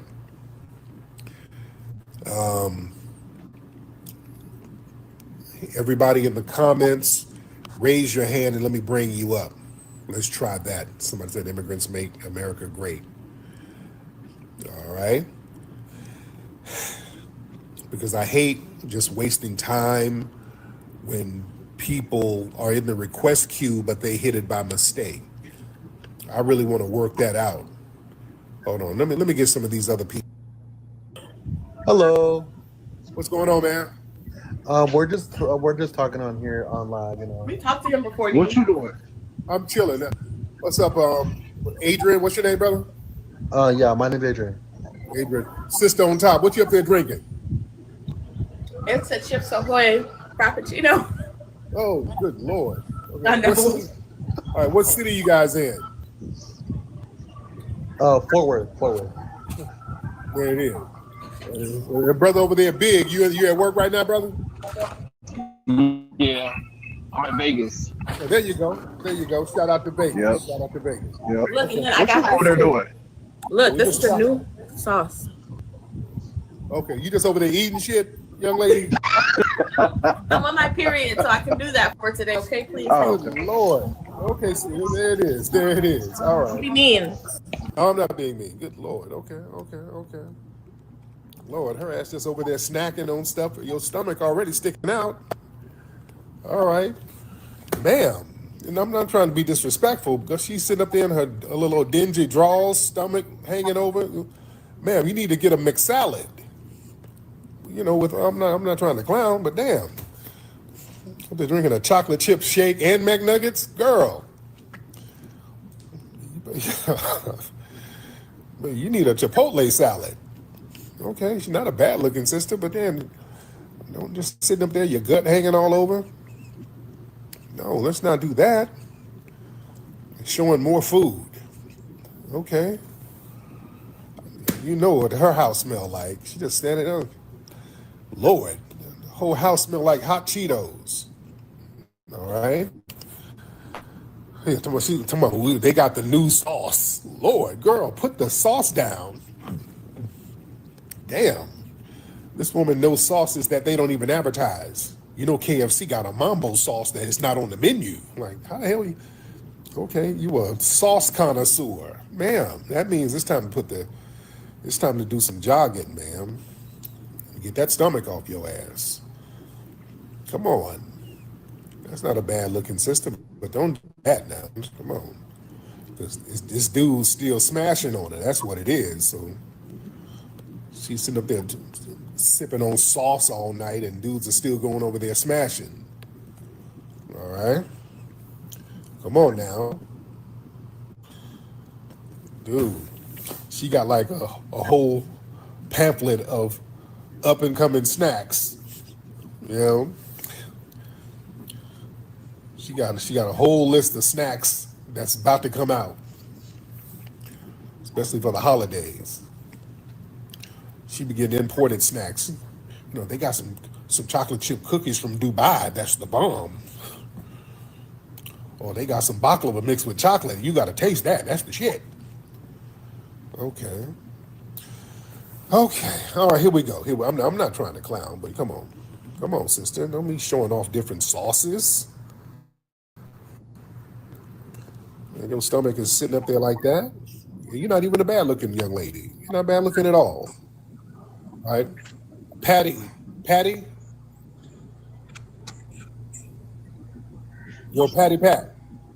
I smack you again. Well, oh, wait. Is that the Bussy brother? Hold on. Oh, hell no. Well, where the hell? This is one of the Bussy brothers from back in the damn day. How many of y'all remember this dude? Where the hell you been, dude? I've been working. Man, okay, this guy is. Are you in like Norway? Where are you? Sweden. Sweden. Okay, I knew it was somewhere in Northern Europe somewhere. Are you gonna get on camera? So yeah, this is. No, I'm not gonna get on tonight. I'll probably get on camera tomorrow.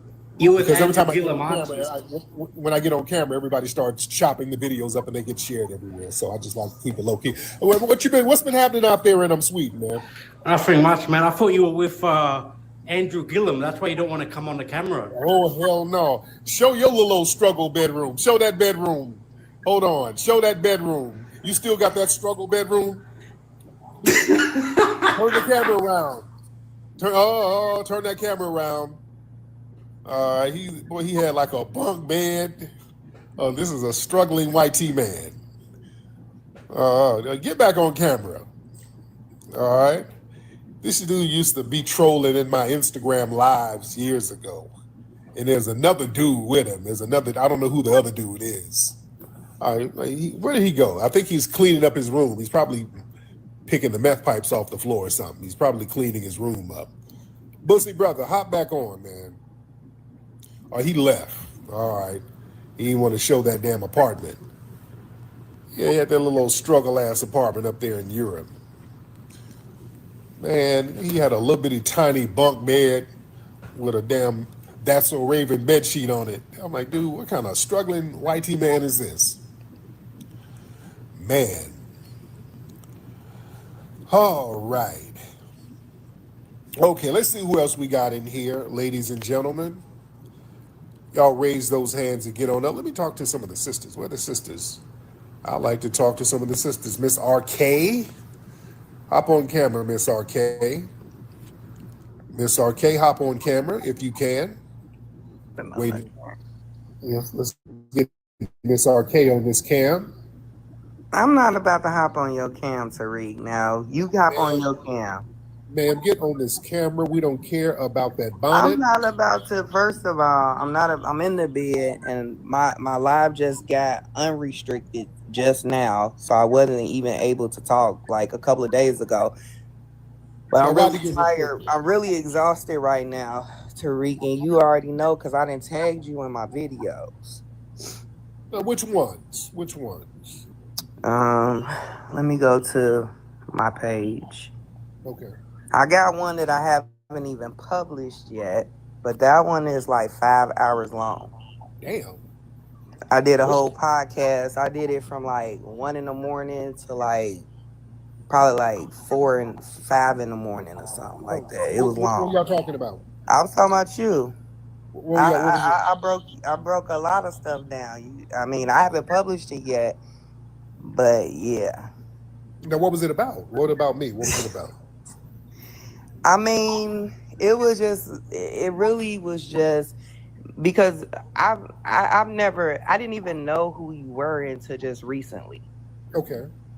Like, I just found out who you were. Okay. But I had heard about the FBA stuff probably I want to say like maybe 6 to 9 months ago. Okay. So this is all new. So of course, like I've done a little bit of research, but I was more so listening to a lot of other like YouTubers and, who were kind of like talking. They didn't say your name. They never would say your name, but they would talk about the FBA stuff all the time, but never mention your name. So it was only until recently I realized, that you were the founder of that. Yeah, I ain't the founder of a lineage, but I just kind of popularized the term, but I'm not the founder of no lineage. Well, if it was only a lineage, if it was just that simple and only a lineage, then, we wouldn't be having this conversation today. What does that mean? We can have a conversation about anything. People can be or pretend to be confused. It is a lineage. It's nothing more than a lineage. Nothing else. Literally nothing else. Right? I don't believe that. Then what is it? Okay, so you're telling me that FBA is nothing more than just a lineage? Literally, that's it. That's it. Mm-hmm. And everybody who identifies as FBA says it's just a lineage. That's it. Literally, that's it. How Okay. could it be anything else? Literally, it's a logic term. It's a logical term. We are foundational to this country. Who? Us, the people from the beginning of this country. If your lineage goes to the beginning of this country, that makes you foundational. Right? Yes. Okay. So where would there be any confusion? Well, the confusion is this. So the confusion is this. And I didn't realize that there was any confusion with the FBA thing until stuff started happening in my city. And then What's your city? My city is Chicago. Okay. What happened in Born Chicago? and raised. What happened in Chicago? Where have you been? I've been right here in LA. Okay. So you don't know anything that's going on in Chicago?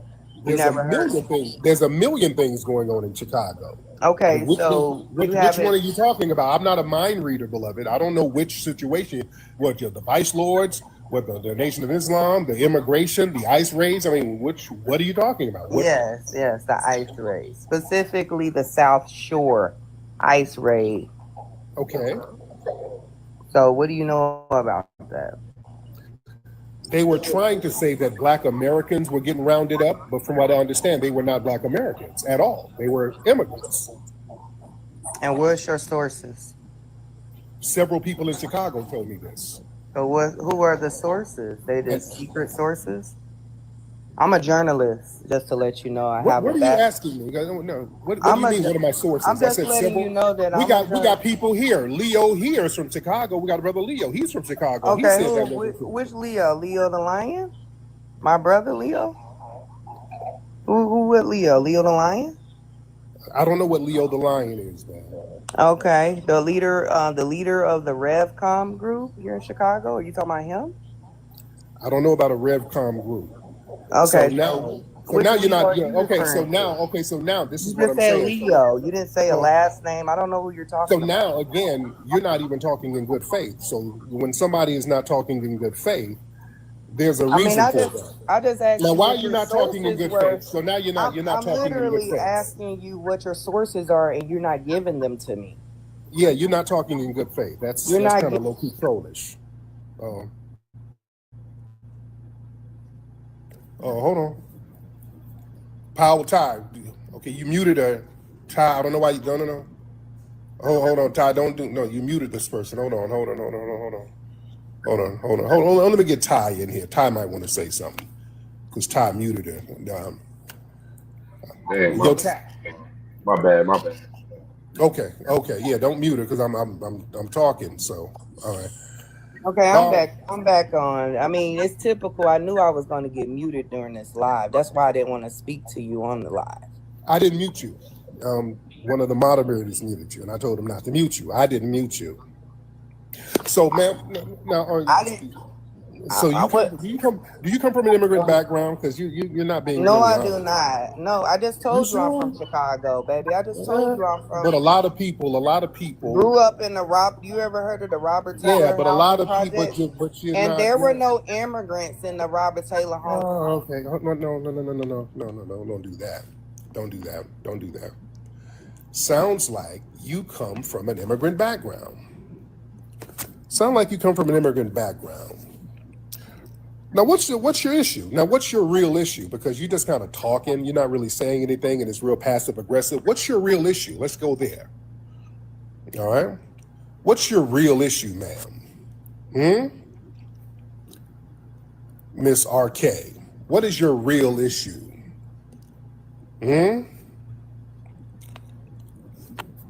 Miss RK? All right, I'm waiting on you to unmute your mic. I don't know what you're doing over there. In my mic, somebody else is muting me. Like y'all keep muting me in this live. Now, what's your real issue? This is the same dynamic. And first of all, I'm a school teacher. Ma'am, what's your real issue? I've been a teacher for a very long time. I'm also a licensed realtor, a licensed Okay. We're not doing that, ma'am. You're low-key trolling. You're just saying stuff. You just saying stuff and not saying anything. You're just talking to be talking. So what's your real issue? What's with all of this trollish circular babbling that you're doing?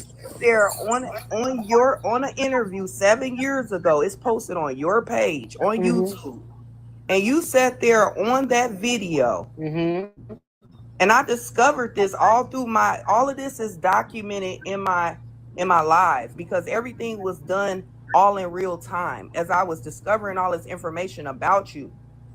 So what did I do? What did I say? What you said in your interview is you sat there and agreed that Black people were dumb and white supremacists were smart. So I need you to break that down for me, brother, because that part got me confused. Why you would agree with those type of statements? Okay, talk to me about something real. Now you just no. Okay, what's your real issue? Because we're not doing that. We're not going to do that. You're not just going to try to cherry pick random shit to pretend to be upset about. We ain't doing that. I'm up there going on with Jesse Lee Peterson, and I'm not going to even go there because that's not what the real issue is. What's the real issue? We ain't doing that. We're not doing that. Now, you just trying to get clout, ma'am? Are you just trying to get clout?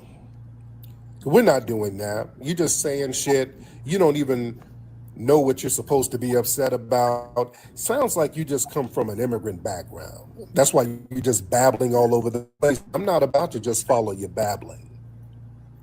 All right? Are you like the Democrat shill or something like that? And if you're doing 5-hour lives about me, are you a federal agent or an agent provocateur? Because you didn't want to get on camera and you're talking about you a journalist, and now you're doing a lot of Fed op talk because you're talking like a Fed or a Democrat shill.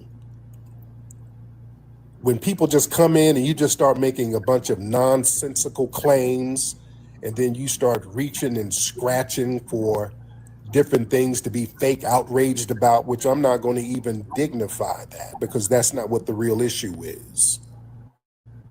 You know nothing about me. Yeah, you sound like a Fed or a Democrat shill. You sound like a Democrat shill. A Fed. Check my page out. Nothing Fed about me. Because if you're doing, you said you did that's a 5 hour. If you did a 5, slow down, because you ain't getting on camera too, which is real suspicious.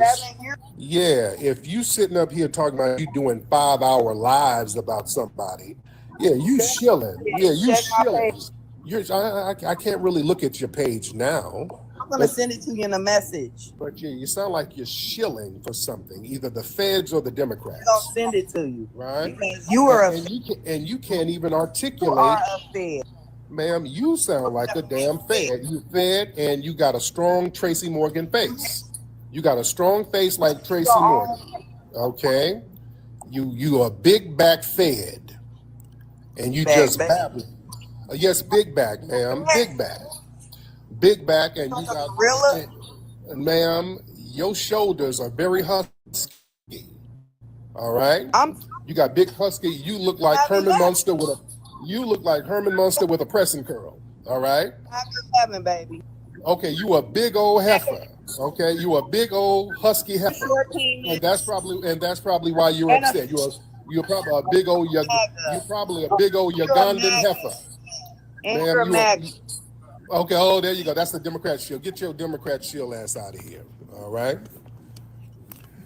Well, she's 5'11", and that's why you look so masculine. You're a big old Democrat shield, and you're probably a hermaphrodite, and you're stomping to get some LGBT rights. All right. There you are hollering about, oh, you MAGA. Oh, that's Democrat shield talk. There it is. This is a big, wide-shouldered Democrat shield with a thin, tender-headed pressing curl. All right? The hot comb took out all her hair. You big and musty with no edges. All right? Doing all that babbling, talking about, I'm a school teacher. Get the hell out of here. Get the hell out of here. You like a stud PE teacher. You know how them PE teachers be studs? That's her. All right. a big wide-shouldered stud PE teacher, and a softball coach. She has a whole bunch of stud jobs. She worked at the mall doing security, and she groomed puppies and stud occupations with her strong face ass. All right, that's what you mad at. Your face is very strong, ma'am. You walking around and people are still giving your ass candy because they think you still trick-or-treating. All right. Okay, let's see who else we got. Coming in here babbling. We don't do that. You do not do no babbling in here. That's that Democrat chill shit. How dare you? I tag you in all my stuff, trying to get my attention. Ma'am, I don't want you. I done tag you in all my videos. Is she trying to get my attention? You trying to give me some ugly ass? I don't want ugly ass. I don't want that. I do not want ugly ass. I got a beautiful queen at home. And even if I was going to get a side piece, it wouldn't be an ugly one. What if I get an ugly side piece and have an ugly side baby with your big husky ass? And the baby come out with a big forehead and wide shoulders. Then I got to sit on Maury with this motherfucker. Tariq, you are the father. Like, God damn it. Fuck. I'm rolling around on the floor kicking. And you and the ugly baby standing up crip walking. Hey, got that nigga. Got that nigga. No, I don't want them problems. I don't want an ugly side broad and an ugly side baby. I don't want neither. I do not want neither. All right? Oh, goodness. Lord. Give me a damn break. Who are these people? All these, none of the Asians are trying to call up to do a co-host thing. I'm not trying to do that. They're trying to do this co-host thing. All right? Man. All right, let me get some more folks in here. Yeah, let me get some more people in here. All right. And ugly ass folks like Miss RK. Okay. We don't want that kind of energy. All right. If you're looking for a festive night out with real energy, pull up to the Hilarious Harvest Hangout at the Hidden History Museum on Saturday, November 15th at 7 p.m. This is not your regular comedy show. We're talking live comedy, culture, and straight up good vibes inside one of the most unique venues in Los Angeles. Hosted by Tariq Nasheed and Dwan B, featuring comedy heavy hitters Chris Spencer, Daphne Springs, Mario Hodge, and more surprise guests in the building. You don't want to miss this. Complimentary dinner is included, so come eat good, laugh hard, and connect with real people. So we want to see you in the building. Go to hiddenhistorymuseum.com to get your tickets now. That's hiddenhistorymuseum.com.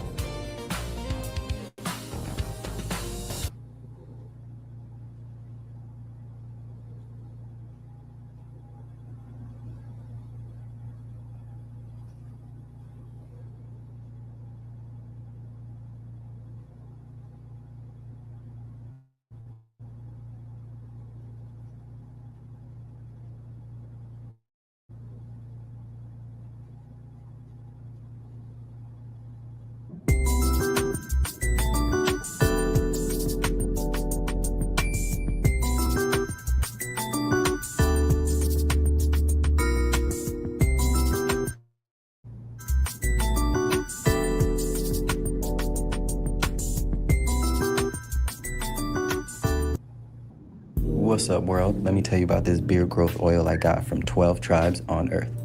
8 ounces of oily goodness with the nozzle that prevents sprays and spills, and soft ingredients that make it perfect addition to anyone's morning routine. From coconut to castor, all these oils are hand-chosen. After using this herbal blend, the biggest thing I noticed is how soft, how strong my hair was, and how good I feel. Pick up your bottle today and make your beard the star of the show.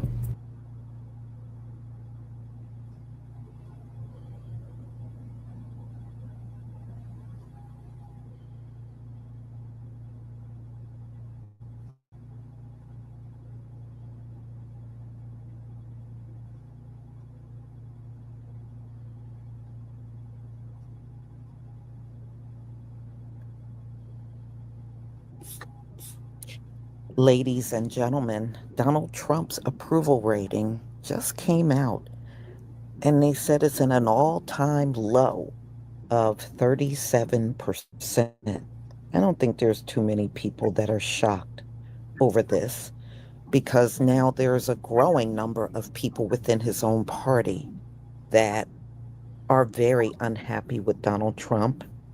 And I think initially they were fine with Donald Trump until, because a lot of these right wingers also worked for the federal government. And since Donald Trump took office, many of them have lost their jobs. Many of them have lost their health coverage. Many of them are struggling through the same inflation that everyone else is struggling through. And I think initially they thought it would just hurt us. And that's not panning out to be true at all. It's really hurting people all across the board. And I look at some of the videos of younger people, they can't even make it on their own, y'all. They can't have apartments and pay all these bills and car notes and keep up with everything. Many of them are saying they can't survive. They got income, but it's not enough to keep them afloat through all of this inflation. And inflation actually got worse under Donald Trump. The job market got worse under Donald Trump. Food prices have gone up under Donald Trump. And everything he said he was going to do on day one, he didn't do. So people are angry. And now you're dealing with federal employees in food banks because they can't make it. They don't have no money to even feed themselves. One thing I am noticing more, when I go on to different websites, I'm now seeing a donate to your local food bank buttons on the screen. And I'm noticing that more and more, where people are trying to raise money for the food banks, because technically the food banks can't handle the amount of people that are in need out here. And it's not just the federal employees, that's just one part of it. But there are more people that are not workers of the federal government, and they need help too. Layoffs in general are up. And I was just looking, Google's is laying off, YouTube. I mean, these places are all cutting jobs. Amazon, I saw that the other day. They're letting a whole bunch of people go. It's a mess out here, y'all, economically. It really, truly is. But let's get into this story.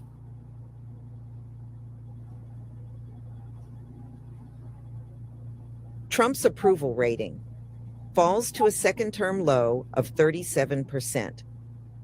Donald Trump's political momentum appears to be slipping as his approval rating has dropped to 37%, marking a new low in his second term. The latest numbers reflect growing frustration among voters across party lines and suggest that the post-election honeymoon has long since ended.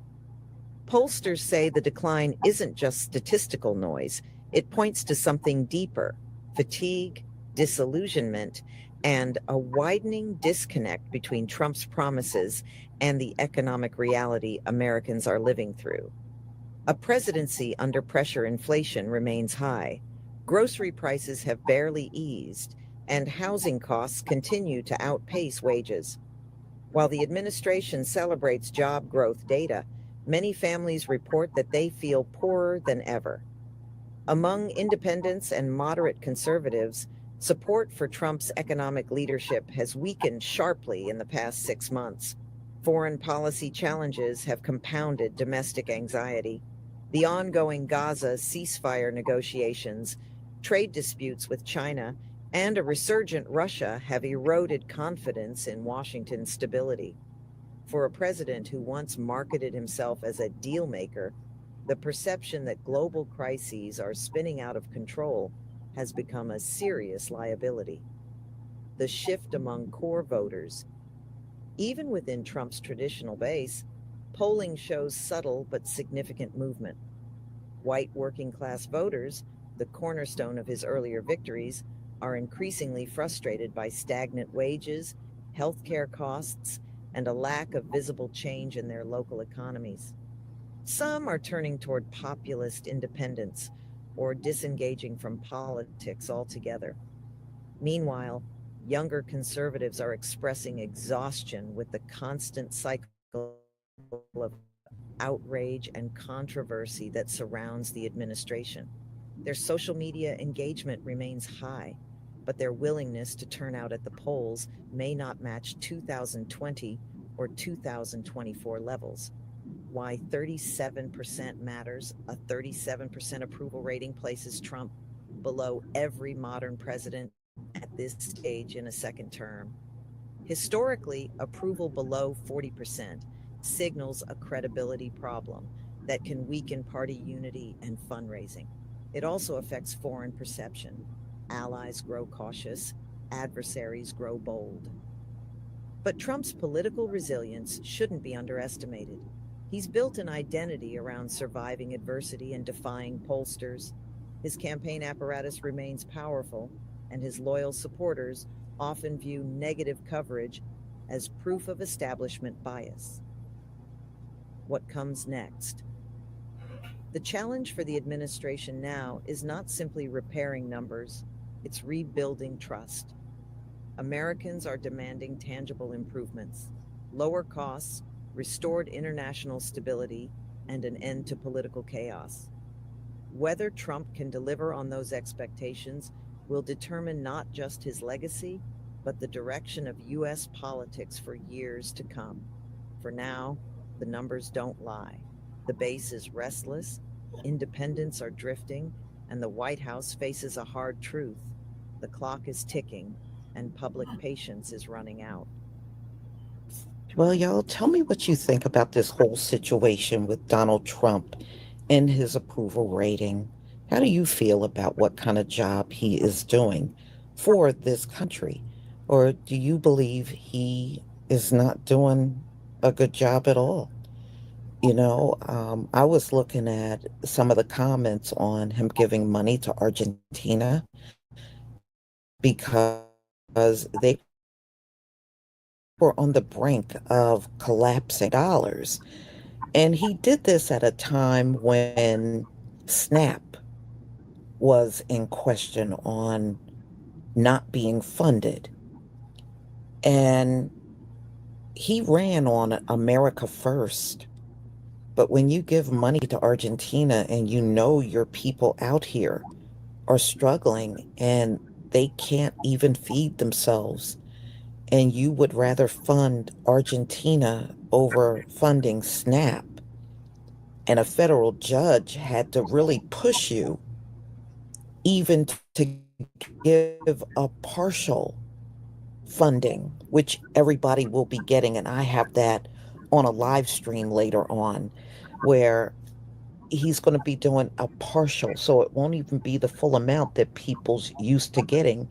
But he gave $40 billion to Argentina. That's not putting America first. Y'all let me know what you think in the comment section. Please leave your comment and subscribe. Don't forget to hit on the notification bell.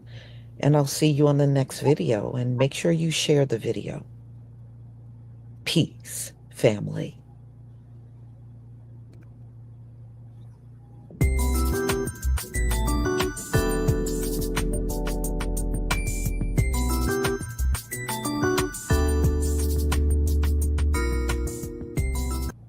All right, thank y'all for tuning in. I'm going to end the show now. But join us later on for part 2. In the meantime, make sure y'all like and subscribe to all of our platforms. Front Line Blacc News on YouTube and Facebook. Revolution Region on YouTube and Facebook. This is your Black Experience Enhanced on Facebook and Twitter. So appreciate everybody that came through. Shout out to Twin. Shout out to Mac. Shout out to Breeze. Shout